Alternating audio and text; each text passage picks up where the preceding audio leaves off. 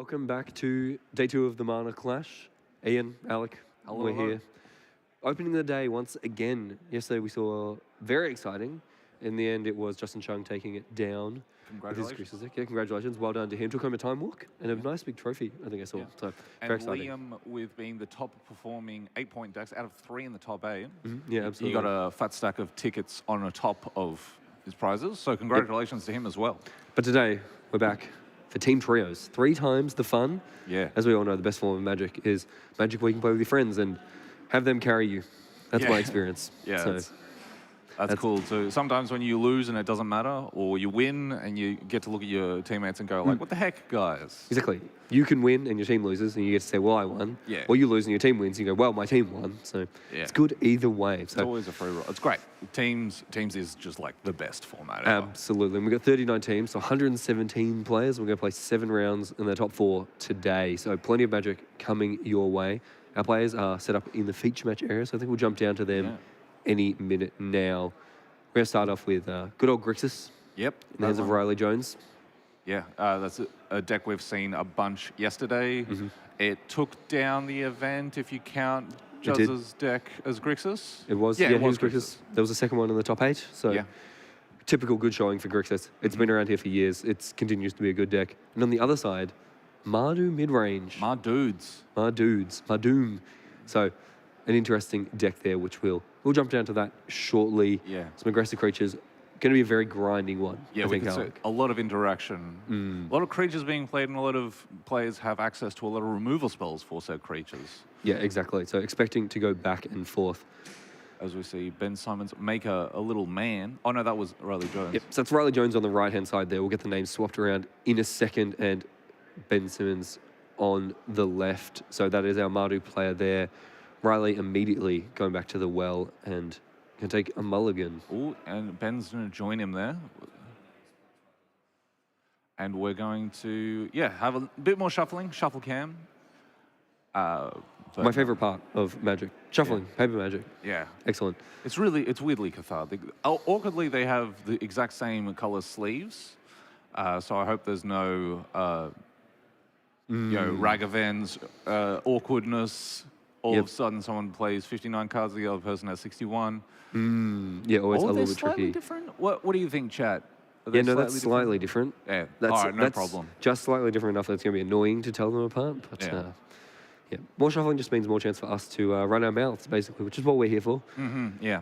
Up in the booth here, looking down, looks like mix of spells and lands for both players. Which is good. What we want to see, card count, of course, does matter in these matchups. We expect it to go back and forth, a lot of removal, a lot of one-for-one interaction. So important. You want to keep as many cards as possible. And Riley has a Reanimate in hand, which is pretty huge in the matchup. The one interesting thing about Reanimate is it can target your creatures in your opponent's graveyard. So combos well with removal spells in this type of a matchup. Discard spells as well. Any way to put your opponent's creatures in their graveyard. Yeah. As we see a Tameo start things off. The newly pointed Modern Horizons 3 Flip Walker already into play. So onus is on Ben to act now. Yeah, absolutely. That's a lot of pressure from turn 1 with Tameo in play. Threatening to draw cards, flip into a Planeswalker, just to really dominate the game. Yeah. A lot of pressure, but not pressuring the life total, pressuring in other ways. Yep, absolutely. For Ben, looks like also got a first turn play here, so he will pull ahead as well. Maybe an interaction spell, maybe his own threat.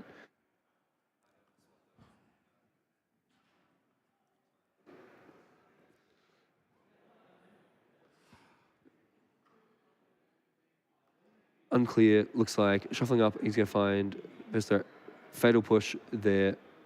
So he will answer that Tameo. Yeah. We expect to see a little bit of this. Play creature, get it killed. Absolutely, back and forth. Play creature, get it killed. Get it back, reanimate. Only pay 1 life for it, very nice. Worthwhile the use of a point there. Point gets back a point. Yeah, absolutely, you know. As we said yesterday, want to reuse your points as much as possible, play them as many times as possible. Yeah, and Ben's sitting there thinking like, what the heck? I killed this Tameo. And it's back already. Yeah. See Caracas there in Ben's deck. Obviously, would be very powerful in this matchup. Yeah. We saw that be good yesterday. A lot of legendary creatures, and they keep printing more and more powerful legendary creatures. Yeah, they tend to do that. Interesting Caracas with Tamio can be can have some interesting timing with the flip walkers. Yes, absolutely. Like, do you wait to respond to the trigger, but then they get value? Do you stop them from getting value, getting clue tokens in this instance with Tamio?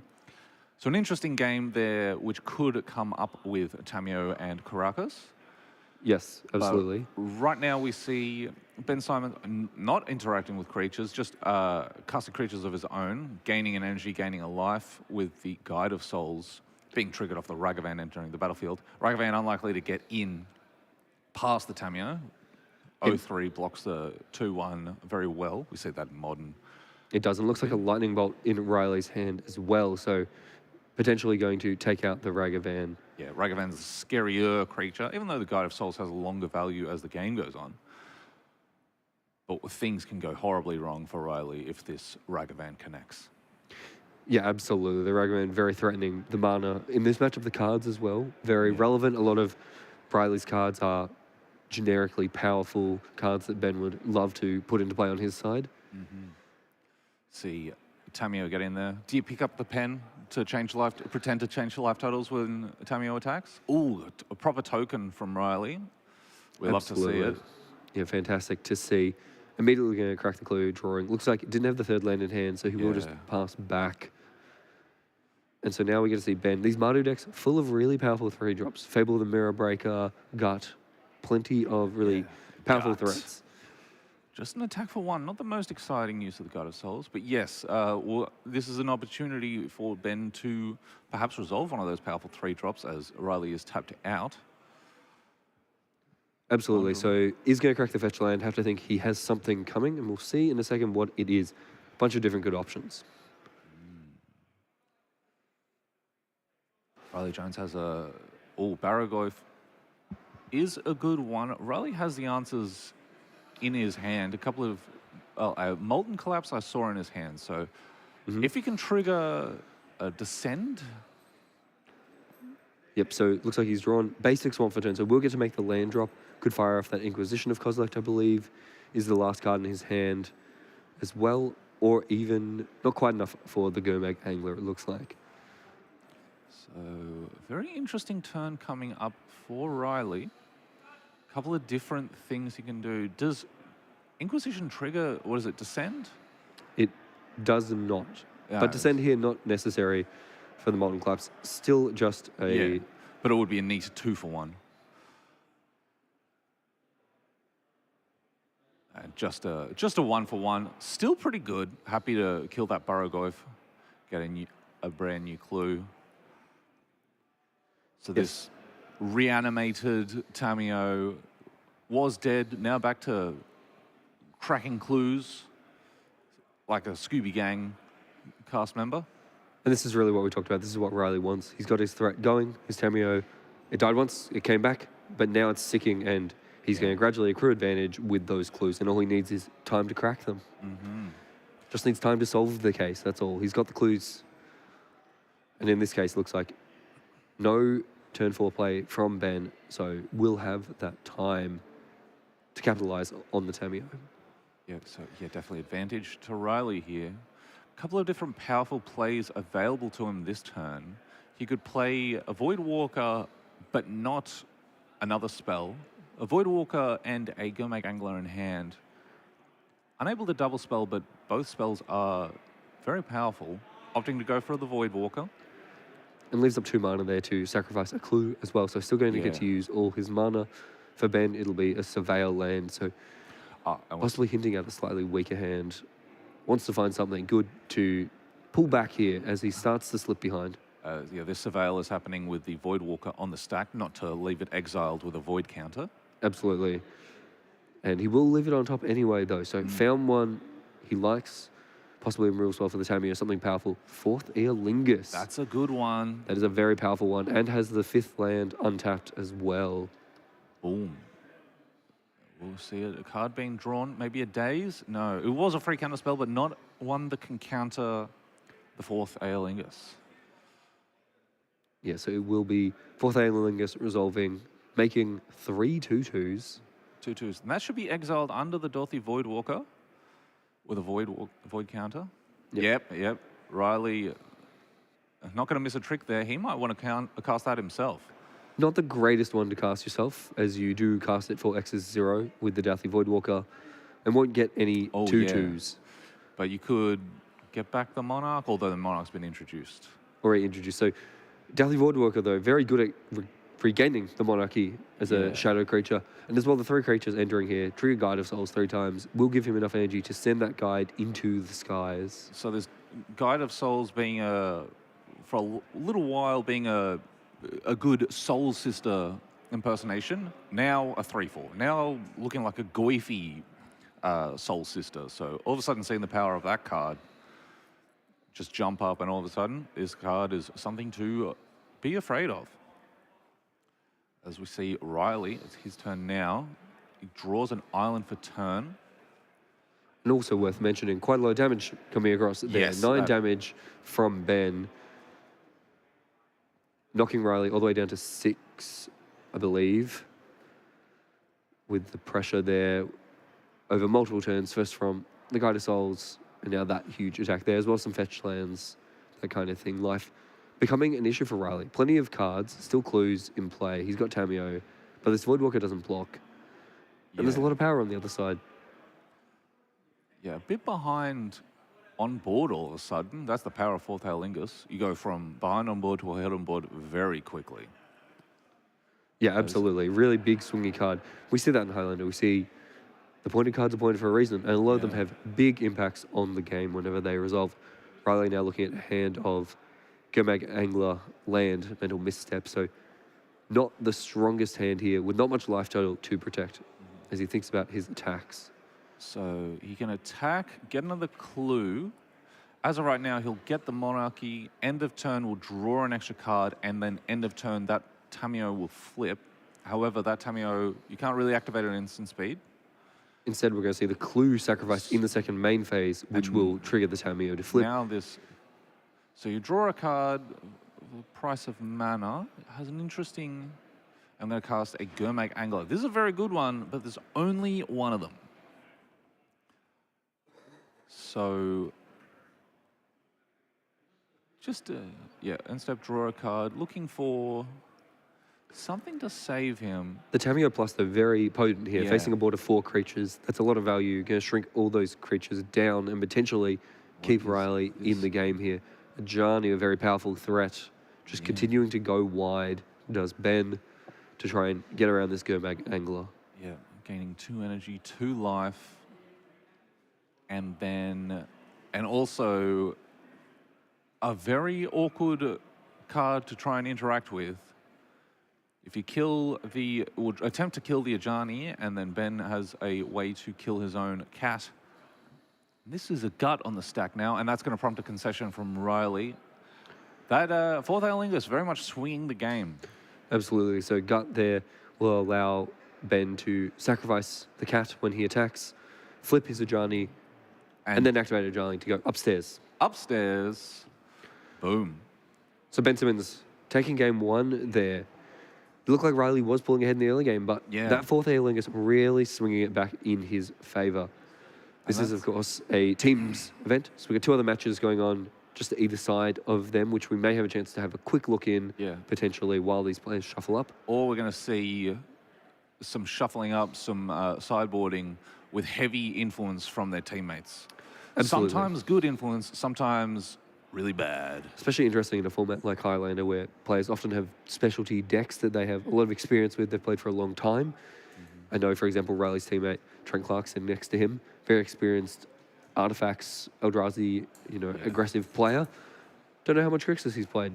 And don't know how much the other way Riley would be able to help him with some of his play decisions, because they are very different decks. Very different decks. And they're very, I would say, competent, adept with their own particular decks. Riley's been playing he's been playing with Tropical Island. Not Tropical Island, Volcanic Island, a fair bit in Highlander. Yes. He knows his way around some of these matchups. And Trent, pretty handy in his own right, making top 8 yesterday. And who's the third person on this team? Sahar. Sahar, who was on coverage. He stepped out of the yesterday. coverage booth to play. We'll have him back in the coverage booth by round 3 once he's dropped. But Yeah, most likely. no, that's not Place true. your bets, folks. That's not true. Riley and Trent are on his team. I'm sure they'll still be going. Yeah, they're not going anywhere. As we look at the sideboards, though, a few good options from Riley's side. He's got a Massinger. That could be very good. That's Lines up handy. very nicely against the 4th Aerlingus. Yes. Also, a lot of cat tokens probably getting created with Ocelot Pride. Kill them all in one go. Also, killing all the creatures in one go interacts well with a Ajani, so you yes, save yourself. in a similar way, a Brotherhood's End there. Yep. 3 damage to everything. Lines up quite nicely against the sizing of a lot of these Mardu creatures. And then there's a Blue Blast and a Hydro Blast, which, depending on how many red threats he thinks he'll see, obviously 4th Aerlingus is a big one. We saw Yeah. Gut at the end of that game. Bragavan as well. So there are definitely some targets for it, but it's always tricky against these mid-range sort of multicolour decks to decide how valuable those blasts are. If they're going to be good when they have a target. Exactly. But if your opponent resolves with a Barragoyf, it feels silly.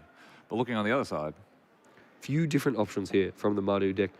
Brotherhood's End, again, potentially useful. From the Catacombs, a very grindy card, introduces the initiative, has Escape, yeah, really this is powerful one that could... it's a reanimation spell, reanimation initiative card, which is super interesting. It is. A little bit graveyard hate as well. We see an unlicensed Hearse, potentially an Ashiok could come in. And then the thing I'm most interested in is this. There's a Blood Moon and a Price of Progress. Preying on those non-basic lands from a lot of the 3-4 color decks, like Riley's. Very interesting from the Mardu deck that is itself a 3-color deck, of course. It's more base red. I think if Riley knew that his opponent had Blood Moon, the Hydro Blast, the Blue Elemental Blast come in, for sure. Yes. If you suspect maybe this deck is maybe more black-white splashing red, probably has Ragavans, but not, could have a wide variety of red stuff going on, you would probably still board it in, but maybe not mulligan as aggressively towards it. Absolutely. But if you're seeing Blood Moon in your opponent's deck, you put a higher premium on the Blue Elemental Blast. It'll be very interesting if both come in, one or the other come in. Could see a reason for none of them coming in.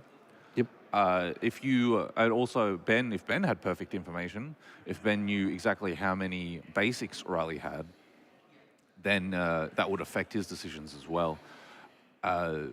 Riley being down a game, so he can't afford to get got by Price of Progress.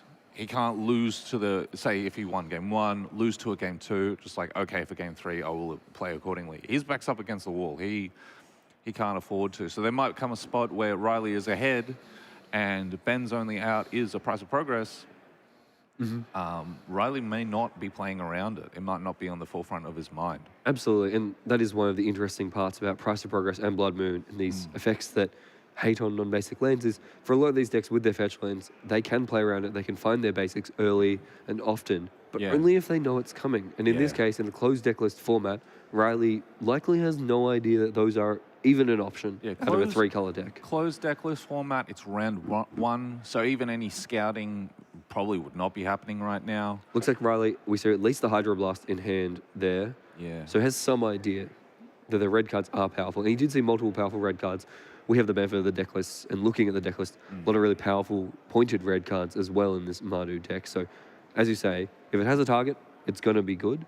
The risk is that, Ajani into Emperor of Bones, into Shieldred, that kind of thing, can leave it stuck in your hand. As we see, Ben is going to take a mulligan. Yes, Riley has found a 7. He looked like there was at least one land, a lot of interactive spells, and that's really what you're looking for. This is not one of the matchups that is really, really predicated on the first few turns like some other matchups in this format can be. Really just looking for a little bit of interaction to bridge to that later game where we know we're going to go back and forth a bit. And Riley also has a Baleful Strix, which is one of the best things to be tapping out early for against a lot of pressure. you're happy to see Baleful Strix. Absolutely. Against no pressure, and the opponent's not doing anything, you'd love to pay 2 mana to draw a card. Does look like only one land here for Riley. He does have the Deathrite Shaman on turn 1, but as we know, there's a lot of removal in both of these decks, so that Deathrite Shaman is far from safe. And so we're really praying this Deathrite Shaman lives. Yes, from Riley's side, really leaning on that. If it does, he has the Baleful Strix next turn to help him try and find that second land. But with Ben sacrificing his land very quickly here, I do fear for Riley. Yeah. That's it. You get a draw step every turn. There's also Dragon's Rage Channeler. This is a cool hand. Yeah, there's a lot going on. You just need lands. As is very common in hands with not enough lands, the spells look really good. But they're all very cheap spells. They are, it's right. That's right. All, in fact, 1 mana, except for the Baleful Strix and the Gurmag Angler, sort of. And Deathrite Shaman showing its power. A Birds of Paradise being played off a Badlands. And now it's a dead Deathrite Shaman. Bolt the Bird Elf Shaman. Yeah, Bolt the Elf Shaman, yeah. Bolt the Elf Shaman, yep. Tale as old as... Return to Ravnica. Return to Ravnica, yeah. So, which is longer than you might think now. Yeah, that's the first time we returned to Ravnica. Return to Ravnica about 15 years or something. Yeah, Does that make you feel old? Like 15 years. Return to Ravnica was like 2012. Something like that. 2012, One of 2013. One of the first sets. Gatecrash was the first set I ever played. So this one, real nostalgia one for me. Gitaxium Probe here. Going to take a look at the hand. Get a Surveil as well. More looks at this second land. Coverage is best friend. Absolutely. Thank you, Riley Jones. Bloodtithe Harvester, Ragavan, Palace Jailer. As we see, Giver of runes and a land. Riley helping out the table across from him. Absolutely. We will see that in these team events occasionally. Questions to ask. So, a powerful hand here from Ben. He's got Ragavan. He's got Giver of Runes to protect Ragavan. And then at the top end, Palace Jailer as well. Riley does find the second land. Not the ideal land. Yeah. But he can cast all his spells. He can. That will unlock his hand. Slightly awkward, but it will get there. He's got sorcery, land, creature. So no delirium for Riley at the moment. But you have to think, 2 lands in play, Dragon's Rage Chandler. Good chance he finds it next turn as Ben weighs up, potentially playing this Bloodtithe Harvester with the hope of sacrificing it next turn to remove that Dragon's Rage Chandler. Has to weigh up the chance, though, that Riley's going to cast more spells. Good chance he gets to Delirium and grows that Dragon's Rage Chandler out of range. Yeah. So, a lot of different options for Ben here. I think 2 main options. The Harvester, or you can play both of your 1-drops here. What do you lean towards? I think I like the 2 1-drops and maybe hoping to advance your own game plan. If the Dragon's Rage Channeler gets Delirium, it has to attack, and then your Ragavan can perhaps clear in, as we see, a upkeep Fatal Push. Yes. And that is now a crazy dragon. Crazy dragon lady. And we'll see Blue Elemental Blast as well in the upkeep. Both times here, just trying to find the third land for Riley. He does find the third land. It is a tap land once again. Now we're cooking. And a crazy dragon lady, different to a crazy cat lady, very scary compared to a, like you thought crazy cat ladies were scary. Imagine a lady with a whole bunch of pet cats, pet dragons. Yeah, it's much scarier, you're right. So Bloodtithe Harvester will come down, make a blood. As predicted though, too late to be able to remove that Dragon's Rage Channeler. And Riley having now found lands. Corey Steelcutter the draw as well. Does he have a... Oh, that's a Gurmag Angler. That's a turn. So we could see Corey Steelcutter plus Gurmag Angler this turn potentially to really start to turn the screws, put pressure on Ben Simmons. Alternatively, he could cast a Baleful Strix. Less exciting on this board. Ben already down to 15, I believe, from the 2 fetch lands and the Dragon's Rage Channeler attack. So that would be a lot of pressure. An attack for 5 if he does do that. And also, Ben did miss his land drop. He did. So he's also struggling to develop their post-combat Corey Steelcutter. Maybe you want this token to block. Interesting. I believe Riley may have just commented on the fact that he's realized that that card gives haste. Yeah. as he That's okay. he talks about. Blocking is also good. Oh, this is also an interesting question, though. The delve on the Go Bag Angler, of course. Yeah. Trying to see whether we can keep Delirium with Dragon's Rage Chandler or not, as we take 6 cards out of the graveyard. Looks like leaving instant sorcery creature land. So he will, in fact, be able to keep his Dragon's Rage Chandler Delirious after the Surveil off the Steel Cutter, actually. Yeah, that's still Delirium, big board. It is, and now this is the pressure well and truly on Ben to find something here, to pull himself back into this game. Deathly Voidwalker, not a castable one. Pyroblast, Mental Misstep in hand. This is one of those things. Pyroblast, usually very, very good, but a lot of permanents in Battlefield, none of which are blue. So a brief little frown there from Ben on our player cams off to the side, and that about sums it up, really. Yeah. Not a great position to be in at the moment. Riley has really applied the pressure. As we're seeing Ben look over to the other match at the moment. Is that a judge call? Is that a... Oh, no, that's just teammates chatting, which they're going to do. We're going to see a bit of this today. Yeah, unbelievably, most teammates are friends with each other, actually. So they also just chat. That's what they're doing. They're talking about what they're going to do on the lunch break. Absolutely. They're talking about, should we just drop now and get beers? Yeah, I thought it was Ben maybe turning to his teammate and saying, hey, what would you do here? Yeah. Any way out of this? Or he will sacrifice the blood, get rid of that Pyroblast. But no land for him. And this, again, we see the Pyroblast here. This is what we talked about with the blue blasts as well. No blue cards for Riley in play. And so it just gets stuck in the hand. Yeah. But over to Riley's turn now, unable to really punish, well, he's going to attack for a lot of damage, but can't make the second monk token with Corey Steel Cutter. Looks like there was another land and a spell in hand, but couldn't quite see what it was. It's a Baragoyf and an Arid Mesa. Okay, so not quite enough to be able to cast there. Yeah. Could potentially move the Corey Steel Cutter if he wanted onto the Balfour Strix, for example, to give haste, or the Gomag Angler to give trample, but either way, a big attack coming in. Gomag Angler with trample is pretty good. We're not entirely sure of the life totals at the moment, we're just having issues with that. I believe Ben down to 12 at the moment. 2 attacks from the Dragon's Rage Chandler, 2 fetch lands. Yeah, we're going to see a quip with... So that's a 6/6 fish.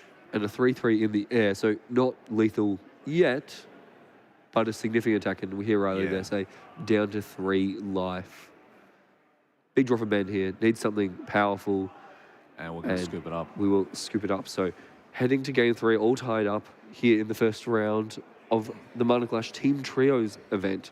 First round of 7, 39 teams here battling it out, followed by top 4. Yeah. So it's another full day of Magic. Yeah, cut to top 4s are a little, sometimes very awkward in trying to work out the standings math when you're trying to work out whether or not you can ID. Yesterday, we were calling people, we were saying people have made top 8. They were a shoe-in. They were in there with a, print it, write it in pen, not pencil. Yes. And we were wrong. On many occasions, we were wrong. Yep, Caster's Curse there. We did call someone virtually locked for top 8, and then it turns out they were not, we were apparently. wrong. And that's why we're up in the booth and not down there.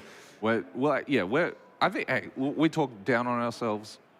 We're pretty handy Magic players most of the time. I personally, most of the time being like 60-40.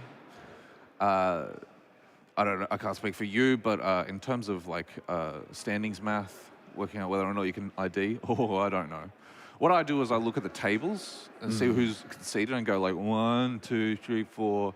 Okay, then look at the tables and try and count it to 8 that way. I was going to say, and as we know, you count on your hands. So that is... I got red in the face too when I have to use the second hand. Yeah, of course. So, but that's all right though, because you have to get to the second hand. You're probably too far down. Yeah. But it's like, because then when you use the second hand, you have to do math of like 5 plus 1 is 6. And of course, math very difficult, which is why we play Magic. Yeah. Notoriously involves a fair bit of math. Yeah, but usually just subtracting from 20. Hey, well, sometimes it's counting to 10. I've played Infect. No Infect. No Infect decks today that I've seen, unfortunately. the Highlander Infect deck a rarity, Yeah. to say the least. You don't get to play 4 of your glistening elves. Yeah, You much only have harder. 1. Much harder. There's just not very many Infect creatures. They drop off in quality very quickly. Yeah. Not like this Grixis deck or the Mardu deck. They're both full of powerful Just cards. good creatures. The complete opposite of Infect. Good creatures, good interactive spells. Riley Yeah. going down to 6 now, so he will Opposite hope of- to find a good one. Opposite of Infect, they'll deal damage, but you'll stay healthy. You're just bludgeoned. Yeah. Yeah, absolutely. A fish doesn't really infect you, which means it's well prepared, the Gomag Angler.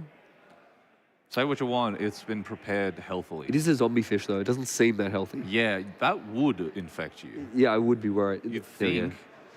So really, we need to add Infect to go back angler? Is that Yeah, what you're when saying? when it dies, when you kill a creature, does that mean you eat it? I don't think so. I Or would Ben, or would Riley, if Riley casts a Gomag Angler, would he get infected because he's prepared? We have to work this out. I think if you exile it with a Scavenging Ooze, though, Yeah, so the Scavenging Ooze should get a -1. It should be like the Wither deals damage and infect. It should, the +1/+1 counter shouldn't count because it ate dead fish. Dead and then alive and then dead again. meanwhile, much like that Tamio, dead and then alive and then dead again. Yeah. Meanwhile, back down in the match, Riley with just a land and a pass. He's holding up a Thought Scour, also holding up a Daze, I think I saw there. Yeah. For Ben, it'll be a Surveil land on turn 1. Surveil land's pretty handy. They are very nice, and we've seen, plenty of graveyard cards. We saw a Reanimate from Riley in game 1, so filling the graveyard quite powerful. Yeah. Riley would love it if he draws a Reanimate, if Ben would just surveil a big boom boom creature to the top. Oh, and Riley Joe's not thinking about Thought Scouring Ben there. So Ben there surveilled to the top with his Surveil land, and Riley considering whether he wanted to point the Thought Scour at Ben to mill whatever he kept on top. Riley was very tempted, but thought better of it. Decided that his deck is full of Delve cards that he would like Yeah. instead. Instead, opting not to. So now, who knows if there's a Thought Scour in his hand? Ben doesn't know what's going on. I barely know, and I've seen Riley's hand. Yeah. Will be a fetch land here, and I think that was Deathrite Shaman, the draw for turn. The powerful 1-mana elf, potentially about to hit the battlefield once again. Riley going to fetch a Volcanic Island, so maybe he has other plans. What's the second mana? Yeah. So we'll see what's going on here. That's a Nethergoyf. Deathrite Shaman can't cast Nethergoyf and Deathrite Shaman. Can cast a Kori Steelcutter. The powerful equipment from Tarkir Dragonstorm. Already making waves across all formats, Yeah. really, including this one. Yeah, this one's no exception. We're seeing... And Riley keeping the Thought Scour in hand as an additional spell so he can guarantee to trigger it next turn. So, bit of a heads-up play. Sequencing cantrips, you don't just fire them off right away nowadays. Sometimes you have to, hold on to them, have a plan for them. Exactly. And in this case, Riley very astutely identifying that needs to keep spells in hand for that Kori Steelcutter. And this will allow him to have a fairly powerful turn. Next turn, we have to think. Second Surveil land there for Ben. Puts Palace Jailer in the graveyard. We talked about Reanimate. That's a juicy one if Riley does draw his Reanimate. Yeah. Yeah, that is a juicy one. See a Fatal Push, a Molten Collapse, a Comet. That is a Comet. Our favorite dice rolling dog. Yeah, some people's favorite. Everyone has a good story about Comet, either on the winning side or the losing side. But everyone I've talked to who plays Highlander has a good story about Comet. They all the stories involve someone rolling a lot of 6s. And It's just being true. like, I can't believe this happened to me. Or I can't believe I got away with this. Yeah. One or the other. But for Ben, this turn, Comet, not castable. 4 mana, not Yeah, this 4 turn. mana. Next turn, maybe. But he is fetching, so perhaps something he will be playing this turn.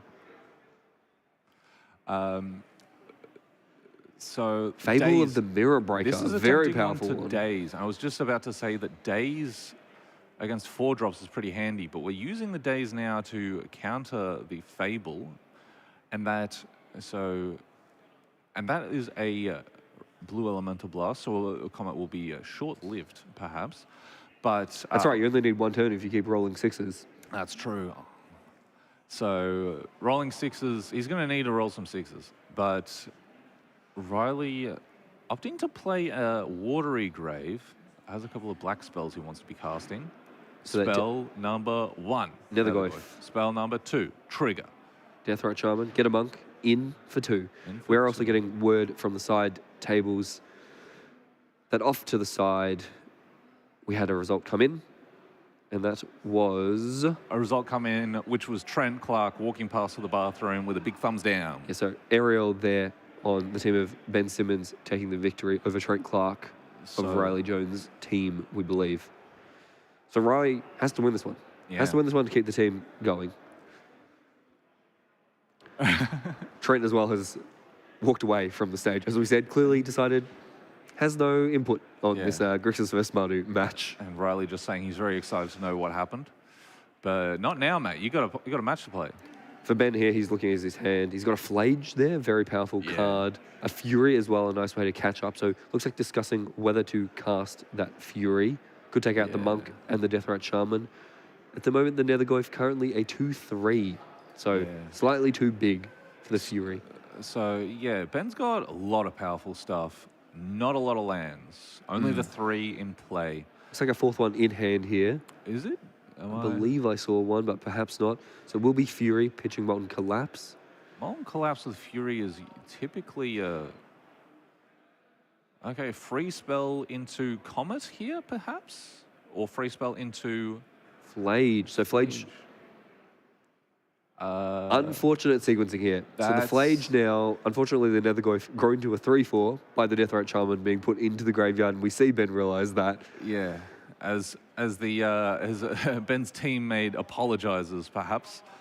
That is actually something that I see happen quite a bit, where teammates input, you work out the right line, but sometimes the execution is like not always right there. Can't trigger the second spell. Didn't want to cast the Thought Scour to make a token. Rather hold up the Blue Blast. And that could come in handy if we see an extra land drawn here.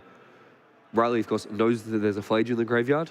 So already knows that a potential powerful 4-drop with 6 cards in the graveyard, perfect to escape it. It still does need one more land. Yeah. But, yeah, as I was saying before, you've got... Oh, the City of Traders not helping cast the Flage. No, that won't work. But could cast Comet. Comet is a very good one. As the option's getting mulled over. The thing about City of Traders is you could probably also play a Fatal Push into Comet. Yes, so we could see Fatal Push on the Nethergoyf plus the Comet this turn would be a very powerful double spelling turn. Yeah.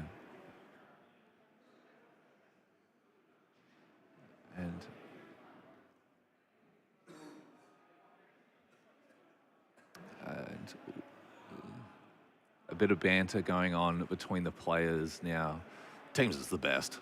It just is. As we see a Fatal Push happen. And we hear the wording there from Ben. I will attempt to cast Comet. Yeah, he recognizes that Riley has conspicuously passed with a mana up. Get blasted. That Pooch, not allowed to, failed to launch there, mate. But, and what is that card? Riley's hand flicking is very quick. I don't know what card he drew there. That is covering 2 mana. If you could double spell this turn, make a dude. That's a, what is this? That is a Ledger Shredder. Oh, yeah, this is synergy, folks. A lot of triggers going on the stack before the Thought Scour even resolves. Discarding a Troll of Khazad-dûm. Milling himself, drawing another card, makes the Monk, counter on the Ledger Shredder. Suddenly a lot of power back in play for Riley. Yeah. And Riley has 2 spells, 2 of them in the chamber, ready for next turn, so ready to make another Monk next turn. No interaction though, and that is that's the reanimation. That is indeed from the Catacombs. From the Catacombs. Can that get back Planeswalkers, perhaps? I don't know, but it can get back Fury, that's for sure. It can. Fury would be very good on this. Only board. creature cards it returns. That said, it's pretty scary trying to do initiative things facing Corey Steelcutter. Corey Steelcutter and multiple flyers as well. So Yeah, flyers. Introducing the initiative on this board. Playing a Fury really good. Introducing initiative. That's a tricky one. important to note there. So the counter on that Ledger Shredder, very important. Riley may not have known it at the time, but it is very valuable to get that to the 4 toughness so that Fury cannot remove both the Baleful Strix and the Ledger Shredder at the same time. And awkwardly playing a Fury this turn, he would have to play this Badlands in hand. This Badlands by name, Badlands by reputation, is going to mean that this City of Traders, the downside of City of Traders, coming up here. Although it is an extra card in the graveyard with 2 mana floating. So it looks like instead of from the Catacombs, we're going to see the escape on Flage here. Flage coming back into play, gaining some life, bit of removal, and a permanent threat.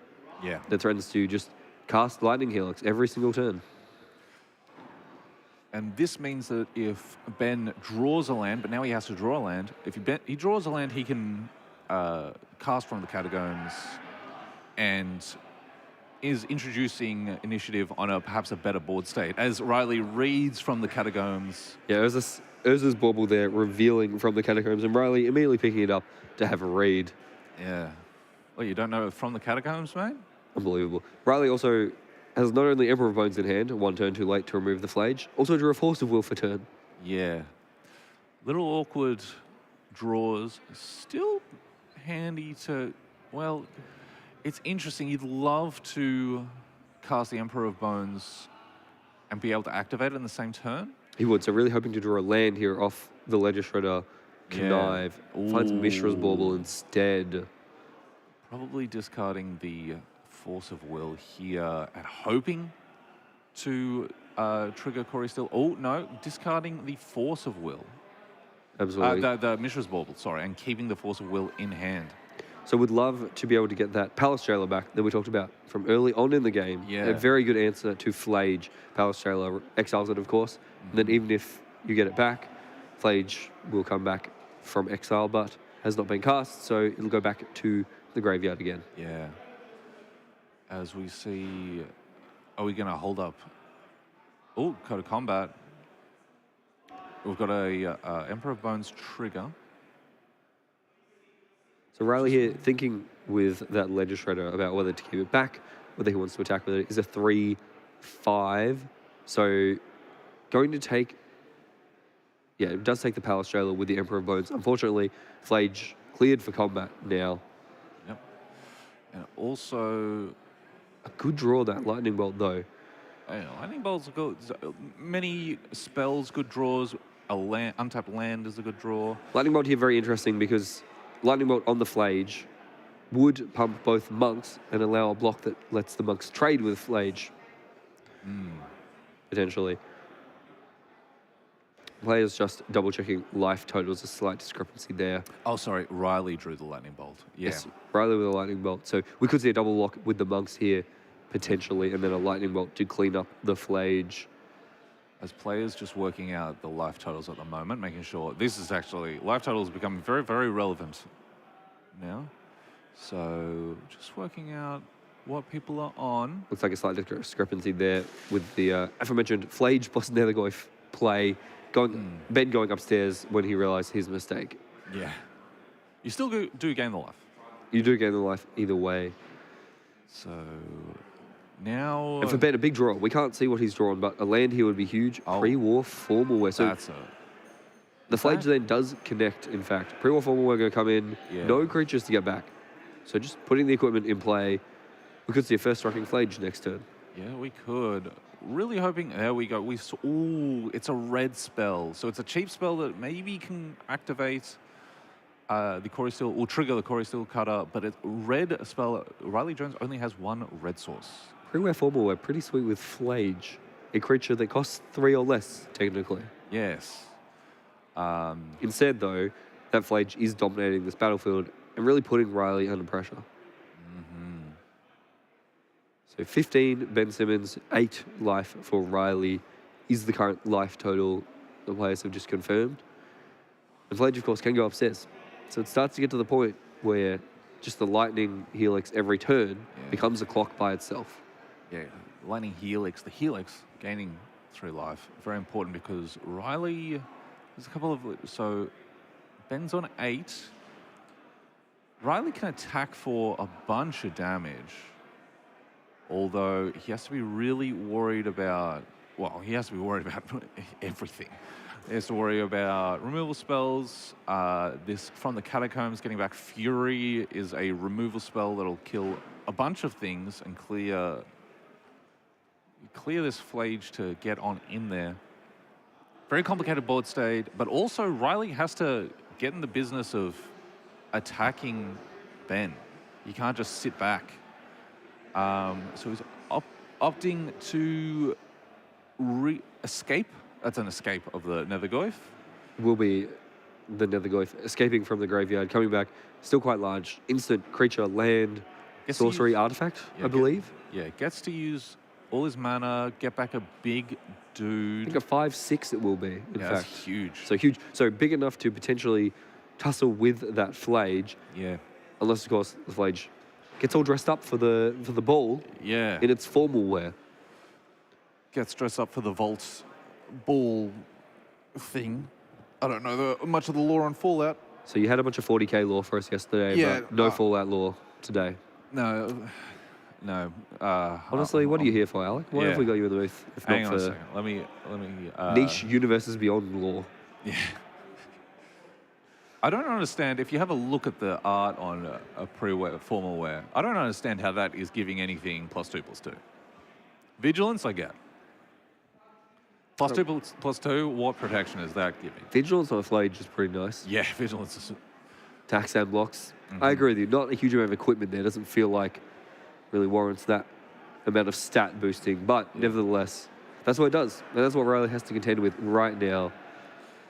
As Ben kind of in a spot where he has no bad draws. Yeah, land is good. Spells, also good, generally. And any brick, he can just equip. Riley did send in 1 monk there that turn. Little tentative attack. Yeah. Just the one little chip shot in. Just get in for one.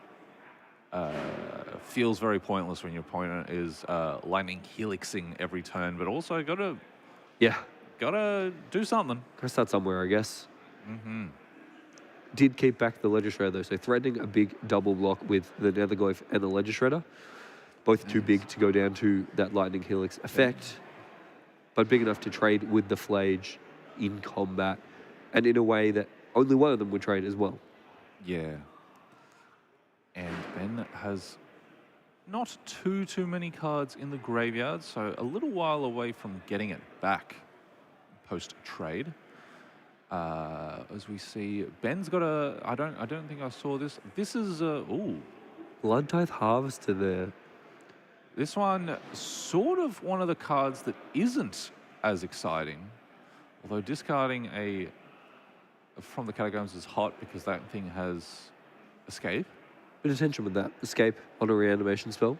Interesting. See a draw, no attacks, no shock, and then equip. Life totals very scary because Ben is on 8. 8? Well, unless we have them flipped. So, bit of pressure. Riley's board is pretty big and scary. Riley's starting to grow wide and does always have the flyer as well in the Ledger Shredder. And he knows about this, but Ben doesn't.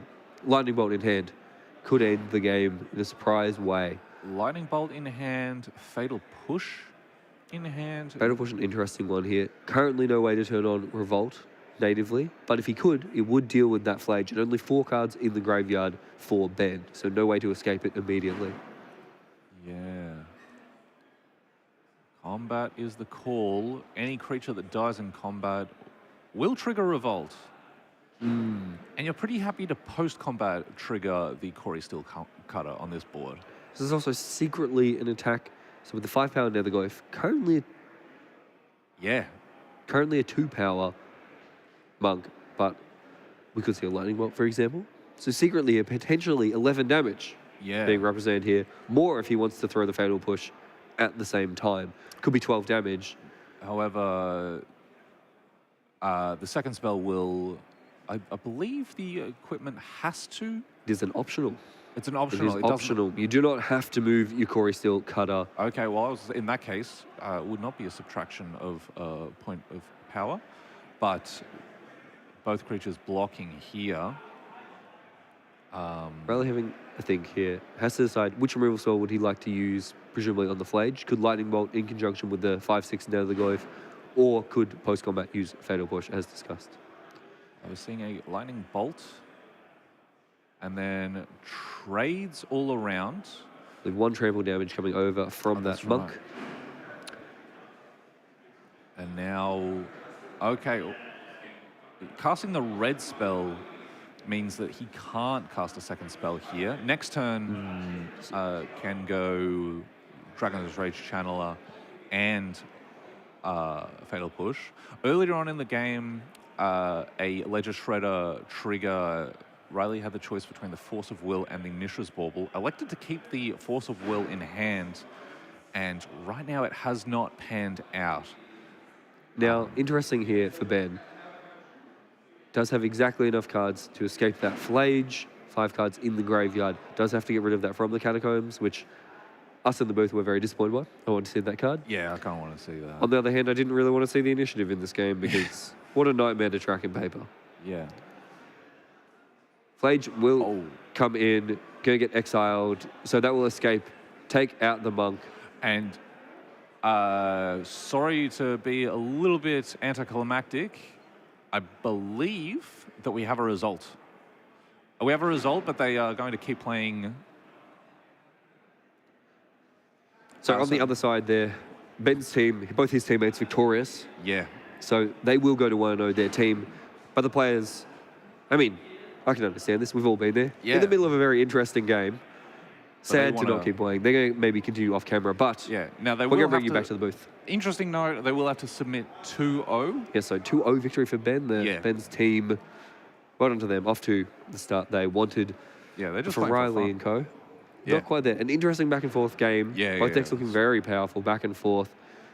Thank you for being here. Round Yeah. 1 of Mana Clash. We're getting excited for another long day of Magic. The best Yeah. format in the world, Australian 7-point Highlander. 7 rounds, cut to top 4. Potentially shorter than yesterday, but still a long day. Still a lot of Magic. a lot of Magic to be played. So we'll be right here on Bazaar, coverage all day. Mm-hmm. You got Ian and Alec for rounds 1 and 2. Yeah, we'll be back next round. We will be back next round, and we're going to have a few other people through as well. Some familiar faces. Yeah. Should be a really good day. Already some familiar faces on coverage. I know some players from yesterday. A lot of players hanging out for the weekend. Mm-hmm. For now, though, fantastic match in the books. Yeah, we're going to have a little break. Don't go anywhere, though. More Magic after this.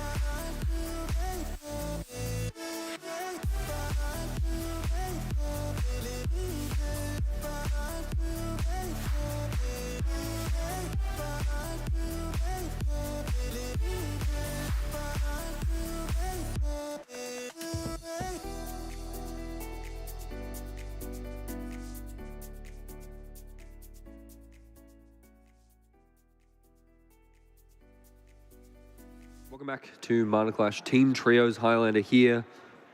It's been good. We're one round in. We're up to round 2 now, and we've got everyone's favourite deck, Grixis. There's 5 of them up in the feature match area. Yeah. And we're going to watch 2 of them, 2 of the best players in the room, absolutely. Playing in a 74-card mirror. We've got 2 bus stop teams. Team Tram Stop, Melbourne's conglomerate of bus stop players, and the bus stop cinematic universe. So we'll jump down to the table now. On one side, James Larson Scott. He'll be on the left of your screen, coming off a top 8 yesterday with this deck. And on the right, Matthew Judas, Pro Tour player. 2 very strong players here. Looks like a Brainstorm on turn 1 from Matthew Judas. Inquisition from James Larson Scott. Met by Mental Misstep. So a lot of cheap spells flying around. Absolutely. Alec, we've watched a fair bit of Grixis now. What can we expect from the mirror? A lot of what's going on. A little bit of interaction, turn 1, some spells flying around. A little bit of jockeying of position. Absolutely. So it'll be a back and forth game, we think. And just trying to find a window for someone to get ahead. Now, I know Matthew Judas currently has 2 green lands in play. Don't be fooled. This is a Grixis deck. Yeah. Those green lands there for Deathrite Shaman and also some sideboard cards as well, which we'll get to. But trust me, it's a Grixis deck. Yeah, and this is a Grixis mirror, as we see the exact same lands. Neither lands on either person's side, telling the whole story. Both players leading with a pair of Sultai lands, but we know better. We have their deck lists. We know that there are red cards. That's an expressive iteration. There you go. There's a red card. Steam Vents. So, yeah, Counterspell, not online because of the turn 1 Bayou from JLS. We're going to call James Larson Scott JLS because Magic players love their acronyms. Yes, absolutely. And we can't be bothered saying his full name. Yeah, it's far too long. Very greedy to have that many names. 3 names. 3 names. Just stick with 1. Unless, of course, if Pat wants to start paying us by the word, we'll say his name as many times as he likes. Yeah, when we're trying to make a word count, it gets different. But right now, JLS has his Psychic Frog discarded. Looks like as well there is an expressive iteration there, so that's We're powerful. rolling a dice for no reason, having a look at the Marsh Flats again. There's this bauble there, revealing a card at random. And that Inquisition goes to the graveyard, buddy. Matthew already knows every card in James's hand, though, so not a huge deal. Yeah. Few different options there. I believe that's a Deathrite Shaman as well, second from the top in the hand of James. Looks like that might be the play this turn. Yeah. As we said, that's the reason for all the green lands in these Grixis decks. It's worth splashing for that activation and also the sideboard. Yes, and Baleful Strixes will trade off their Steam Vents going to shock in. Carpet Flowers is a very powerful one. We'll see those in games 2 and 3. Yep. I suspect. And we'll just hold up the counterspell now, which Matthew knows about. He's got Island Cycle. Go find Island. Maybe a red island, perhaps. Volcanic Island could be the option here, and it will be getting red mana set up. So both players with all of their colors of mana available now. Yeah. Always interesting playing these mirror matches against a teammate. You both know exactly what's in each other's decks. You've played against each other quite a lot in practice, most likely. Adds another layer to the game. Yeah. All of a sudden, it's not just in a testing situation where you're trying to work out stuff. You're trying to beat your opponent. So it'll be interesting if there's any leveling going on. A lot of the times with these sort of friendly mirrors, it gets very casual. We do see that, yes. And as we see, points trading off as the Deathrite Shaman trades for the Ragavan. So it's interesting. There comes a point when things like you start off very friendly and jovial, and then there comes a point like, oh wait, I'm winning, or oh wait, I'm losing. And because, of course, with these matches, extra stakes on the line, not just a match point, but the bragging rights. For sure. Bragging rights way more important than the 3 match points available. Emperor of Bones will come down. We've seen this one throughout the weekend. Really powerful. Going to exile that Baleful Strix out of Matthew's graveyard. That one could come back at some point. And JLS has Counterspell available to him, or the activation of the Emperor of Bones. I think JLS is going to bite here. I think he's going to fetch an Underground Sea and Counterspell his expressive iteration. But a couple of different things he could use for his mana there. Yeah, just can't afford to let the 2-for-1 resolve. Absolutely. A powerful 2-for-1. Also, a little bit of selection as well. Just a really powerful card advantage spell in these decks full of cheap spells. That is Yeah. the requirement of expressive iteration inherently. Is you do need to have a lowish mana curve to be able to play one of the spells that you find. And these Grixis decks fulfill that easily. Looks like it might be JLS's turn now to fire off expressive iteration. Yeah, this one will resolve. Duress, a very nice pickup there. Could add another land to his hand or a lightning bolt for some more interaction.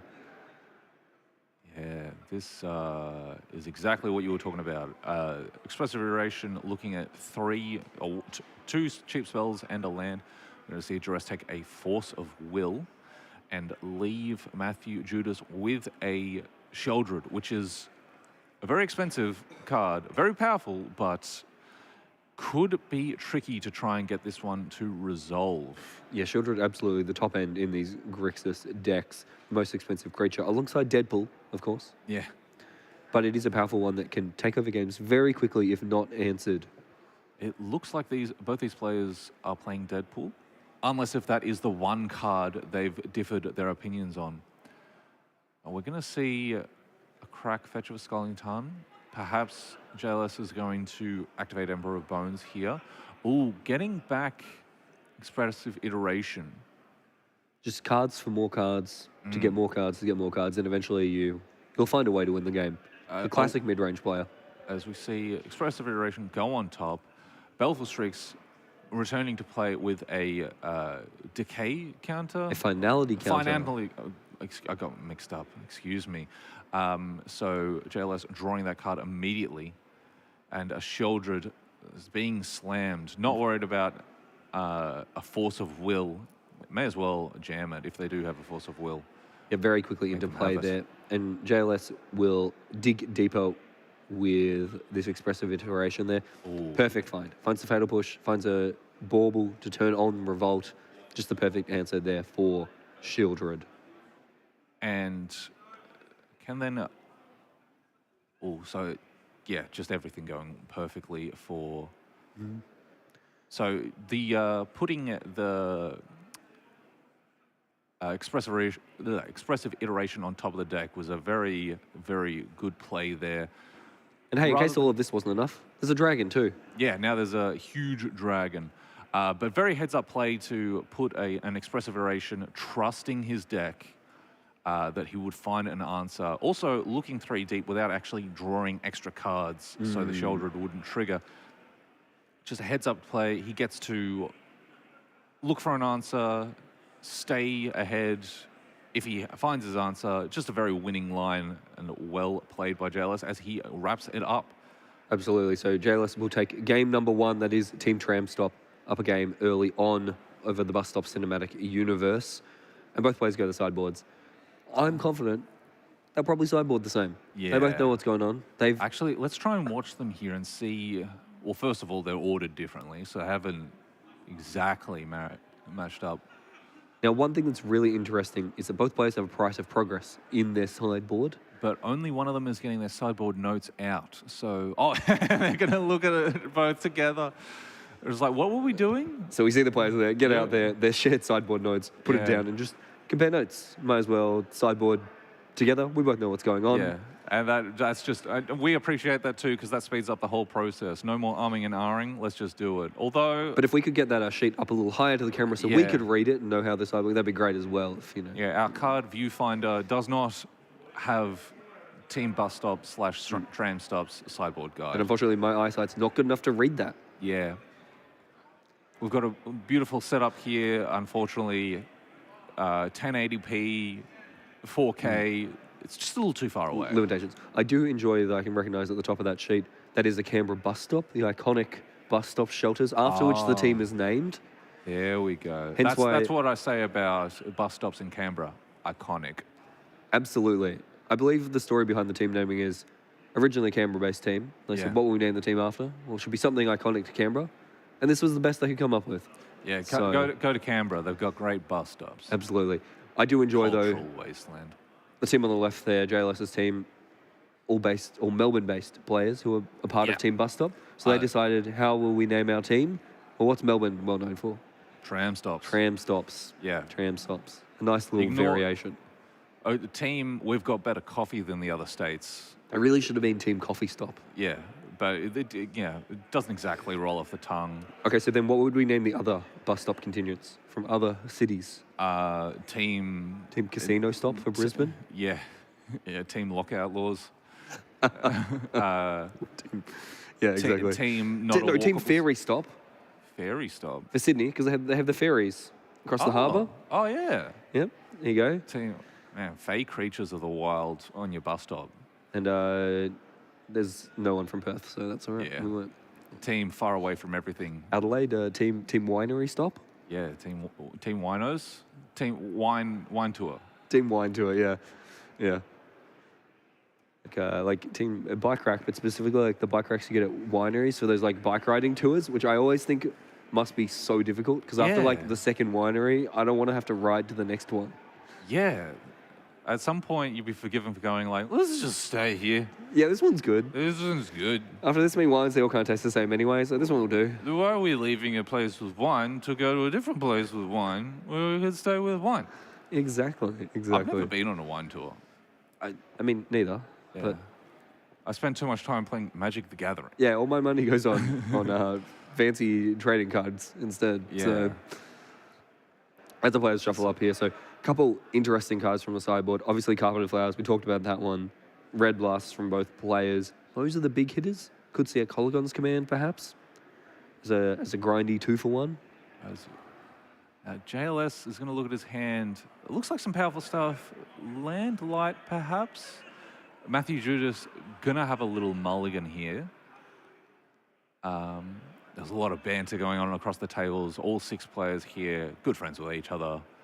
So- Absolutely.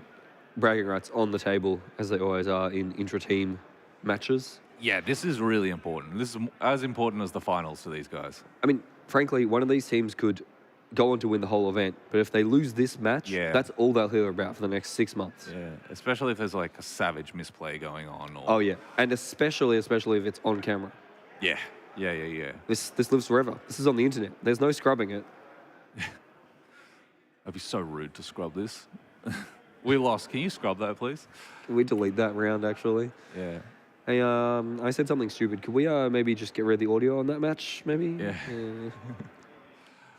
Judas on the play has a mulligan. Looks like a bunch of shiny cards in hand, so he's happy to keep. He's employing the rare blind your opponent with bling strategy. Yeah. My opponent won't know what my cards do if they're so shiny they can't read them. Yeah, gonna need to get some sunglasses to look at my stuff, baby. So we'll take a look at the top card of James's library, Yeah. then fetch a land. So a turn 1 play coming up here. No foil Underground Sea yet. Yes. It's on the reserve list, but maybe there'll be a foil reprinting soon. You never I'd like know. to see someone make their own foil. Just like sprinkle some glitter on it. Yeah. I mean, it's an inner sleeve. You could. Yeah. I want a glittered inner sleeve actually that I can put over my Underground Sea. Yeah, that would be very funny. So turn 1 Thoughtseize here from Matthew. We'll take a look at the hand. Only 1 land, but there is a Brainstorm to fix it, and some powerful threats. Barragoyf, Tameo, Shieldred, Baleful Strix, just a good card, and Unholy Heat as well as a bit of an answer. What would you take here? You'd be very tempted to take the Brainstorm as like the sort of step 1 to fixing this mana situation. You know, I think this question really reveals what sort of a player you are, because Tameo was the other option as a powerful turn 1 threat. But I appreciate your instinct to say, I don't want to play Magic. I'd like Yeah. my opponent to be stuck on 1 land. That said, the games do go long, and going for the mana screw option might have diminishing returns. Of course, Matthew as well knew what we did not, which was that Yes. there was a second land on top, which makes Yeah. the Brainstorm look much worse to take. Yeah. Brainstorm's still a very powerful card. Absolutely. But not pointed. Not quite. But yeah, if you can have an opportunity to trade with points, you tend to do so. But right now, a Brainstorm of Matthew's own. Going to go on the stack. That one is foil. Yes. Foil count 4 out of 5. Yeah, every non revised card that Matthew Judas has cast has been very shiny. Yeah. A lot of options here. So it looks like Island, Mystic Sanctuary. Mystic Sanctuary probably Another getting land. out of here. I believe that's a discard spell down the bottom. A Tasiga in the old frame. And that bottom card, Oh, that's a Misty Rainforest. So this can be a perfect brainstorm. yeah, beautiful. Gets to shuffle away the two cards he doesn't want, having put them back. James, on the other hand, going to go find a Surveil land, holding on to that Brainstorm. Yep. In no rush to cast it. Yeah, happy to get a Surveil going here. Little more information on the draws. I'm not sure what JLS will be looking for. Not a Mishra's Bauble, we know that now. Deathrat Shaman was probably exactly what the doctor ordered. It's a pretty good one. Could see that. Could also just see the Baleful Strix come down. Always, it's just always good value in these matchups, really. It's an annoying body. It draws a card as it comes in, so what more could you want? So it'll be a question if JLS wants to go counterspell hunting, start tapping out for stuff. Interesting. He could have a very neat play of Brainstorm into... could go Brainstorm into Deathrat Shaman, would run into a Mental Misstep.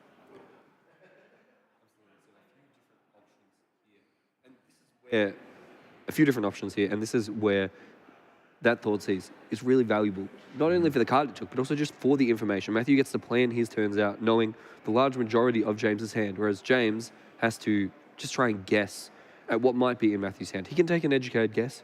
You know, you can speculate on the range of capable hands. Unlikely that Matthew has no interaction. Unlikely that he has no threats. But the exact specifics, James can't know. Yeah. So we're going to see a fetch land being cracked pre-Brainstorm, as we're going to see a Baleful Strix hit the stack. Just trying to continue to accumulate raw cards. I believe that's a Colligon's command in Matthew's hand. So it could kill the Baleful Strix any way it wants. Yeah, a couple different ways. Shock, shatter, different options. Just more 2-for-1s. That's what we're sort of starting to see. These decks are composed of efficient threats, efficient interaction, and then we start to see the value of these grindy 2-for-1s in Baleful Strix, Colligon's command, Expressive Iteration really starring in that first game. Barrow Goif when it connects, just like 2-for-1s on 2-for-1s. Absolutely. But then also, game-ending threats that can go the whole way themselves in the form of Shieldred. Yeah, Shieldred and Murktide Regent the same. Regent, yeah. Ooh, that is a Dragon's Rage channeler. The draw. See that. For a second I was worried. I thought that island was non-foil. But no, it is foil. Is dead. It's got to be foil, don't worry about that. As we're delving the whole graveyard, leaving up an island. So that Dragon's Rage channeler, briefly delirious, but then comes back to its senses. Yeah. Thanks to the Tasiga. So JLS has drawn a... Is that a Steam Fence or the Surveil land? I believe that might be a Thundering Falls, but we'll find out shortly. Or maybe we won't. Maybe it'll get shuffled away. And JLS is going to have his Brainstorm met with a Spell Pierce? I believe that's a Mental Misstep. Tap mana for it. Well, you can tap mana for Mental Misstep. That's true. You are allowed to. Yeah, but I believe the Mental Misstep is a different art. I want to wager it's a Spell Pierce, partially because I could sort of read it if I lean closer.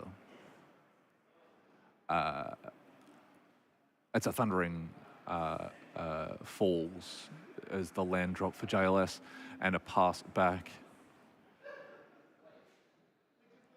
And we're going to cycle a Lorien Revealed.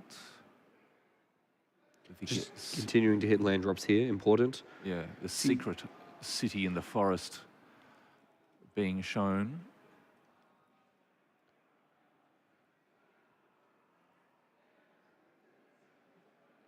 So Unholy Heat there, a nice answer to Tasiga, dealing 6 damage. I bet you it's a Spell Pierce. It's a bit hard to tell now. I think you might be right. Oh, how did you do that? Sorry, I'm commentating now on what Ian is typing. Bit more and back in the game here, so that yeah, there's a game going on. Powerful Strix and Dragon's Rage Channeler will trade. James taking a look at the graveyard. That's never a good feeling if you're playing and your opponent asks to look at your graveyard. Yeah. Never feels good. Yeah, it's scary. Although Emperor of Bones, weirdly, not the scariest. It's pretty good still, but It's still good. We're going to see a Ponder kick it off.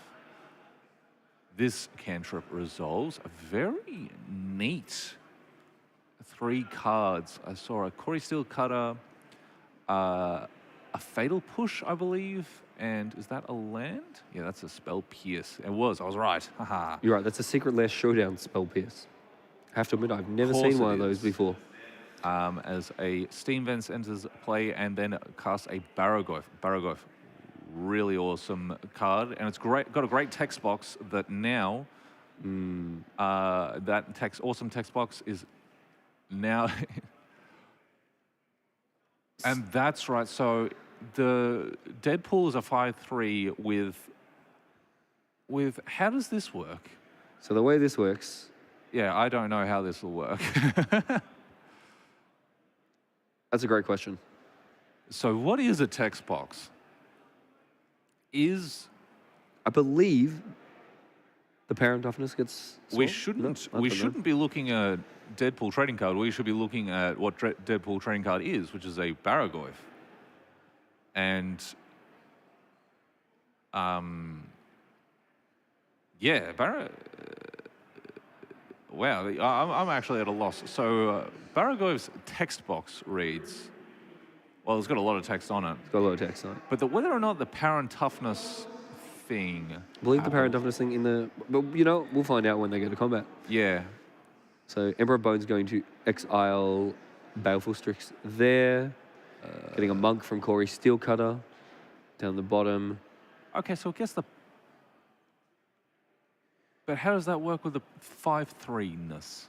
I believe that ability will work. So I believe that Deadpool, and we see Matthew checking his graveyard here. Yeah, so Deadpool will have the parent toughness as if it was a Barrogoyf. Yeah, I don't know what the parent toughness of the Barrogoyf is, though. Barrogoyf would be a 0-1, right? Because now it's a star +1 with the text of Deadpool trading card on it. Perhaps. I think. Looks like we're going to see another Delve spell here, a Murktide Regent coming down for Matthew Judas. So Matthew just resolving some haymakers now. Absolutely. One haymaker I don't really know what is going on with, but I do know a Murktide Regent, and that's a 5/5. And most importantly, the Barrogoyf as well, dealing 3 to James every turn that it sits in play. It's 0-1, we believe. Also, Deadpool has Death Touch and Lifelink, and has a trigger when it attacks. And important to note here, so the Murktide Regent, a very threatening card, but for the moment, James is tenuously holding on to Baleful Strix under Emperor of Bones. So if the Murktide Regent attacks, he could try to bring that back into play. But tenuous, because of course, if the Emperor of Bones ever leaves play, suddenly that option is gone to him. Yeah. And JLS would love to be casting a Sheoldred, start putting some haymakers of his own into play.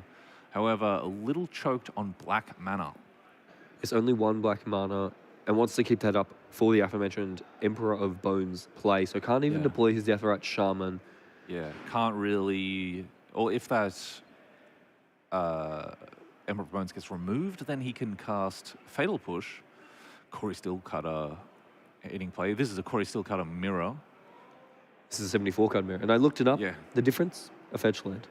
1 fetch land. There is an Arid Mesa in Matthew's deck, and some other fetch land in James's.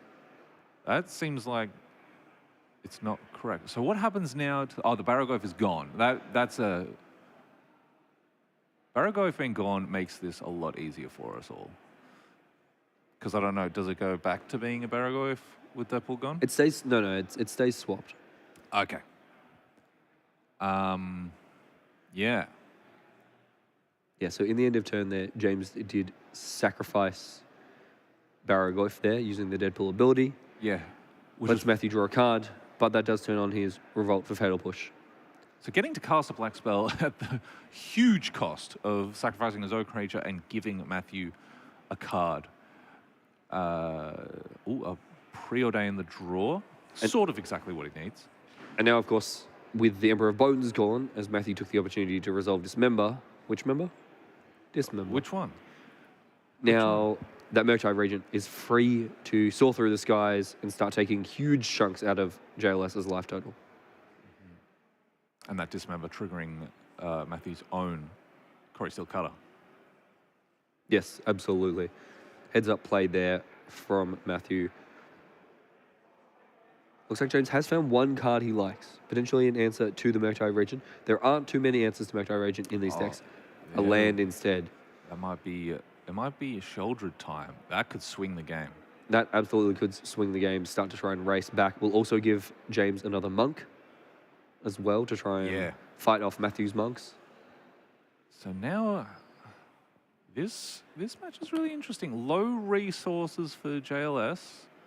Has a Deathrite Shaman, which is not the most exciting play at this point in the game. Matthew Guards has a Carpet of Flowers. Currently not castable. Yeah, not castable, and only has one other card, so we might just be seeing an equip of the Corey Steel Cutter to the Murktide Regent attack, equip back to the token, which you would have to be ecstatic with if you were JLS. Absolutely. Although So I'm not 6 sure about damage coming through in the air, sending James down to 3 life, and that is... Dorothy Voidwalker, so a lot of pressure. And that Dorothy Voidwalker, almost threatening lethal, almost. The life from Shieldred will bring James back up to 5. So now an answer to the Murktide Regent would buy him another turn, but looks like just a Thoughtseize and a Deathrite Shaman in hand.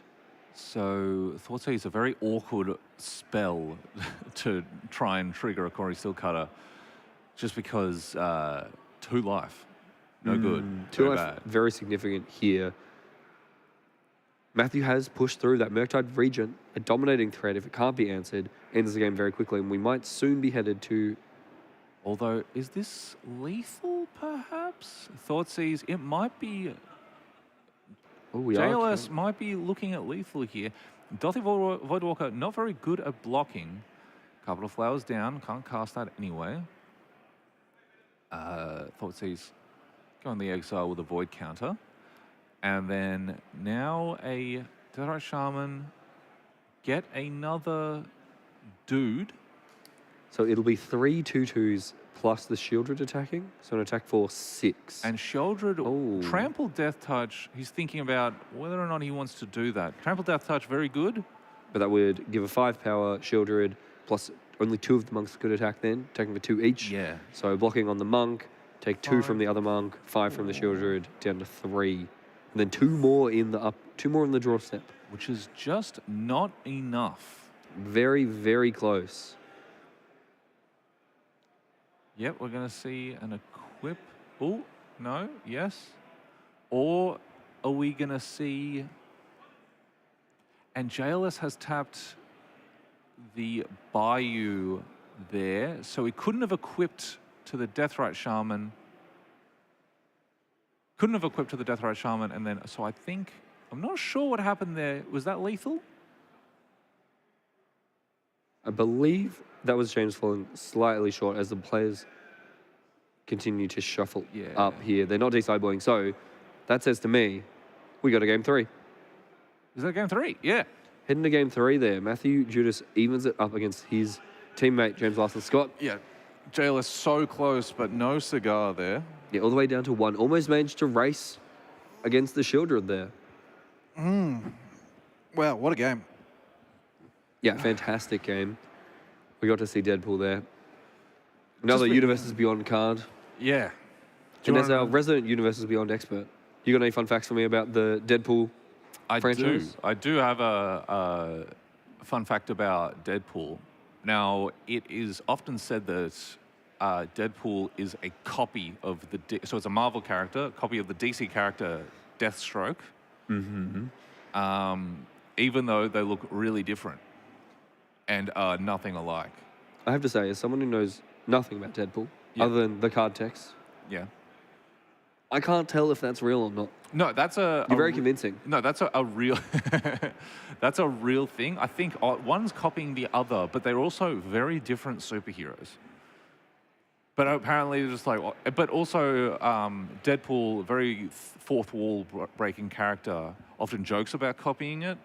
But again, it's just like they're so different characters.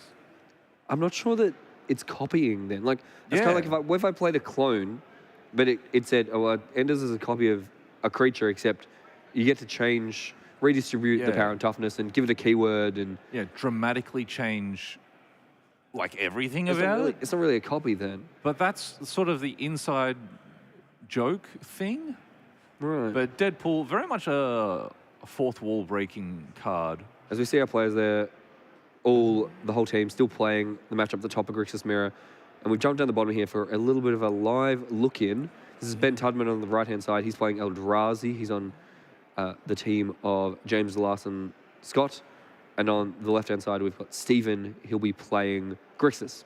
He's on the All Grixis Bus Stop team, the Bus Stop Cinematic Universe. Yeah, so this is still getting some Grixis. Still Grixis, but Don't a bit of a worry, breather. guys. We found the one non-Grixis player, and we've put them on. I think they... There they are down the bottom, There we go. just getting started. But it looks like we're going back to our main feature match as they have drawn their sevens. They're resolving mulligans. We'll head back there. Here we go. We got a different shuffle cam going on. Quickly into the action now. Yeah. But there's evidence that there is not just 6 Grixis decks going on. There you go. Now you have proof. We could hear the chat yelling out as we put more Grixis on. Yeah. Everyone's favorite deck, and we just wanted to show you. No, there are other decks as well. Yeah. But it is interesting to see these mirrors from two very good players who both know their decks intimately. They know each other quite well, and we get to see high-level Magic back and forth. Yeah. Games 1 and 2, very interesting. And now we've got a beautiful game 3 coming up. A Delty Voidwalker prompting a response there. Don't want to leave that Wooded Foothills in the Void, exile with the Void counter. We want that in the graveyard. And it doesn't matter for these decks. They have delve cards. Yeah, it does. They have things to care about the graveyard, so do want to make sure that gets into the graveyard as well. James striking first here. On the play, has the first threat. Neither player with a turn 1 play, so maybe settling in for a slightly longer game. Although we could see it's on the stack. We're going to have a little exile of the graveyard with a Cling to Dust. That one you definitely want to get in the graveyard before the Delty Voidwalker hits play. Yeah. So 2 spells in graveyard for Matthew Judas, as we see a Molten Collapse. Just a 1-for-1, and I think that one does go to the graveyard, not exile. It does indeed. Looks like Expressive Iteration in the hand, so that'll hit the stack. Looking to find another land, most likely. Add another chip on the hand. No. Don't think there was a land there, though. Counterspell, Unholy Heat, and a third card. Only Unholy Heat being the only 1-drop. Emperor of Bows, the other one. So not going to get full value out of this Expressive Iteration. Yeah, so what's he? So he does take the Emperor of Bones, exiles the Unholy Heat from the deck. Very much a downgraded Expressive Iteration there. Yeah, anticipate, really. Yeah. Not what you're looking for That's in sorcery Highlander. speed. Sorcery speed, anticipate. Not quite up to snuff. But perhaps James's hand then lacking a proactive threat for that turn. Mm-hmm. And there's a cutter. Getting Spell Pierced. Oof, there's a nice spell pierce there. Timely. One way to deal with that card. Counter on the heckin' stack. Absolutely. Preordain sees Dismember, I believe, and then Shieldred. So we're going to keep both of those on top. Quick top from Matthew Judas. He knows what's good here. Baleful Strix. We've seen this one be good. Mm-hmm. That one a good one to get down before Shieldred.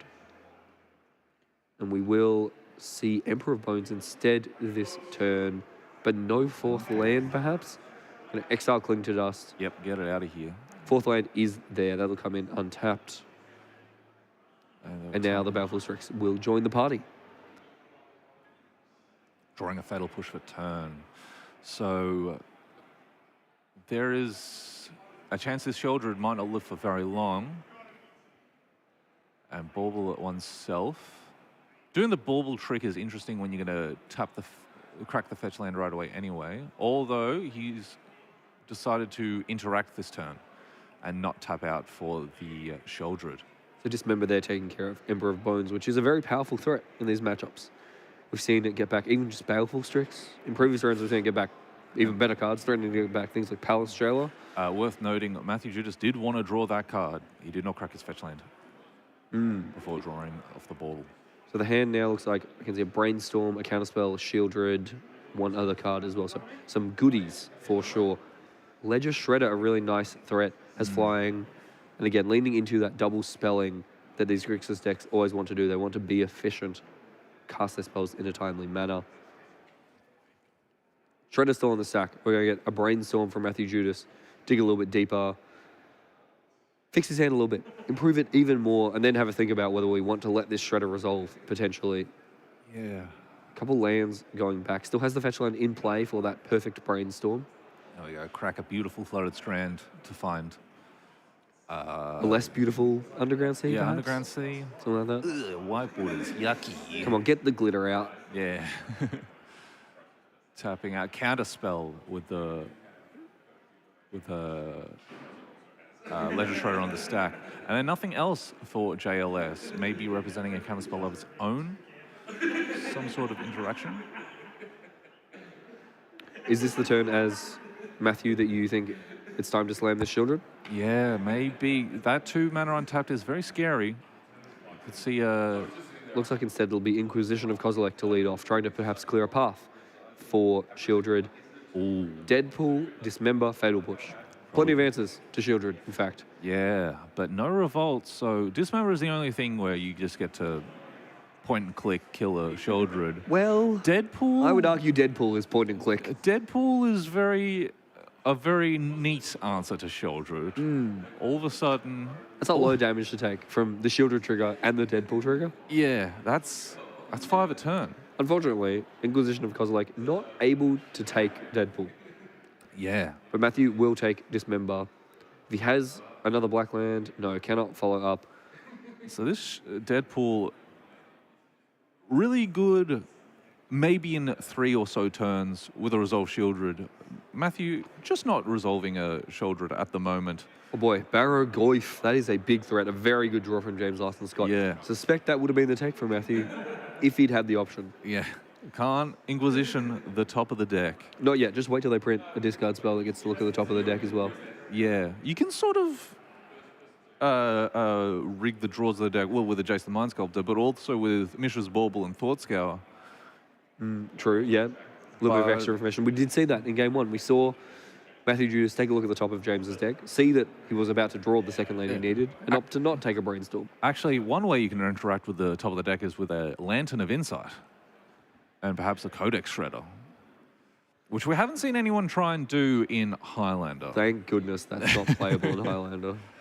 Yeah, it's close though. With Urza Saga, that's a tutor for a lot of your things. I'm just saying, folks, as we see... Murktide Regent going to come down. Yeah. There'll be an 8/8 Murktide Regent. Big one. So Deadpool, not a great answer to that. Fatal Push, can't touch it. Baleful Strix, though, Yeah. pretty nice into Murktide Regent. Deadpool can take away its flying and still leave the Deadpool text on it. Yeah, and then you just have an 8/8 to deal with. Yeah. Not super hard. But on James' side, a pair of Death Touches. So at the moment, not too worried. But it's worth knowing the JLS does not know about the Shieldred in Matthew Judas's hand. So he might just want to be mana efficient, cast his Deadpool, but opting to just attack for now. Start with the attack and very quick block there, I believe. Yeah, he was From more than happy. Just working out how big this Lurgoyf is. see how much life. It's probably huge. It is always going to at least trade because the Baragoyf is Death Touch. Mystic And life. Sanctuary to put Expressive Iteration back on top. There's a nice one. JLS being disciplined, not playing the Deadpool trading card. Ooh, Pyroblast, a nice answer there. You know how we talked about stock up is sort of like Dig Through Time's little brother? Yeah. Does that make Expressive Iteration the youngest brother? Ooh. Maybe a step brother. A step brother, okay. Yeah. Yeah, interesting. like a brother, but like looks very different. So this Deadpool now, the known information of this Deadpool has meant that Matthew Judas has been unable to cast a Sheoldred. We haven't seen Deadpool hit play, but we're still seeing its power. Yeah, absolutely. Influencing the game from the hand, in fact. And James continues to draw very powerful threats, putting Matthew under pressure. Because that is the thing. Matthew has the ability to hold off on this Sheoldred. Because Baleful Strix Yeah, not a lot of pressure. just not going to end the game anytime soon. So he's happy to sit here, wait to try and draw an answer to the Deadpool before committing his Sheoldred. But if James is going to continue to draw bangers like this, Yeah. very nice here as well. Tastica with the mana up to get an activation, so even if it's removed, we'll get a 2-for-1 out of that. Yeah, getting an extra card here is huge because they're sort of still jockeying for position. Matthew Judas has to act. And then for JLS to get a card, even if it's the worst card in his graveyard, getting a card, pretty handy here. Ragavan getting spelled away there. Of course, the Delve on Tastica, very nice to help you sort of sculpt that graveyard. You can take the bad cards out. We see Expressive Iteration sitting on top. I suspect that won't be the one that gets given back to him. In the end step here, going to mill 2, a land, a ponder. Yeah, what do you want to give So me? Baraglyph, ponder, or Expressive Iteration. Yeah, give you the ponder. James sort of preemptively puts the ponder in his hand, recognizing that that's almost certainly the one Matthew's going to give him, and he does oblige and give him back that ponder. So this will be really interesting to see if JLS casts a Deadpool trading card here. The Baraglyph certainly There is we go. a very tempting card there. It does mean that Deadpool is huge. But it means that, and Sheoldred is the sort of card that Matthew Judas can resolve to get back in this game. Getting an update as well there. Starting to pressure here as well as the leftovers are 22-7. Matthew falling down to 7. This Baleful Strix is actually starting to put together some pressure. Down to 6 now with this attack, potentially. Ooh. Mental misstep taking care of Ponder. So although we talked about, not that much pressure from the Baleful Strix, it is getting the job done between the fetch lands, some interactive spells, a Dismember cast earlier, and now 3 damage a turn from this Deadpool. Yeah. I believe Matthew down to 3. So this down to 3. JLS did not want to attack with the Tastica that turn, give Matthew Judas an easy block. Yeah, correct. And doesn't want to let the Deadpooled Baraglyph easily get off the field. Wants to make him spend the 3 mana, let me draw a card. Not getting out of it that easy, buddy. Ooh. This is actually a huge turn for Judas, as he's going to get a Baraglyph. That has lifelink. That's going to also trigger if there's no blocks from JLS, which I think there might not be any blocks. Life totals on the screen does not represent the board state. We're just having a little trouble with that at the moment. So 5 power there. So Matthew goes all the way back up to 8. We saw JLS right down there. And it is among the milled cards with that one. Yep, JLS taking 5 there, down to 17, I believe. We can see written down on the pad. A miss there, unfortunately, it looks like. Didn't mill any creatures. No, that was a Ledger Shredder. Oh, there was a Ledger Shredder. Excellent. That's a very powerful card as well. So a good draw there, and adds to the board now. Has that Emperor of Bones as well to try and block with. Now this Deadpool still having an effect on the board state, but it's actually gotten worse now that it has resolved. This is now all it's doing. It's still really good, obviously, but now Matthew's cards are sort of unlocked. Absolutely. But the Fatal Push still sitting in the hand, though, threatening to answer the Sheoldred very efficiently. So we see Matthew continue to hold on to it. We could see it answer the Emperor of Bones this turn. Carpet of Flowers has got to be tempting, but yeah, it's sort of like a free. That's going to produce a lot of mana. Very powerful in this matchup. Yeah, so still in the first main phase. So JLS can move to his second main phase, get the mana back. As we see an attack, a huge attack here, as the 0-1 Baraglyph dies, JLS will gain a bunch of life from this Deadpool. As I was saying, how air quotes bad, how much worse Yep. it's gotten now it's in the play, but it's still really good. Hate to have a 4-mana 5/3 lifelinker that also neuters one of my opponent's creatures. Post combat, trick a couple of flowers, cast Lauren Reveal, gets met with a Pyroblast, so no 3 cards for you. We've also got word that from on the side table, one of James's teammates has just won as well. So his team up 1-0. James looking to close this game out and win the match for them. Yeah. Hopefully we see it. So Judas going to need a big draw here. Not we know many- he has the Shieldred in hand, and the Fatal Push has now been used. So he can put that in play, Yeah. potentially start to stabilize this board, but a lot of pressure in play. Really needs to try and remove that Deadpool at the moment. Yeah. So Deadpool is still a Barragoyf? They just Shredder into Shieldred, so he gets to draw, puts Discard. counter on, gives you a second blocker there to block the Deadpool, while the Shieldred has a very good block on the Tasiga. James also no cards in hand, so both players drawing off the top of their deck now. Yeah, so James will go down to 20 on the draw. Looks like drew a Deathrite Shaman. Potentially a powerful one with Judas all the way down to 2, I believe.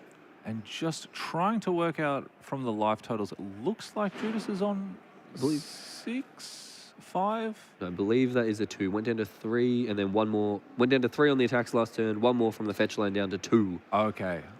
And that is going to be it for JLS. Congratulations to him and Team Tramstop. I believe it might have been JLS's teammate as well. Other teammate also winning, so they take that match as well. Yeah.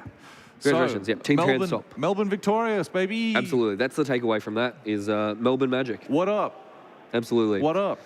Welcome back to the booth here. Ian, Alec, Hello. 2 rounds down. 5 more to go. It's another big day of Magic. And we promise there are decks out there other than Grixis. Yeah. not But just Grixis. just not in that matchup. But we want to see Deadpool, you know? Yeah. Our favorite MCU hero. Love to see Universes Beyond. That was really interesting in that game, for sure. And very It was interesting very to see the amount of time it sat face up in James's hand, clearly influencing the game. Yeah, The it Shieldred changed the whole game. If that was a different 4-mana, very powerful threat, it would have not been nearly as powerful as that one. Very cool to see new cards taking over, having an impact in this format. Get to see everything all the way from original dual lands all the way up to Deadpool. The newest cards there. I'm just waving to people off camera and I'm realizing I'm on the screen. I apologize. Absolutely. It's a busy day here. Lots of players Yeah. around, lots of people wandering around as the round comes down towards its end. Yeah. It's been good. Good Magic. More Yeah. good Magic to come. Very tight. 2 Pro Tour competitors battling off. Absolutely. More or less the exact same 75, only a fetch land is the change. They always love us talking about how it's a 74 card mirror. I don't really. What do you think there? Was it the Arid Mesa? Did Yeah, that yeah. was what cost Matthew that match? Yeah, that's it. It was a suboptimal fetch land. Yeah. So what is JLS not playing that fetch land? He's A playing- different fetch land, I believe. Different But- red fetch land. But aren't they playing all of the fetch lands? I don't have an answer for you. All I know is that there was an Arid Mesa on Matthew's deck, and I didn't have time to look at JLS's deck. I was too enthralled by the fantastic match that was going on down in the feature match area there. Yeah, I'm confused. That's why we're up here and not down there playing the matches. Yeah. For now, that's going to be all from us. Stick Yep. around. We'll be back soon with round number 3. Yeah. That's But, it from us in the booth, though. You'll be met with Sam Loy and Russell Cutting, Yep, they'll if be I'm back. not mistaken. Sam with a beautiful shirt. So look forward to seeing that. Yeah, It's yeah. going to be really nice. Looking forward to that. Having them back in the booth as well. Seeing more Magic all throughout the rest of the day. But don't go anywhere. More to come.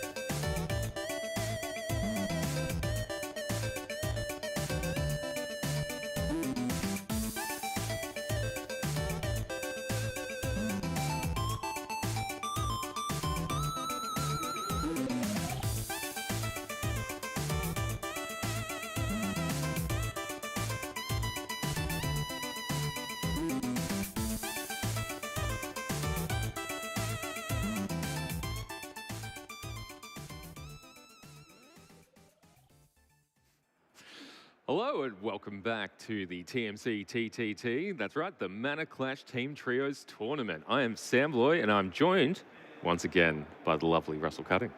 We are back, and while that would normally mean we are better than ever, just remember that past performance is not indicative of future results. That's true, scientifically speaking. All right, so we've got a great match for you right now. So we have Socrates versus Ed Nurse coming up right now. And in this matchup, Russ, can you run us through the decks? Well, a couple of Adelaide locals bring a couple of combo piles. We have Oath Reanimator, which we saw a little bit in round 3 yesterday, piloted by Ed Nurse. And Socrates, or Sock as he likes to be called, is piloting a Tinker Citadel Storm list. Lots and lots of spells in a short amount of time. Okay, so both players ready to go for game 1. We have 7 cards aside by the look of this, and they're ready to go. All right. So looking at the hands, Ed Nurse got a little bit of interaction there in the Inquisition and Kozilek, bit of card selection, Faceless Looting, and Brainstorm. And on Sock's side, looks like a Pentad Prism, a couple other little bits of ramps and pieces. You won't see any counter magic out of Socrates' side due to the nature of being a Citadel combo deck. So a little bit lackluster there. All of their interaction comes in the hand of hand permission spells. All right, so we've got Socrates on the play here and leading with an Underground Sea. Let's see if it resolves. The Underground Sea, likely to resolve. Yep. Gitaxian Probe, maybe less so. We'll have to find out. Okay, so Atraxa, Reanimate, Faces Looting. That is a turn to Atraxa with a little bit of protection there. That is an excellent start here. Unlike yesterday, Ed Nurse can actually go get a Badlands turn 1. Indeed. And do something about Sock's hand. He's kept a hand with 2 lands in it, which is unusual for Ed. Normally opting to keep 1 land hands only. Yeah. And we welcome Ed back to coverage, and Ed will watch this later and enjoy. Curse our names. Bayou drawn off that Gitaxian Pro for Sock, who is just working out how they finish the rest of their turn. Maybe a Preordain there, I think, in the middle of the hand, or a Pond to the left. Okay, so we lead off with the Ponder here. Let's see, 3 of the best cards. All right, so Chromatic Star, and I believe that might be a Ever-Flowing Chalice in the middle there. Sock relies on a lot of kind of artifact rampy, single-use cards in order to get to that Bolus of Citadel, and then also as fuel to basically continue to combo off once that kind of pillar stone card resolves. Excellent. So we've just heard that there is a judge call on the neighbouring table there, but all good. We're going to keep seeing this. One of the wrinkles of team tries is you hear judge calls, and it might not be for this one. Yeah, exactly. So we've got our 3 tables of some of the best in the country. All right, Scalding Tarns, what do you think that's going to find? His freshly minted Volcanic Island from yesterday coming in the top 4? Yeah, top 4 finish for Ed yesterday, There which it is might excellent. be. Or are we going to see the contentious Badlands? No one can. I mean, I really want it to be the Badlands. He's got to get this playoff once. Yes, well, correctly fetching for Badlands with the correct mana this time. He's going to make sure. Okay. I wouldn't be surprised to, just see that Faceless Looting played out. He's face up. He might go for the Inquisition this turn, but I wouldn't be surprised more to see it next turn to check the way before deploying that Reanimate. So we see the Inquisition, and I think this might be one of those moments where us knowing the deck list and knowing what our players are on is different to what our feature match is doing. So yes, the Ivory Tower conundrum. The Ivory Tower conundrum once again. Although we are just very smart at this. Yes, that is definitely the excuse we can use. So, as we saw, Chromatic Star, Pentad Prism, Preordain, and a few lands. Going to take the card selection as the kind of unique piece in this hand. So Sock has nothing but mana. A little bit of gas in that Chromatic Star for a rebuy, but nowhere near the selection that Preordain provides. Yeah, so I think we're fairly likely to see Sock setting his mana up with this Pentad Prism here, but we'll see what they've drawn for the turn. I mean, if he does, then he's just not representing any sort of counterplay for that Faceless Looting Reanimate next turn. And although I guess the Pentad Prism, we're 1 colour away for Ed's play there, but you know, given Ed's likeliness to draw lands off the top and find solutions based on that, I think it's actually an okay place to be. We've seen the Orchard and a Ponder there for the face-down cards so forbidden. from Ed. So, yes, we can forbid an Orchard and also resolve an Atraxa, and that seems like a good deal to me. Yeah. Looks like it'll be the heads-up play. Looting first. There's a get the kind of complete optionality. Oh, no, maybe I'm wrong again. Ed. So Black leading on the orchard, I actually don't believe there's much reason to do this other than play around days. So Ed probably having a think about whether days is an option here. Side that's worth playing around. And the Attractor as well as a Iona. So Iona early here could be really interesting. Sock on a artifact combo deck makes Iona a little less effective than you'd usually see. So let's see which option Ed goes for with the target. That said, he has only seen, he sees multiple coloured lands, but only blue spells thus far. It looks like he might be pulling the Iona and... Naming blue's not a bad idea. Yeah, sniffing out that he's probably playing against a combination strategy and in order to kind of mitigate that. Once again, a combination mage. Well, combinations make for better combinations. Indeed. So we see the dreaded turn 2 reanimate for Iona there, which is a good place for Ed to be, one of the elite turn 5 finishes that Ed is so known for. Yes, well, 3 hits, done. 3 hits and we're 1, 2, done. 3. 7, 7, and 7. Even less due potentially to the nature of those fetch lands that Socrates has in their hand there. But Sock is getting to untap with up to 5 mana this turn. And Ed is tapped out with a couple of unknowns, maybe there can't be a Daze because there's no island. So they'd need something like a Force of Negation or Force of Will to protect themselves if Sock decides to pull the trigger on this turn, which could happen as well. Yeah, absolutely. So we have a big mana turn. And are we going for both counters? Yeah, I would imagine so. Holding. All right. Ether Flux Reservoir. So this is going to change the math a little bit for our Edward. Yes, that buys a couple extra turns potentially, as well as, not exactly offering a, threat of lethality at this point, but... it'll at least gain some life here at some point, should Socrates need to effectively fog the Iona for a turn or two. We'll need to play at least kind of 2 to 3 spells on a single turn to get above that initial threshold. It creates an interesting value proposition here, doesn't it? So are we going to hold the Chromatic Star here to wait for a turn where we can actually buy a turn from the life we've gained? Or do we play it out right now and get that mana back for having it as a crack on the following turn? Yeah, and potentially provide a little bit of velocity in future turns. Yeah, a bit of filtering. So just working out what land to fetch here. It's Underground Mortuary after all that. And we're going to see a Surveil here from Sock.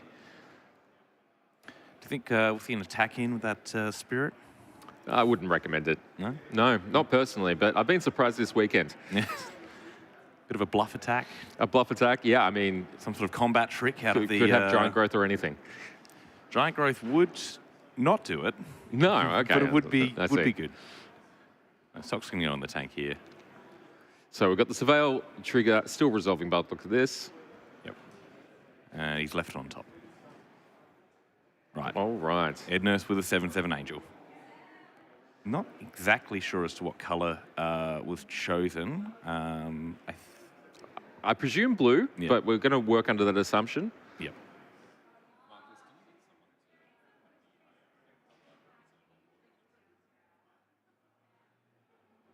So see another reanimated target in that Archon of Cruelty, as well as a Ponder, which we're going to see potential. Oh, black. Okay, so bit of conversation there. Looks like Iona is on black.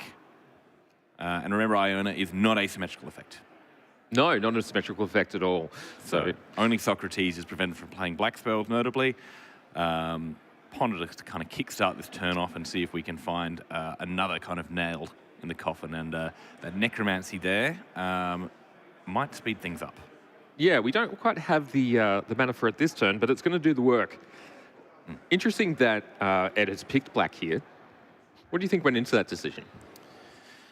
Well, I guess you've seen just the black sources off of the mana itself, and just a way to deal with Iona if it's a removal spell. It's still under the assumption, that it might be not a hard combination deck. Pentad Prism a little bit of an indicator. Obviously now with the Flux Reservoir, which was cast after the Iona, might be maybe making him think he may have chosen the wrong color, or maybe not the most correct color. That is to say. Yeah, it's interesting. So Ed really valuing the threat here and making sure this 7/7 sticks around, and we close the window on the draw steps from Sock here. I think that it's an interesting choice, and this is what happens when you're working with imperfect information on deck lists. We are closed deck list still this weekend, even in teams, which just allows that little bit of a question and answer. Yeah, absolutely. So on to turn 4 here. A Spirit, a Pentam Prism with no token, no counters. Yeah, now just a good thing to tinker away. Yes, yeah. Just because it can't do anything by itself doesn't mean it's valueless. All right, so 1 spell for the turn. 1. One spell. Can I get a 2? Let's see. Can we get a second spell? Looks like we have 2. A Portent. A Portent. An important portent. This important portent will portent whose library? Yeah, so Portent, an interesting spell. For those not in the know, Portent is sort of like a slow ponder, but it can target your opponent. So you can stack your opponent's deck, top 3 cards. So we got a Thoughtseizor LED, and I'm not exactly sure on that first one there. It looks like LED is quickly going to the what will be the top of the library. Okay. Well, they won't get access to that this turn, although the Chromatic Star will allow them to draw that top card if required. And we've got a delayed draw trigger. Looks like we're shuffling it away instead. Okay. Not quite what we're looking for. Interesting. I haven't shuffled too many LEDs away in my lifetime. Historically quite a powerful card. Most of a Black Lotus does have a slight downside in losing your entire hand in the process. But Absolutely true. But just as good on recurrence as a Black Lotus. Indeed, can, indeed. Kind of make multiple instances of mana. Yeah. So it's not feeling like they're sorted out as far as mana is concerned, maybe looking for a little bit more action instead. Yeah, a bit more velocity. They still have essentially 2 more kind of digs at something. And, right. All right, we're going for the double shuffle. Yes. Why not randomize the deck twice in a row? Look, there is such thing as shortcutting, but if you shortcut, you might not enjoy the entire journey. Yeah, indeed, indeed. Sometimes it's better to take the long way, fellas. Yeah. And looks like we're getting yet another Surveil land to hopefully make that Chromatic Star just a little bit better, and doing so this way so as to not lose any extra information. Interesting to see 2 Surveils in your own turn there from Sock. It's one of the plays that is something that can change in value depending on what you have on board. So clearly Sock there valuing the ability to draw the top card off the Chromatic Star this turn. Yes. It's like they're really kind of feeling a little bit of the pressure from that enormous angel. Yeah, it's one of the bigger ones in the game. Quite large, quite in charge, has a large sword. Yeah, and 6 wings. Yes, the Angels of Zendikar certainly are a little bit weird. Look, if you're a 7/7, I don't think just 1 pair of wings is going to keep you upright. No, 7 wings will make more sense, though. Oh, that's true. It's a biblically accurate magic angel. Indeed. All right, that spirit is getting frisky. 1 damage back. Ed down to 9 because that reanimate did deal a big chunk of change. But Ed's not afraid. He's going to give us another spirit to Sock. Doubling his clock. Doubling his clock. Essentially doubling. And we see a Whirly Tutor. I have a suspicion that it may be a Metamorphosis Fanatic. There is no way of knowing. Actually, there is. Here it is. There we are. Yeah. We do know because it is a requirement of the card to reveal to all players the target of the card. Good stuff. Okay, so Metamorphosis Fanatic going to the top of library, going to get miracled on the draw step when we go to Ed's turn. He may elect to draw it. He may elect to draw it. We'll see. We've seen Stranger Plays this weekend. We certainly have. But I do have faith in Edness. And delayed trigger of that portent finally portent. resolved. Yes. And who would have seen this coming? A miracle. It's Ed, just rips it off the top there. It's really good when that card is at the top of your library, and there's no way of working out how exactly it got there. Atraxa. So we're going to get a rather large draw trigger here. So look at the top 10, and you may select a card of each type to place into your hand. 2 7/7 Angels. If we get a Grizzlebrand, we got the full Monty. That is the full Monty indeed. Triple sevens. Triple sevens. Atraxa getting it done with just 1 pair of wings, though. Yes, they are strong. They are sturdy. I do enjoy Ed's way of revealing the Atraxa. Just putting it in a pile straight away. Just really kind of getting it done. Helping us all out, really. Yes. I think I very much appreciate it as someone on coverage, but I'm sure the opponents also appreciate it as an ability to receive that information a lot quicker than having to shuffle through the cards or anything like that. So decision points now just down to the sorcery, whether we want the Bone Shards, Collective Brutality, or Exhume. Necromancy selected over Animate Dead, and the Blue-Black Fetch selected over the other 3 fetches. So looking like we're thinking about the Collective Brutality here just to Yeah. get our way around any future interaction that Ed has no idea about yet. So we see a Necromancy, a Polluted Delta, Collective Brutality, and a Coma. The World Eater. The World Eater, yes, one of the Comas. So I would not... have we seen a land drop this turn? We've not seen a land drop Alright, yet. So I would not be surprised to see a kicked, potentially, escalated Collective Brutality here, just to, drain and gain a bit, just to give them a little bit more of buffer there, and also to make sure they're clearing the way for a extremely lethal board. Okay, so we're going to attack with the Iono first, Yep. bringing Socrates down to 5 life points. Good communication between players there. And we'll fetch that down. Maybe. Ooh. Let's see what we're working with here. So yeah, a fetch on the Polluted Delta. Yep. Okay. That I get a Underground Sea potentially. Yep. The world is Ed's oyster at this point. Well, we are going for the sea, so And we're going to the oysters sea. abound. Oysters abound underground. Quite briny. Quite briny. I mean, look, if someone's going to be salty, it better be because of seafood. See anyway. And another spirit tripling Socrates' clock here. Okay, so we see the Collective Brutality, and we're going to have to see how many times it's escalated. Escalate, a little used keyword, but it is essentially a kicker that allows you to select another mode of the card. Amongst the small cycle cards with Escalate include paying mana and discarding cards like we're seeing here on this Collective Brutality. So practically multi-kicker.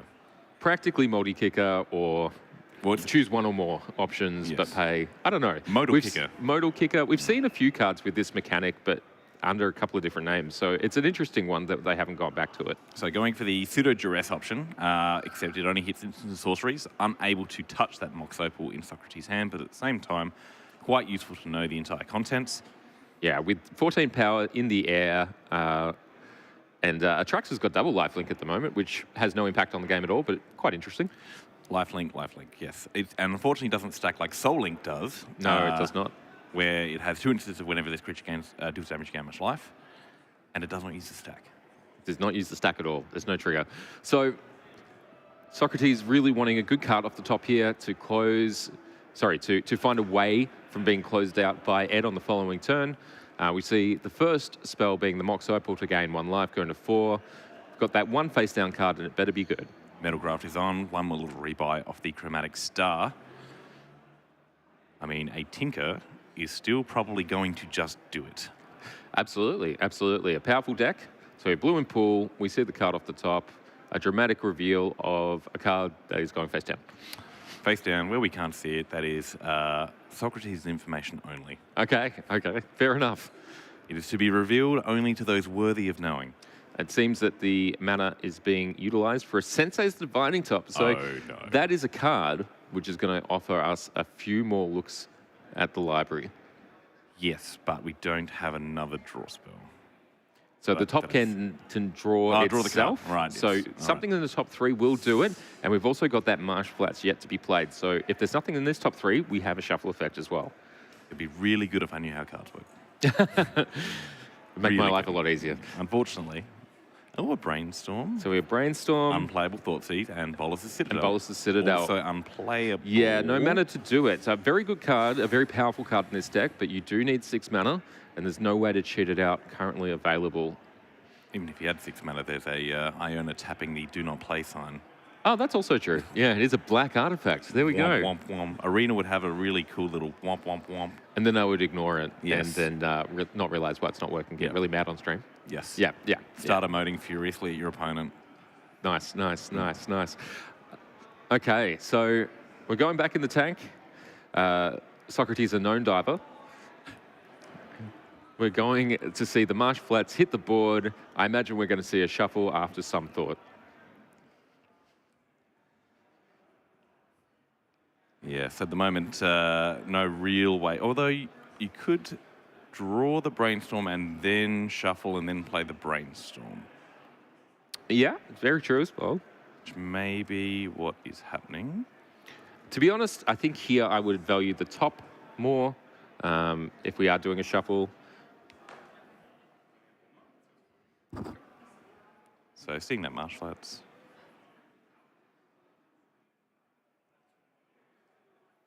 Going down to 5 life here. Deliberate, precise. These words can be used to describe Socrates' play.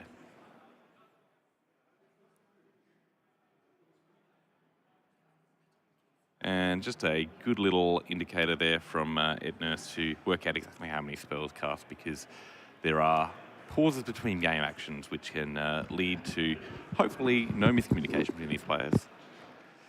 And a watery grave there, going down to 3. That's a nice print of that card. Foil, old bordered. I almost got into these. Almost. Yeah, I've got the original Ravnica, so I just kind of like them better. Sometimes nothing tells me more about an opponent's personality than the cards they've chosen to play. Yes, I just like the guild symbols in shiny. It's really nice. Quite nice. And we're going to see that Brainstorm. Okay, here's the Brainstorm. So we're going to see the number 3. Spell number 3, top 3 cards of the library. Gaining 3 life. Yep. Up to 6. Well, Ritual, unplayable. Something else. Zero Orb.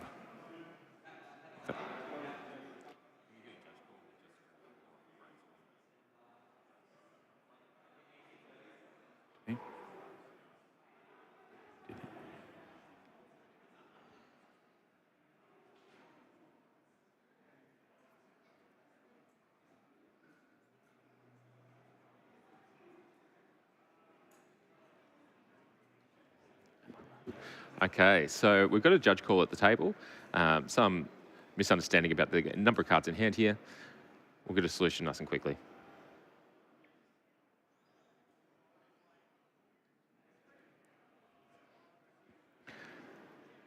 So I believe the issue to being talked about at the table here is whether or not 4 cards were drawn off the Brainstorm. Yeah, we're just looking at the hand now. Our excellent judge there.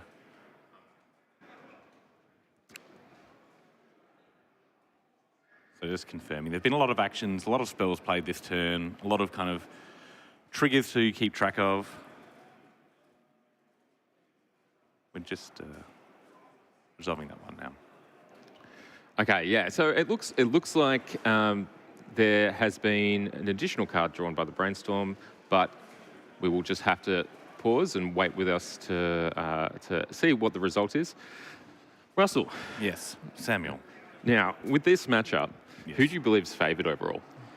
I think it's one of those very much a play-draw dependent thing. We are both, Socrates can be a little bit more faster and more consistent. It is a little bit more variable in terms of which of its finishes are able to be cast. As being a singleton format, you don't just get to load up 4 Atraxas and then the occasional silver bullet, such as Iona.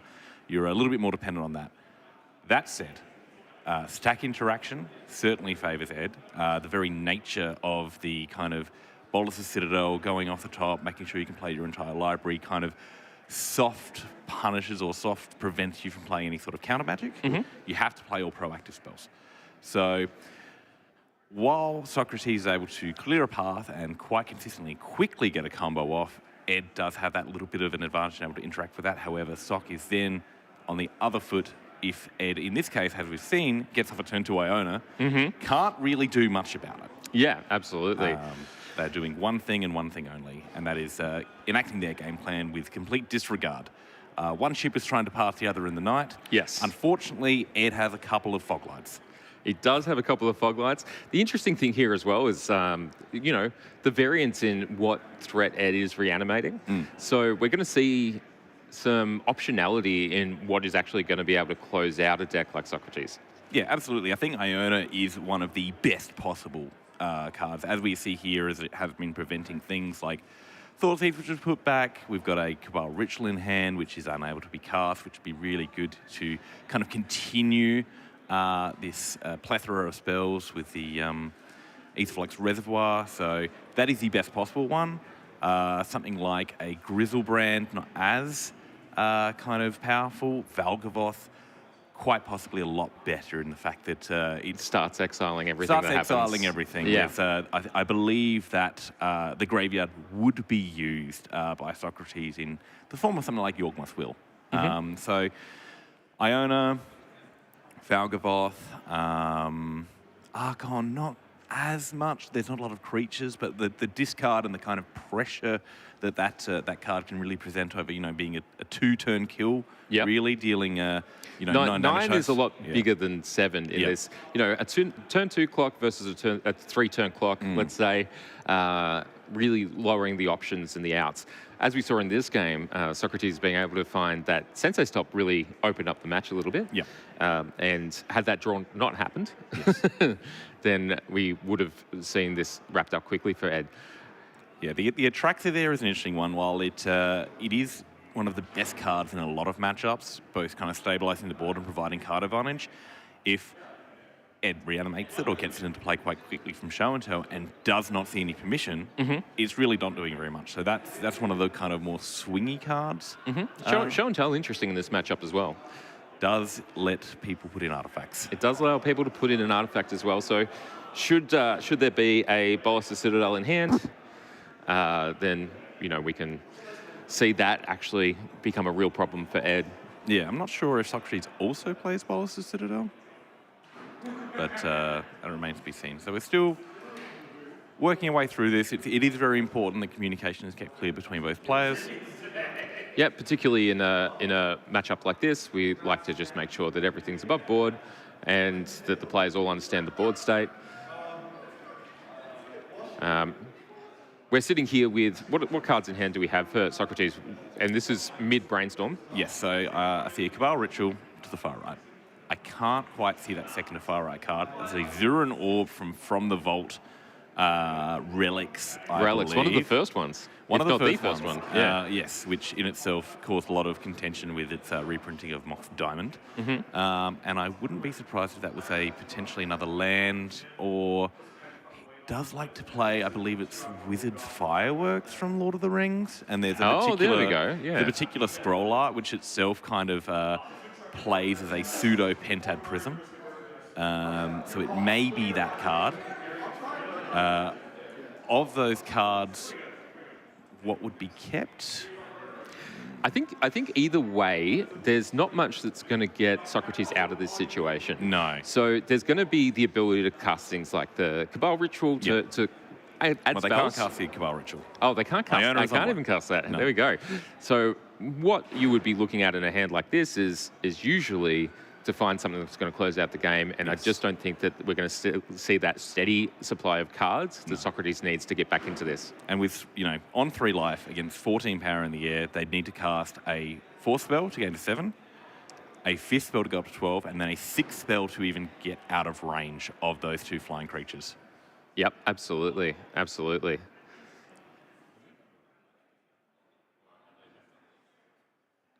So just making sure everyone's keeping track of all the actions that have happened this turn, because we've seen a couple of spell. And here we see the lineup of teams. So all 3 matches happening in a row here on our coverage. We see Dukes versus Marco down the back. Dukes being one of our feature match players from yesterday with a really interesting legacy style Maverick deck, which it looks like he's on again today. So Strip Mine showing there, as well as an Expedition map and a Springleaf Nantuko. A couple of other cards. And a very interesting, is that a forest there? That is apparently a forest. I think it's one of those weird pixelated ones. That would be a Jund list. I think there's 2 Junds and an Ed for that matchup. Okay. And looking at the Jund list, that's a quick and end of a game there. Looks like the Jund player certainly quite light on lands, and the Dukes with their overwhelming mana advantage, overwhelming card advantage, and the insect token rounding it out. Yeah, so Might be going to a second game or third. I'm unsure at this point. we'll have to find out. Some interesting rules in team trios. We get to have a look and see if we can the full match, and we'll see if they're actually all packing up. One of the rules of this is that if 2 people win in the team, On one the side. whole thing's done. Yeah, doesn't matter on the third. You know, you could play it out for funsies, but it's not going to affect the result of the It won't match. affect the results. So often we'll see moments like that where some people are just cracking into a game 3, but then the match ends anyway. Yep. I've had some fun moments with that one. Yes, you're like, oh, I'm ahead on board. I'm finally going to get the win. Team let me down. Usually I keep a bad 5 and then my teammates pull me out. So it looks like the call has been resolved and we are moving on to a game 2 in our feature match. Sideboarding appears to be happening now. Not exactly sure of the result of that judge call, but we've jumped back over to our third match. Yeah. A Jund mirror.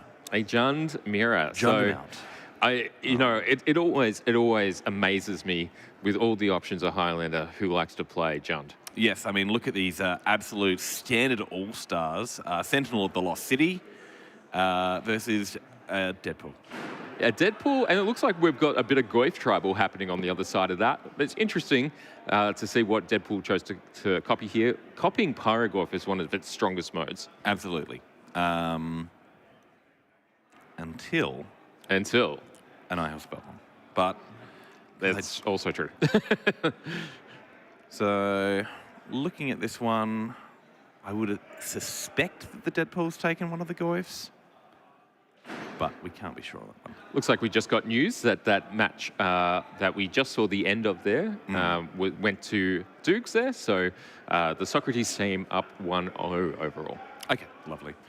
Not exactly sure which game we are in for this Jund mirror. It could very well be game 1 because Jund mirrors tend to go a long time.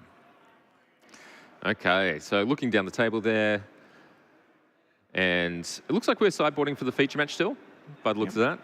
19 minutes on the clock. We've got to get those guys started, I think. Absolutely. So, in the middle of sideboarding, Ed's looking at Into the Floodmoor, something that can potentially disrupt the Storm combination, getting rid of potentially this Rakshasha's Bargain. A bargain. It's a bargain, mate. A bargain at 6 mana, 3 mana, 4, or the rest. Yeah. A more expensive card selector spell, you just need to be interacting on turns 1, 2, 3, and reloading a hand on 3 just might not be quite good enough. I do have a question for you, though, Russell. What You is may. your favourite mana to pay for a Rakshas's Bargain? The favourite combination of mana? No, the favourite mana value. The favourite mana value? 3, but it counts as 6 for my Beanstalk. Well, that's pretty good. I preference 5. Why 5? Because it gives me a lot of flexibility. I've been playing a lot of it in Khans Limited. I did splash it in a Teamer deck. So I was There you go. paying for Yeah. 4 mana. That was quite Four good. mana, not bad. Yeah. We've seen that pop up in a lot of Highlander decks. It's kind of interesting, the sort of cards that you'll see come out of a new set release that make it into Highlander. Often you'll see a lot of Magic content highlighting the most powerful cards for a 4-of format. And then once we get to Highlander, though, maybe something fits a specific niche and it wouldn't otherwise see play, but we do play it here. Yeah, or it's, the second best iteration of a card that you'd love to have 4 of, so that's the one you get. That's the one you get. We've seen Dig Through Time into Stock Up, into Rakshas's Bargain. Yep. One of them is pointed, the other 2 aren't. Yeah. And, we're seeing the kind of emergence of these pseudo spells, I suppose you'd call them. Ed looks like they were taking out Oath of Druids, which has to be causing them psychic damage and physical harm, as it is their favourite card, but unfortunately, not too good in a matchup where your opponent really isn't playing any creatures. Yeah, mono artifact combo, not the strongest matchup for Oath of Druids, but Unless you have the Forbidden Orchard. unless you have the Forbidden Orchard, which we did have last game, but I think that we're going to plan on doing a little bit more interruption So now that Ed's aware of what the strategy is. Looks like Tauren's the aggressor here. A chump block by the Orcish Bowmaster token on the Pyrogoyf, which has got some counters, probably from map tokens from that excellent Sentinel of the Lost City. Yeah, it's doing a lot of work here, which is interesting. Standard playable, but not a card that I've played much with in Highlander. Yeah, you wouldn't call it an all-star, maybe a 2-star, A 2-star? a standard 2-star. Okay, sure. A fringe role player. Look, I'll say that if you can cast it, you tend to. I've seen that even in the red aggro decks at some points. So a 3/4 that makes maps, enter, end attacks. It's like the world's smallest Yeah. Titan. Does it not have vigilance, or am I just It does have vigilance, right? but Might be tapped by something. it may be tapped by something else. And who knows if it even has this text. It may, in fact, be a Deadpool. It may be a Deadpool. Okay, so we see a Voidwalker here. Good to start with, but Graveyard's already pretty flush at the moment, feeding those Tarmogoyfs. And it looks like the Undercity has been introduced somehow. Yeah, so some adventures getting played, Some initiatives happening. some people going on them. Taken, regiven, Taken, re-given, again. taken again, re-given again. All right. Voidwalker quite good at that. Let us return to the action. Okay, it looks like we've resulted game one with a win to Ed Nurse. 1-0 in this feature match. And potentially a mulligan. It does seem like we're going to a 6. Sock keeping 7, one of the scariest things that could happen. So this is probably the second time Ed's mulliganed all weekend. He did admit to mulliganing 3 times over the course of yesterday. 3 times. 3 times. That, I Which mean, is a new record. I think I've lost a bet there. Yes. So this might be the 4th total mulligan Ed has taken over. His what was lifetime, it? I believe. Yeah. Lifetime, yes. Yeah, yeah, Lifetime, yeah. yeah. You I think could that's what it probably keep track of it as single digits. We got one back. Okay, one back. That is a force negation and a mind break trap. Okay, and it's a life/death going to the bottom there. It is a life or death game, but the card itself is not that useful. And a ley line of the void straight off the top. Ed has done the correct thing and drawn all their hate. Must have shuffled by piles of 8. Is that the rule? Yes, piles by 8. There we draw your go. hate. Fast bond though. Fastbond as the lead. This is an interesting decision point here for Ed. We'll see if he allows it to resolve or whether we're going to force on turn 0. Yeah, it would eat, I think, the mind break trap as well. Both of which. Is that a mind break trap? Yes. Oh my God. Yes, it's a mind break trap. So he's gonna do it. He's All right. going to do it. Feels like he's got the graveyard covered. So fast bond is kind of a different kind of pressure, and preventing that is really important to him. That all being said, Still short of threat. however, we see a Faceless Looting and an Exhume. So the second they draw a threat, he can really instigate his game plan. I get immediate nerves as soon as Ed leads any game with a Flooded Strand after yesterday. Yes, well, he hasn't fetched it for a Badlands yet. Yes, we'll hope we keep him let's- away from that. Hopefully we can go get that Volcanic Island. All right, let's see what you got. Smoke him if you got him. Inquisition of Kozilek. I ask you, what are we looking at? Well, Okay, Into the Floodmoor is actually a great card to take here, as is Assassin's Trophy. So a real and choice. is Bolas' Citadel. You cannot take that with an Inquisition. Why not? Because How much that is not the rules. I thought it cost 3 from Tinker. Oh, no. I'm so sorry, That's my friend. not how Only mechanics from work. your library. What? Yes. Impossible. All right, Trophy or Into the Floodmoor? Interesting not to Into the Floodmoor in response here. I think that could have been a valid option there from Socrates, but we're They're looking... both answers. They're both answers, and it looks like we're just going to Ed, not allow the fish token. Ed does not want to fish. No fish. Not a pescatarian. No fish, you. Okay, so we got the Surveil. Surveil's actually resolving now, so whatever, if it does hit the graveyard, it will be exiled. So it doesn't hit the graveyard. Well, there you go. Replacement effects are confusing. Yes. Still has the Assassin's Trophy for that Leyline of the Void, although we are resolving that already, so we can't do that in response. Okay, And Ed just passing back, consigned to memory the draw. good card here. That one actually can interact with the Boulder Citadel, right? Right? Yes, it can. No. Oh, no. Every time. It's not a colorless spell. Okay, so we're seeing the Assassin's Trophy, so Ed going to get a basic land here. We've just got news through that this is the deciding match, so these teams tied up at 1-1 in terms of game score. So this is going all the way. Okay, looks like we're also dealing with an extension based on the earlier judge call. Yes. So, graveyard freed up Okay, Ed's finally hit his third land off of that Assassin's Trophy. off the Assassin's Trophy, so freeing up that mana a little bit, so we might see some more action on this next turn. That's a good one. A Black Lotus. It is. It's no Black Lotus, but it's black enough. It's still a card deposit. And potentially a boat. There's no way of knowing. Okay, so a Flooded Strand crack here. Don't get the Badlands, Ed. Don't do it. Ed's the Volk, fantastic, Right, illegal play. And that consign might be helpful here. I think we'll see that quickly replicated at this Black Lotus. Replicate, especially valuable to get around counter spells. Is this the most expensive consigned memory this weekend? That's There's an interesting thing. looks like a beta Lotus. A black-bordered Lotus. It has exchanged for the most money today so far. And Sock just working out their options, although I don't think they have any sort of counterplay. And that one is not going to land, and Ed has a little bit more breathing room for now. For now, yeah. I mean, if that Bolus Citadel was going to hit the stack this turn, that would be a real problem. So we've seen a card draw. It looks like a show and tell to me. Yes. It looks like we're leading with the Faithless Looting. Yeah, we might get rid of that one. Yeah, I think it's particularly problematic at the moment with knowing about the Citadel. Yes, I don't think you can realistically play it. We've got a Gataxian Probe and an Exhume potentially being kept in the bay, being discarded along with that show and tell.